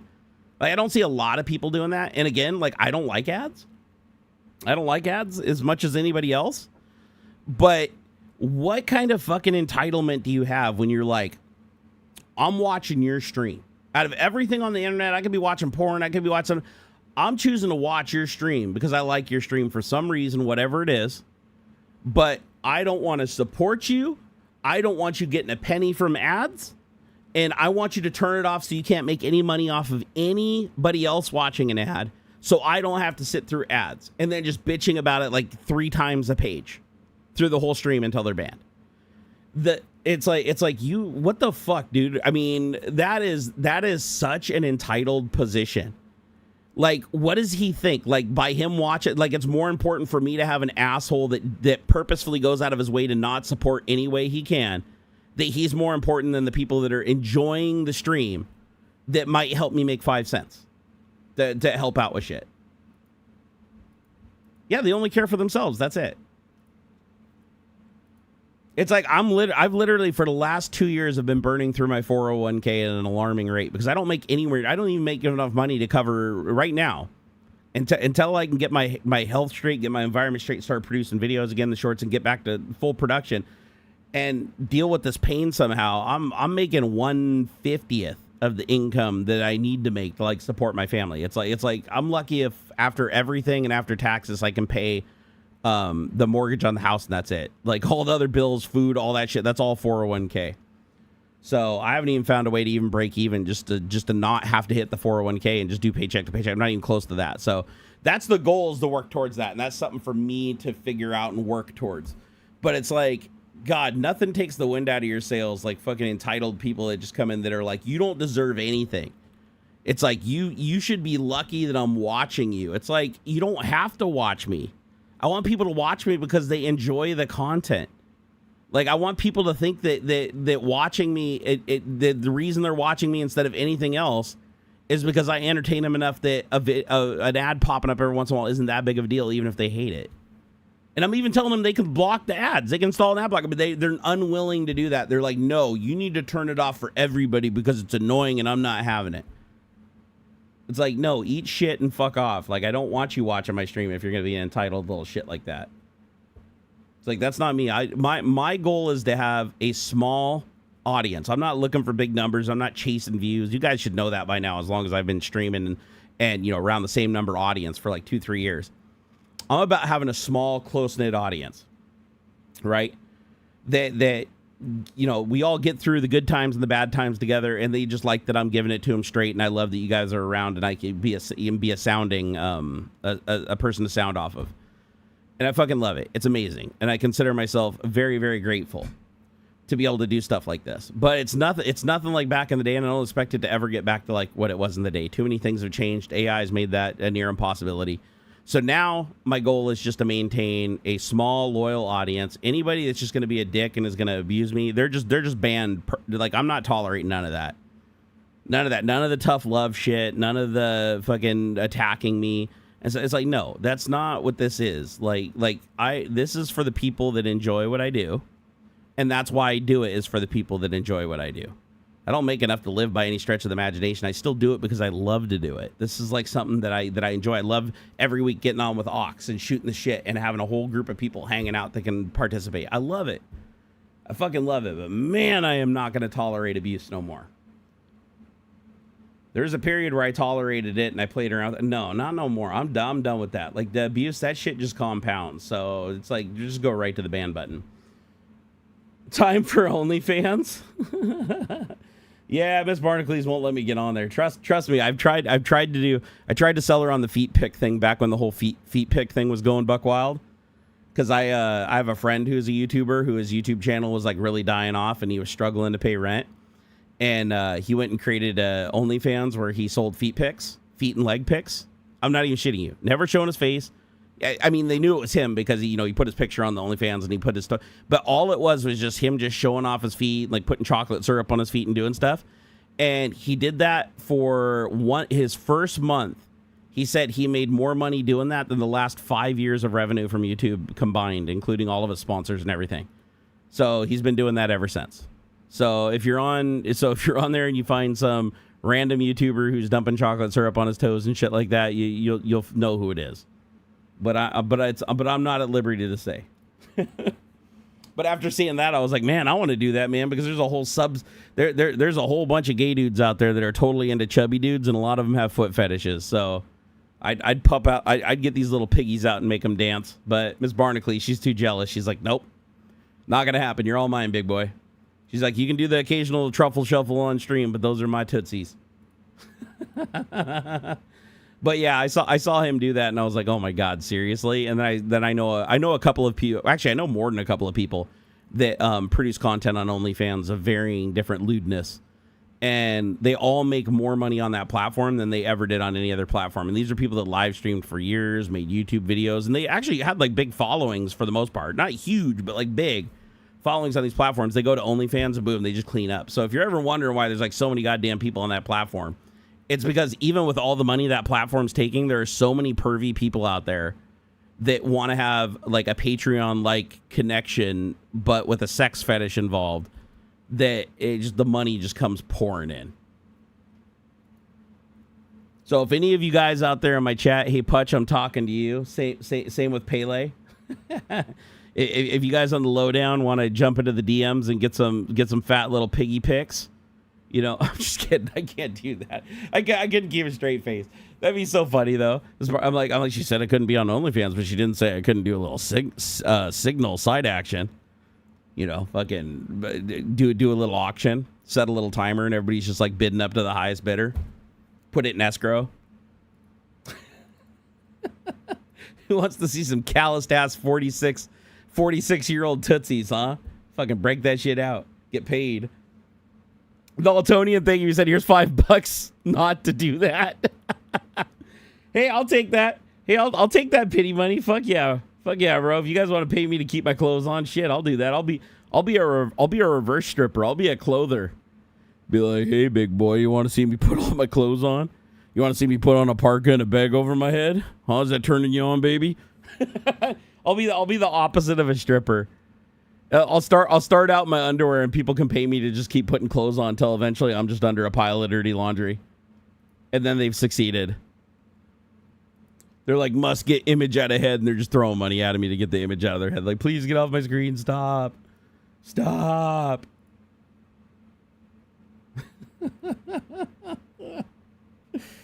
Oh my god. Hey, look, it's working. Retro my bitch just dropped $5. He said for the ad blocking. Me sorry, long time. Dude, don't even worry about it.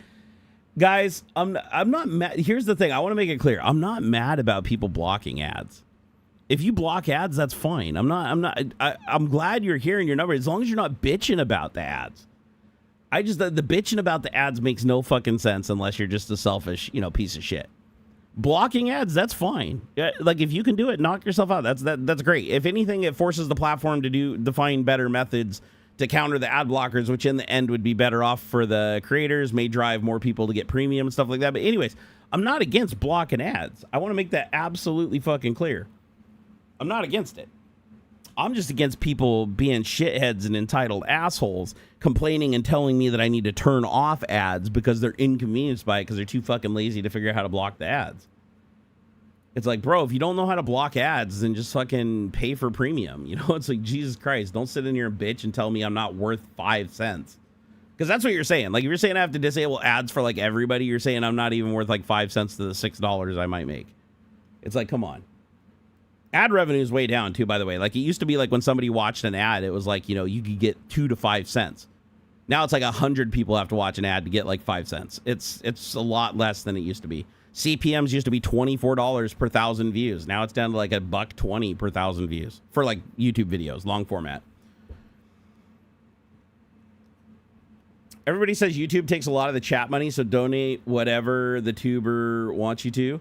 Yeah, YouTube actually does take a big cut. YouTube takes one of the bigger cuts out of all the platforms. That part I don't like. But it is what it is. You know, they give me a place to stream. They put up the bandwidth. They create the infrastructure, so I'm not going to knock them too hard. But their rates are entirely too high. Oh, yeah, Graham and I go way back, dude. Graham and I, we at one point, we had a channel together, Drone Talk. Podcast called Drone Talk. I'm sad that didn't gain more momentum before shit hit the fan. It just a lot of bad shit started happening. Just kind of fucking, we couldn't do it anymore. But man, that was fun. We went through this whole drone phase, talked about drones, flew drones. Companies were coming in and giving us drones to test and shit. It was awesome. Fucking loved it. That was epic. I miss those days so much.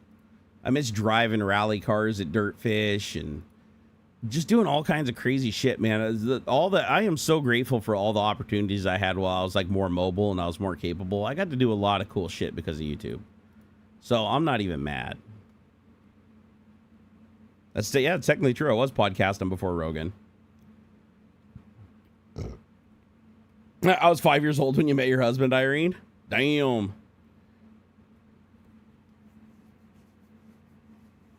I think OF has anti-AI rules, don't it? If it doesn't, I hope it does. Because, seriously, I feel bad because sex work is work. People need to realize that. It's like just because a model models with clothes and gets paid doesn't mean they can't take their clothes off and get paid. At the end of the day, people can do the work. They have to do the work. They have to take the pictures. They have to market the pictures. They have to keep up with the requirements and with the promises. And it's all work. It is. And it's like people need to fucking understand that. And it's sad to see AI create this ability for anybody to just go, oh, I'm just going to take one picture of your headshot from OnlyFans. And now I can make you do anything and say anything that I want. And I no longer need you for anything. I can just throw you away and just create a digital version of you that does whatever I want, says whatever I want, looks. And that's where we're at now with like Minimax H3. That's basically what it is. Like you can just emulate any person and make them do anything you want. All you need is like a 5-second clip of them speaking. And now you can completely co-op, steal their voice and clone it. You can face swap them onto any character. You can create a complete scene from scratch, completely generated from like the background of one photo and items from other photos mixed with an audio track and a voice track and a couple little video clips of various things as reference. You can take all that together and merge it together with a prompt and create like a fucking Hollywood style video with all your favorite celebrities doing batshit crazy stuff and make it look damn near perfectly realistic. And it can do that on an RTX 4090. It's like, goddamn, man, we've come a long ways with AI. But that's the problem is it's like the fact that a under 24 gigabyte set of weights, like a VAE, like total, like I think that one model is like 20 gigs and then there's like 4 gigs for the text inference model. But like all together under 24 gigs, you fit that on a graphics card. And now you can create a video of anybody doing anything anywhere in the world from very, very minimal input. To me, that's just, I'm like, goddamn. Like, that might sound cool to a lot of people. There's a lot of people who use it for, like, creating anime. And so it's like, that's fine. Like, I don't care about that. But the thing I'm worried about is the value being taken away from people. Because just like coding LLMs steal my entire life's body of work and my skill and my knowledge and the way I do things specifically that make me valuable, they steal that and just give it away for free, you know, or I shouldn't say free, like another company monetizes selling my skill set, undercutting me, the person who trained their shit without permission. And like we were going to talk a little bit today, sorry I didn't get to it too much, but yeah, Amazon is now training on Twitch streams.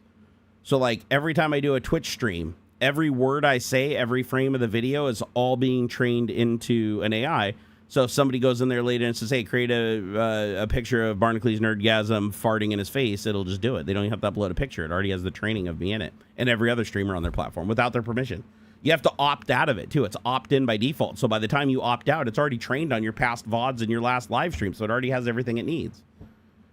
Do I still that clone of my voice? Do you still...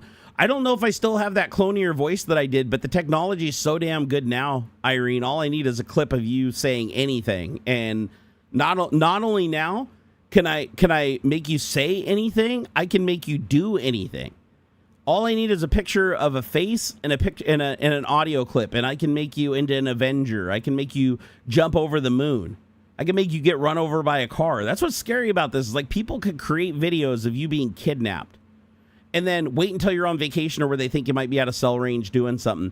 And then like contact your family on social media and say, oh, you've been kidnapped, and play a clip of you being like tied up in a fucking dark room. And they're like, send money, cryptocurrency right now to this address or they're going to die. That's a kidnapping scam. Like this is shit that can be done now, enabled by all this AI stuff and how far it's come. It's fucking scary, man. Not to mention all the spank banks I'm going to be in. I'm sure there's, I mean, the odds are of all the people that watch me and all the stuff I talk about AI, there's got to be at least one of you guys that has me in some kinky ass fucking fantasy video that you've created, or about 10 dozen of them that are in your spank bank. And as long as you don't leak that shit on the internet and it never makes it to the internet, I have no way of knowing it exists. So it doesn't affect me. But if that shit ever leaks to the internet, I will come for you.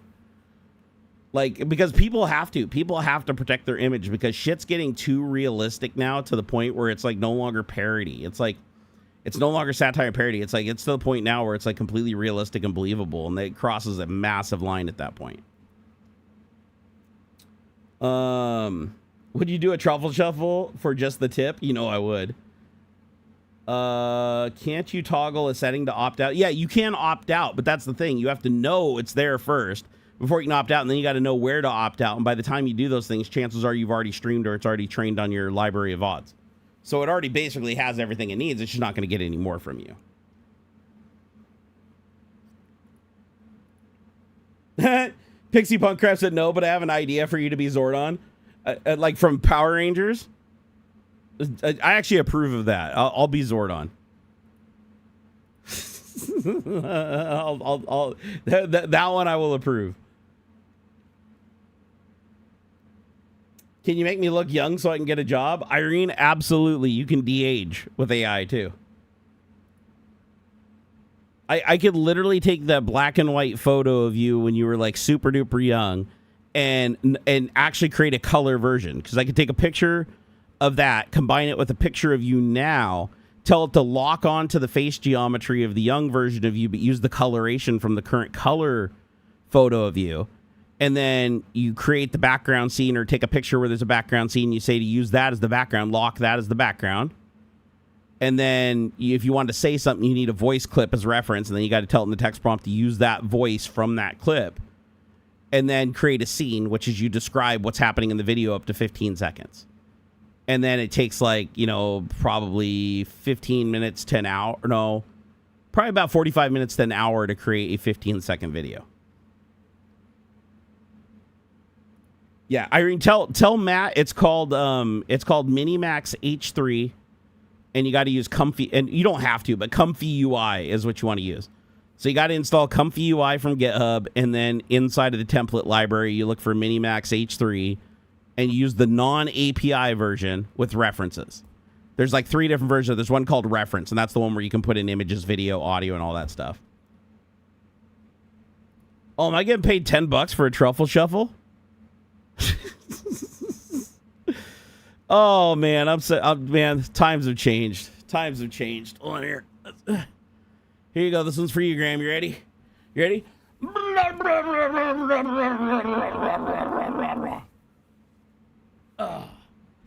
There you go. Oh, I didn't even hurt my back either. Hell yeah. There you go, brother Graham. There's your $10 truffle shuffle. See, you can't do that with AI. No, the sad thing is you could totally do that with AI, and the AI one would look exactly like Chunk from Goonies.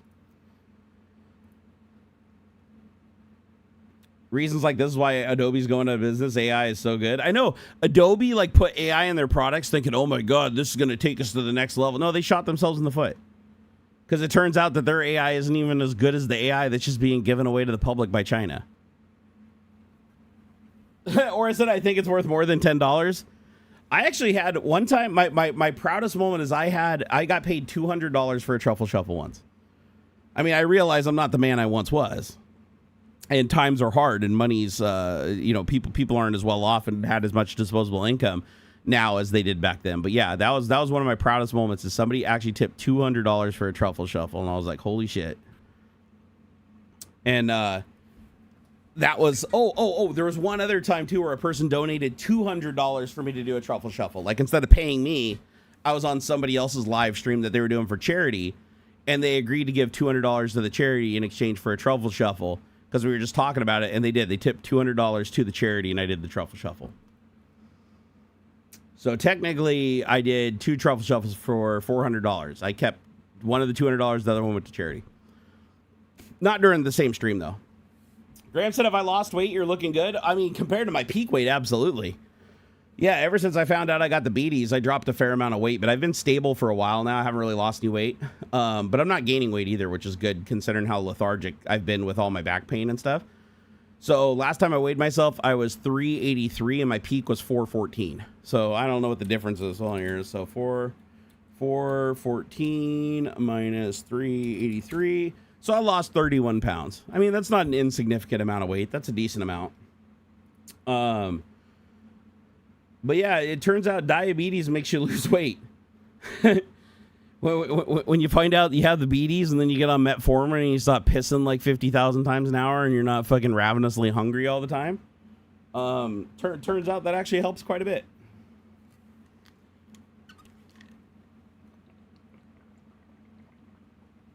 I still gotta, I'm still not eating as well as I should. And I'm not getting enough exercise. So that's the next step, is to see if I can start working on those 2 problems. I want to start riding my bike again.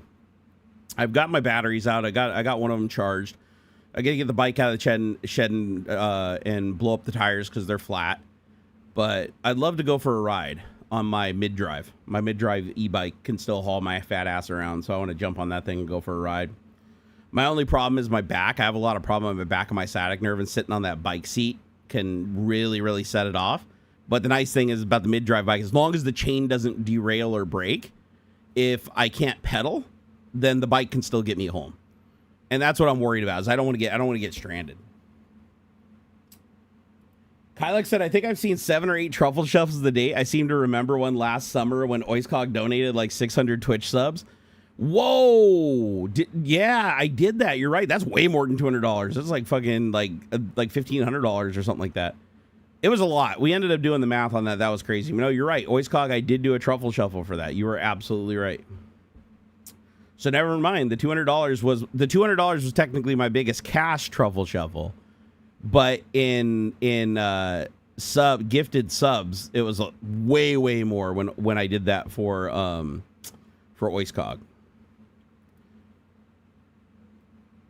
Let's see here. Graham said, so funny story. The ex still has the rad power bike, and she told me recently to tell you thank you. Oh, she told me thank you herself a couple of months ago. I talked to her on Facebook.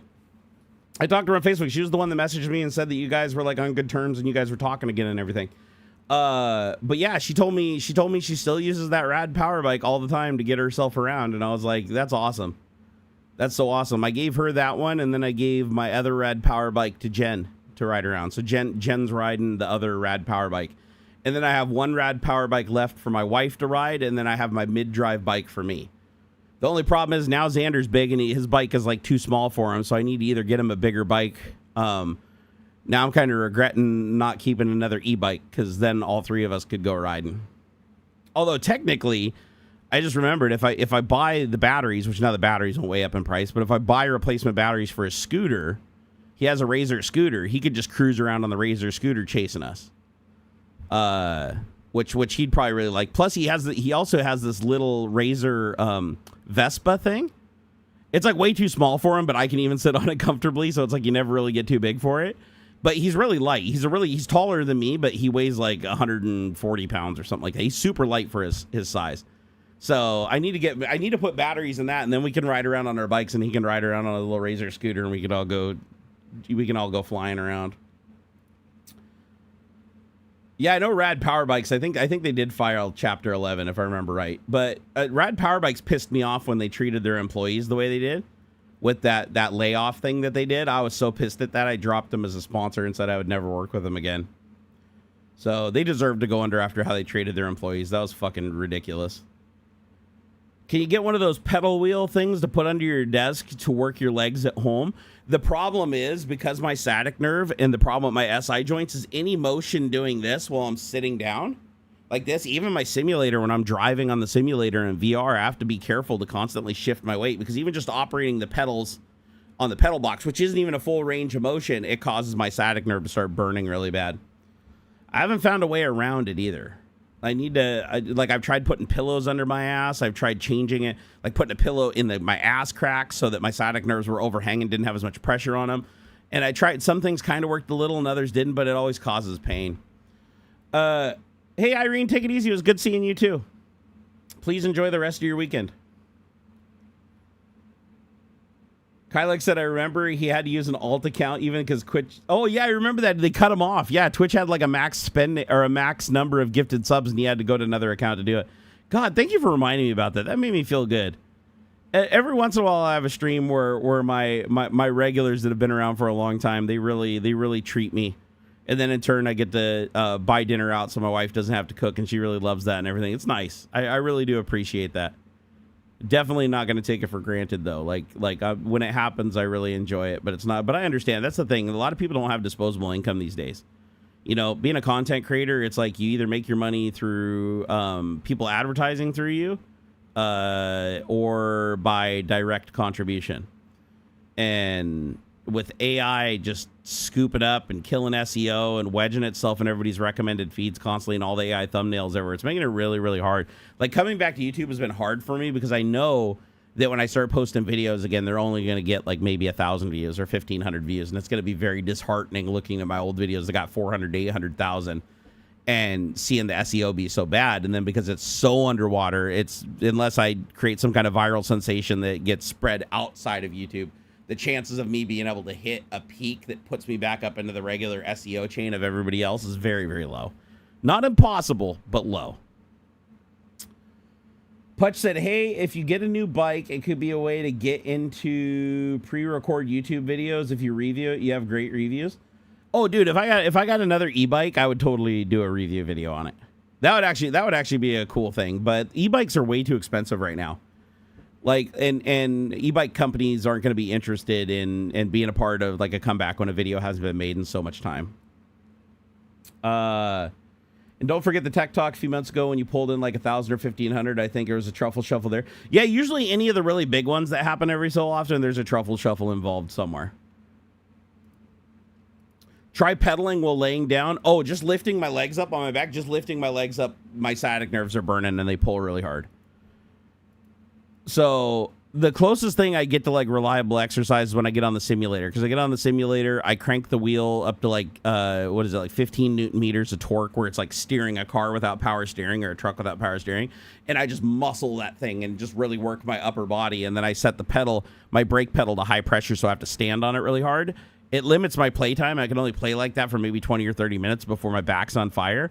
But that's the only thing where it's like I can get my heart rate up in a safe environment. I don't feel like I'm anywhere I'm hurt. I can always drag my ass downstairs, slide down the stairs if I got to get through them if I hurt myself.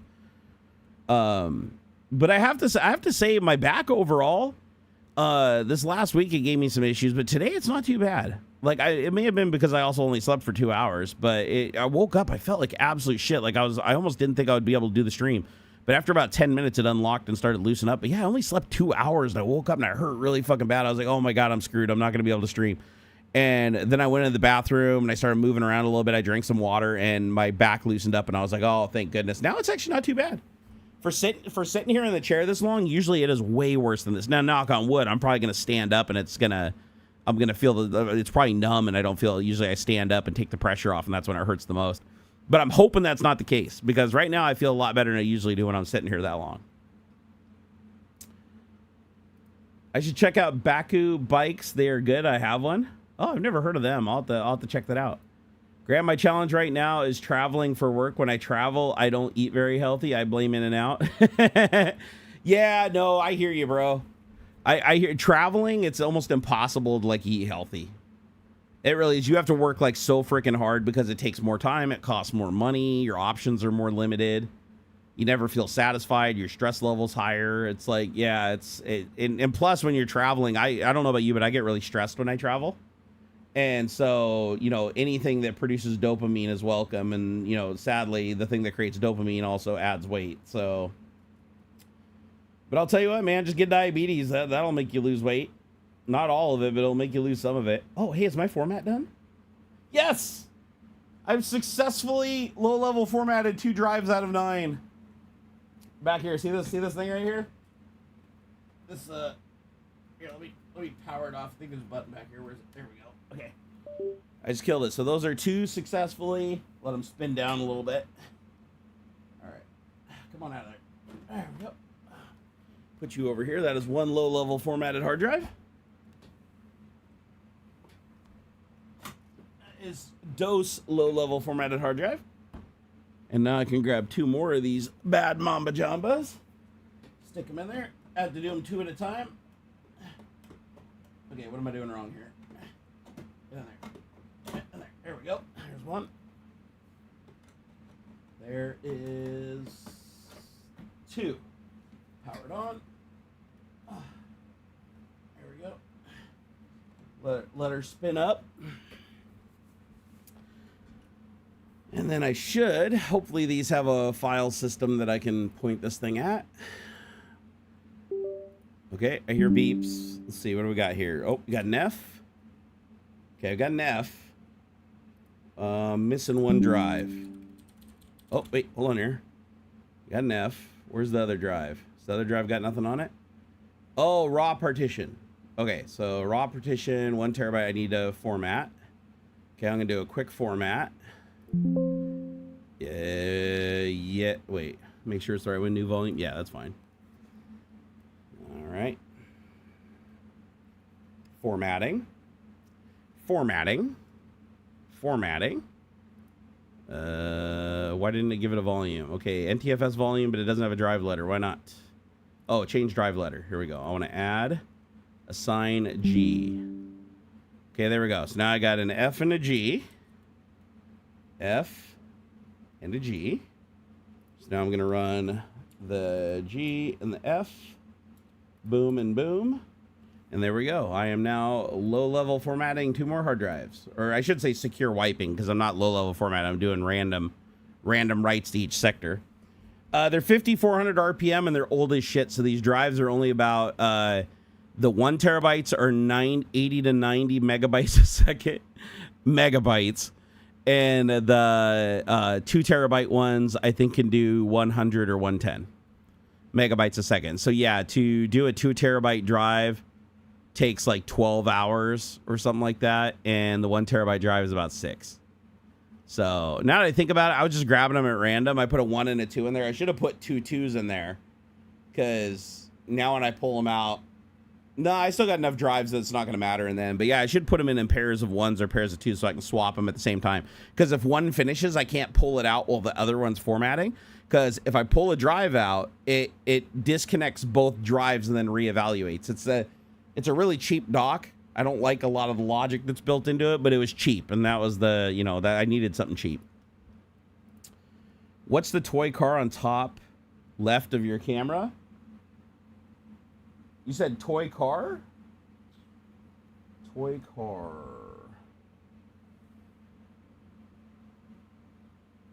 I don't know. There's an X-Wing back there. Are you talking about the X-Wing right here? Is this what you're talking about? I don't think I have a car back there. If I am, I'm blind and I'm not seeing it. Not seeing a car up there, but yeah, I got an X-Wing. Pew, pew, pew, pew, pew, pew, pew, Micro Machines. Although I lost the canopy off of it. That made me sad. Just net to the top right of your most screen. Okay, top right. Oh, this. Yeah, that's a Hot Wheel. That's Jay Leno's garage It's that car he built that has the Merlin engine in it. The fucking, what's it called? Jay Leno tank car. It's the tank car. It has a Merlin engine out of a tank. There we go. Finally found it. Oh yeah, you guys can see the chat on my far right screen. Here, I'll back that out a little bit. Actually, what am I looking at? Hold on here. Let me look at the right window while I do this. There we go. There we go. I reined her back in. It's all right. It was just the chat on the side, but thank you for telling me. I don't like it when the monitor's exposed. Because the whole time I stream, I'm watching porn over here, and I don't want that showing up on the stream. Because that's for me time. I am saying micro machines too slow. Micro machines. Come on down here and get micro machines. We love our micro machines. So fast. Go get your micro machines. That guy was awesome. All right. I think I'm zoning now, so it's time to shut down. Hey, Vader's Luxurious Loins. I always love seeing that name. That was the greatest name ever. You guys are awesome. I love your faces. Thank you, Graham, for the truffle shuffle. It's always good to do a truffle shuffle for you, my man. Everybody, please have a wonderful weekend. I'm going to get some sleep, and I haven't done my VR Gran Turismo simulator in like 2 weeks, so I'm hoping I can log a little bit of time on that tonight after I work on the cave a little bit. But we got to see how the back's doing. If I go take a nap and I wake up and I'm completely locked up, I may be bedridden, but we'll see. I'm hoping that's not the case. Actually, you know what I'll probably do? I'll probably take a muscle relaxer. It makes me tireder, sadly, but it sometimes it can save my back from locking up. I hate taking them, though, because they make you feel so fucking groggy, but if it prevents my back from locking up, it's totally worth it. Please be nice. Please vote. Don't hurt other people. And just masturbate a lot. I mean, that's I just, you know, it's fun and it doesn't hurt anybody and it's like healthy and keeps your prostate cancer risk down. I'm just saying, you know, I want y'all to be healthy. So, oh my God, don't be a jerk, just jerk. I'm gonna put that on a shirt. Don't be a jerk. Just jerk. Jergens, the lotion. Be kind all, enjoy life, and have fun. Thank you, Graham. That's a wonderful thing to say. Lost in Space things like I'm doing it right now. Hey, I don't control what you do during the show. I don't see you, so you can do whatever you want. Half of you guys are probably naked for all I know. Shit, some of the messages I've gotten from some of my gay fans that are into, I guess I'm a cub. What is it, a cub or a bear or something? I don't know. It's been a while, honestly, but I think the last one that sent me a message talking about their fan fiction that they wrote about me, I was like a cub or something. I think that means I don't have a lot of hair, but at least now I got some. Well, actually, no, I don't. I shaved it off. I forgot. I don't have any chest hair now. But no, apparently, I guess if you're a bear, if you have like a ton of hair, and you're like a cub, I guess if you don't have hair, is that right? Like, what am I getting the terminology right? I don't want to screw this up because this is like, you know, this is like a fetish, and I don't want to offend anybody. Fetish. What is a bear and a cub? Okay, here, let's see. Okay, so a bear and a cub are non-sexual labels describing body type, personality, and community belonging. Okay, so what is a bear? A bear is an adult man, bigger, stockier build, often has body hair and facial hair, seen as warm, friendly, and approachable. A cub is younger than a bear, smaller and less physically large. Well, no, I'm large, so I just don't have the hair. Often still has body hair or facial hair. Sometimes seen as a younger counterpart to dare. Why didn't anybody say I was a cub? I'm fucking huge. I'd be the bear. I mean, I don't have the facial hair, but I'd definitely be the bear. Huh. I guess I don't got my term. I'm gonna have to do some more studying on this. I need to make sure that I understand the terminology people are throwing at me. But just remember, if you write fan fiction about me, I'm gonna be honest, I don't want to read it. But you are entitled to your fantasy. Enjoy. Whatever turns your crank. I am the least sexually judgmental person on the planet. David Wardle said I'm a Sasquatch. I'm not a bear, I'm a Sasquatch. Oh my God. Vader's like, just distract him and he'll stream for another 2 hours. No joke, right? You know how many times I said I was gonna quit? But to be fair, I already said I was gonna quit the stream over an hour ago. So technically I'm already into the hour or two that I go over when I say I'm gonna leave. Your chest hair came back after the hospital stuff and meds. Ladies love it. Surprisingly, Miss Barnacules likes it when I shave my chest. She's into the clean shaven stuff, man. I don't shave enough. I need to shave more. I'll tell you what, though, man. It's true what they say. Like, as you get older, it's like the guy slows down and the woman just speeds up. I can't even keep up with Miss Barnacules. She's cray, man. She's cray. Lady in the street, and oh, my God, hide me in the bed. I blame it on all the shit she reads, man. She's like in these book clubs with all these other ladies reading all these crazy romance novels and shit, getting all worked up.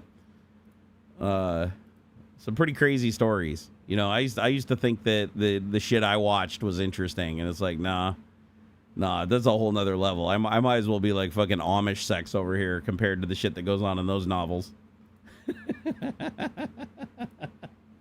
She loves it though. And I love it when she reads it, so it's all good. It's a what do they call it? Symbiosis. Oh, also thanks to what's that show? Heated Rivalry. Thank you, Heated Rivalry. You're basically the replacement to 50 Shades of Grey many years ago. If you don't know what I'm talking about, your wife hasn't watched Heated Rivalry yet. Graham said that's why they have pills for that shit. I need those pills, but the problem is. As a matter of fact, I got to set up a doctor's appointment because they said they're not going to refill my meds anymore until I go see my primary doctor because it's been too long.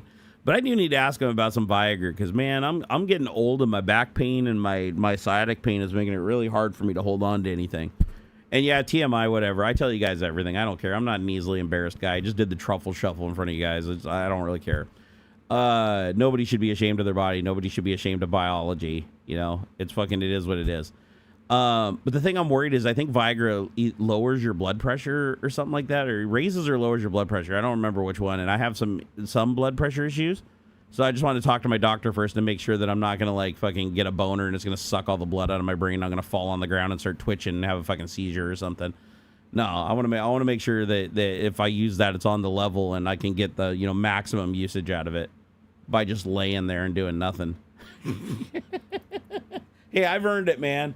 I've earned it. I've done most of the work all these years. It's my turn now to just lay there and take it like a man. Oh my God. I wish Miss Barnacules was watching the stream right now. She'd laugh so fucking hard. Wait, it is a blood pressure med?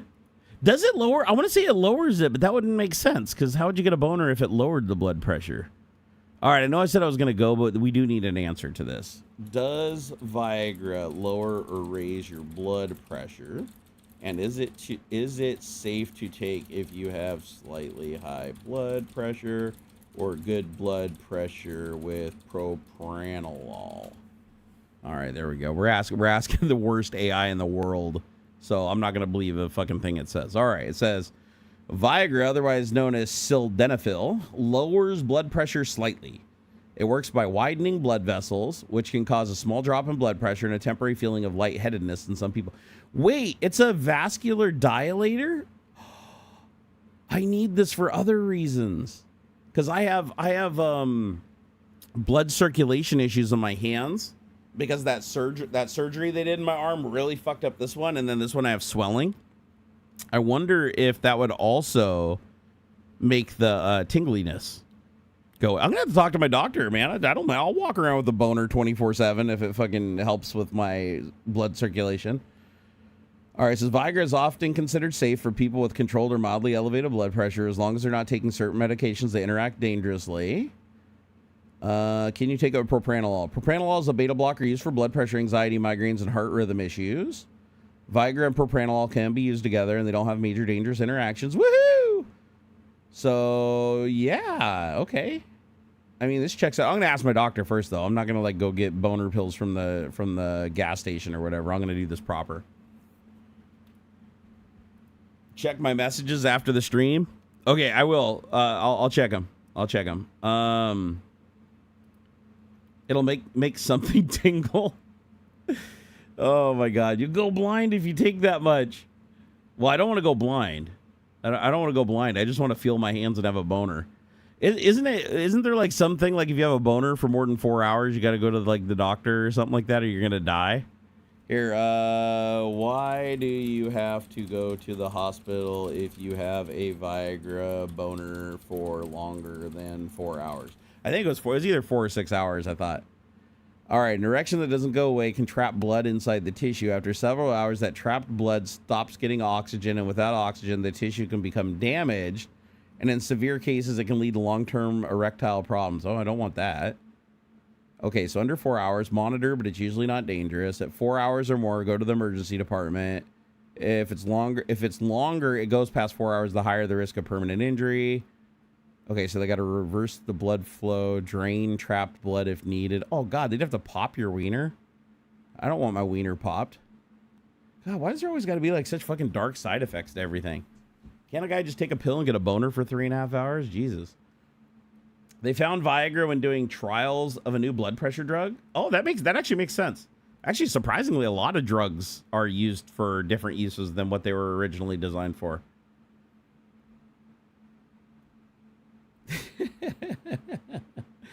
The dudes were getting down there. Oh my gosh. What if I want it for that long? I know, right? Like, wait. It said I have to go to the emergency room if it lasts longer than 4 hours. But what if at 3.5 hours it goes away for 5 minutes and then I take another one? Is that okay? Can I just chain them together as long as it can, like, exchange the blood every 3.5 hours? Is it like my air conditioner? I just got to power it down and give it a rest every once in a while? Oh my God, dude. I'm going to laugh at it. You know what? I'm just going to look at it while I'm streaming. I'm not going to put it on stream, but I'm going to look at it here. You got me too goddamn curious. All right, what am I looking at here? Oh my fucking God, dude. Seriously?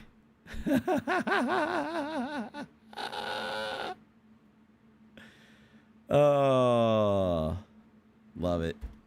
I love it. That did make me laugh, brother. It gives me hope.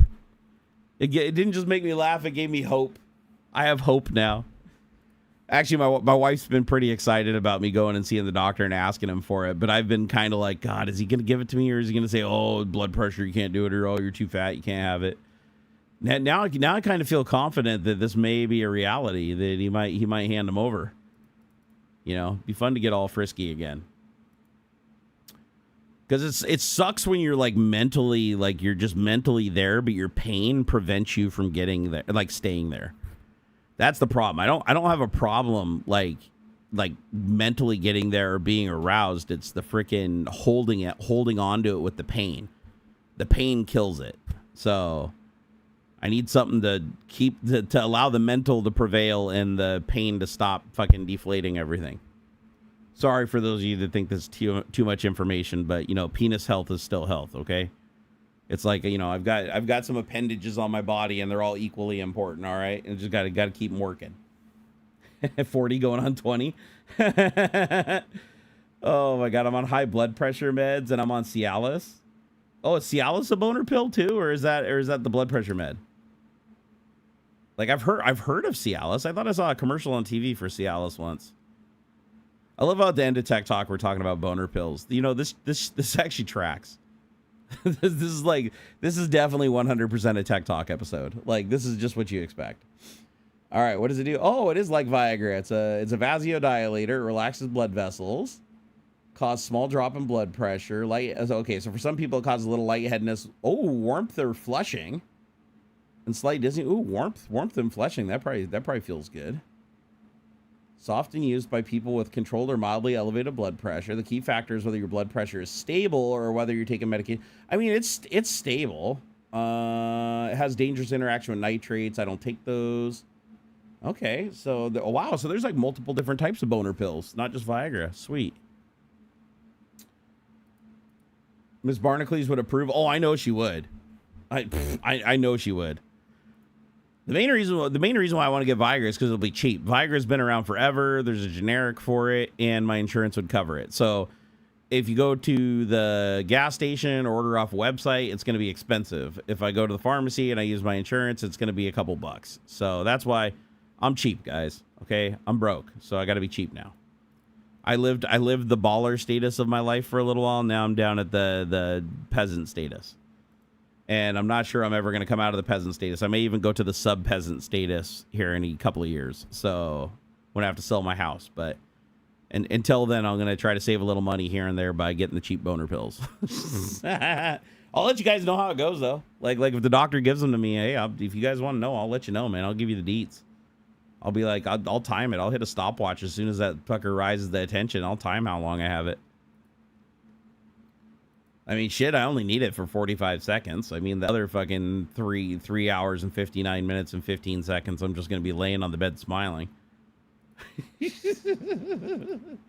Oh, Ad HD already looked into nerve burning. I talked to my pain doctor about it. He does the procedure at his clinic, and he said my SI joints are below the point where they can do nerve burning, so it's not an option for me.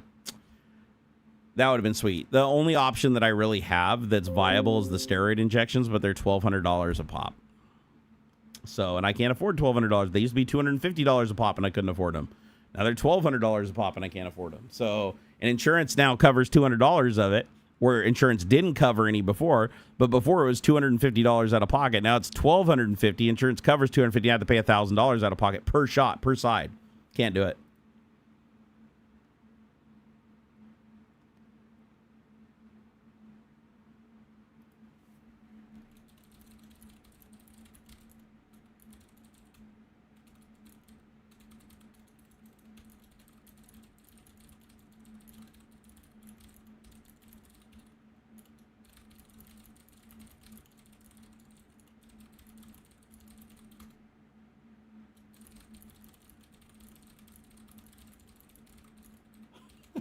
If you guys only knew what I was talking about over here. Oh my God, this is great.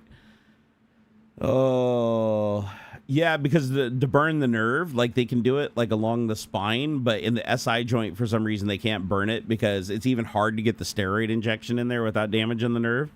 So getting in there and like actually burning the nerve would be very, very difficult. Plus they said that the most likely it wouldn't solve the problem. True Love, I'd love to make YouTube videos again. The goal is to learn DaVinci Resolve. And Graham, I love you, dude. Oh, Graham. I'll tell you what, Graham, give me a week or two, and when you're around and you're not doing the work thing and you got a little break downtime or whatever, I'll come over your way and we'll grab some coffee. Grab some coffee and catch up. It's been too long. If you're prone to flushing, that can be an issue too. A friend of mine complained of excess face redness.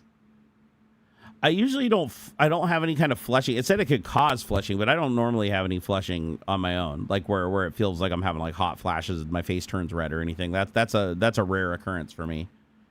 But yeah, no, I'm gonna play it safe. I'll talk to my doc. I'm not gonna fuck around.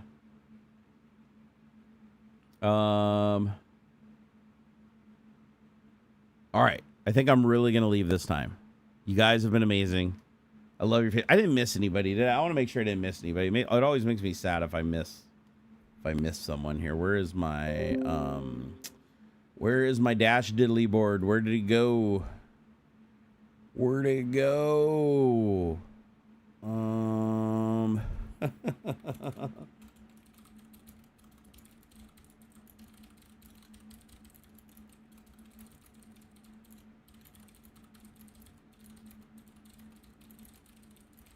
Sorry, guys. I'm so out of it. I'm just like, fucking, I'm surprised I'm not just like taking my pants off in front of you right now.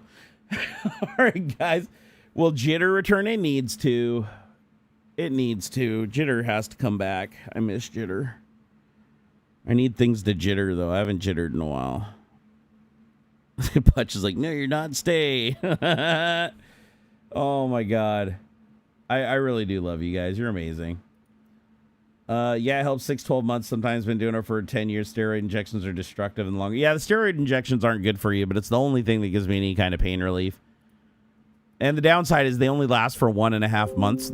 Some people, they last for the full 3 months. Not me. It's 1.5 months. So even when I get them and I pay for them, I still half the time have to be in pain. It really fucking sucks. Chat, always consult a medical professional before taking any medication. Oh, 100%. Yeah, you don't want to fuck with medications, and especially when you're mixing them, when you take other medications. It doesn't hurt to talk to your doctor, and your doctor isn't ChatGPT. I looked it up on ChatGPT to figure out what the medicine was, just to get a baseline, but no, never fucking trust AI with your health. That's the dumbest. Like, honestly, you might as well just like fucking throw yourself off a cliff. Like, if you're trusting AI with your health, you're in danger, Will Robinson. Use AI like a search engine to like gather baseline information, but don't trust it as far as you can throw it. Like, talk to your doctor. And the best part about talking to your doctor is if he misleads you, you can sue the shit out of him, and then you're set for life. If ChatGPT misleads you, you got no standing. So, although I did hear that some states are like passing laws and shit. I don't know which states are doing this, but I was watching a YouTube video where they said some state passed a law. Or no, it was a province in Canada. That's right. That's why it's not here. In Canada, they passed a law that says any company that uses AI publicly facing, if that AI promises something to the customer, even if it's hallucinating it, the company has to furnish it. Because I guess some guy asked for a bereavement flight because his dad passed away with an airline, and the AI was like, yeah, we can do that. Just pay full price for the ticket, and we'll reimburse you the 90% or whatever. When you submit it, when you get back, here's the form. Here's the link to the form, and the link to the form didn't even exist. When he got back, when he tried to submit it, he called him, and they said, oh, we don't have any such service. After he paid $800 he didn't have. And so he sued him, and he won, and they had to give him the $800 and pay his legal fees. And then they passed a law after that says if you were, and companies are like squirting over it too, because if your AI if somebody comes and says, hey, will you guys give me a free car? And you talk the AI into saying, yeah, we'll give you a free car. They have to honor it and give you a free car.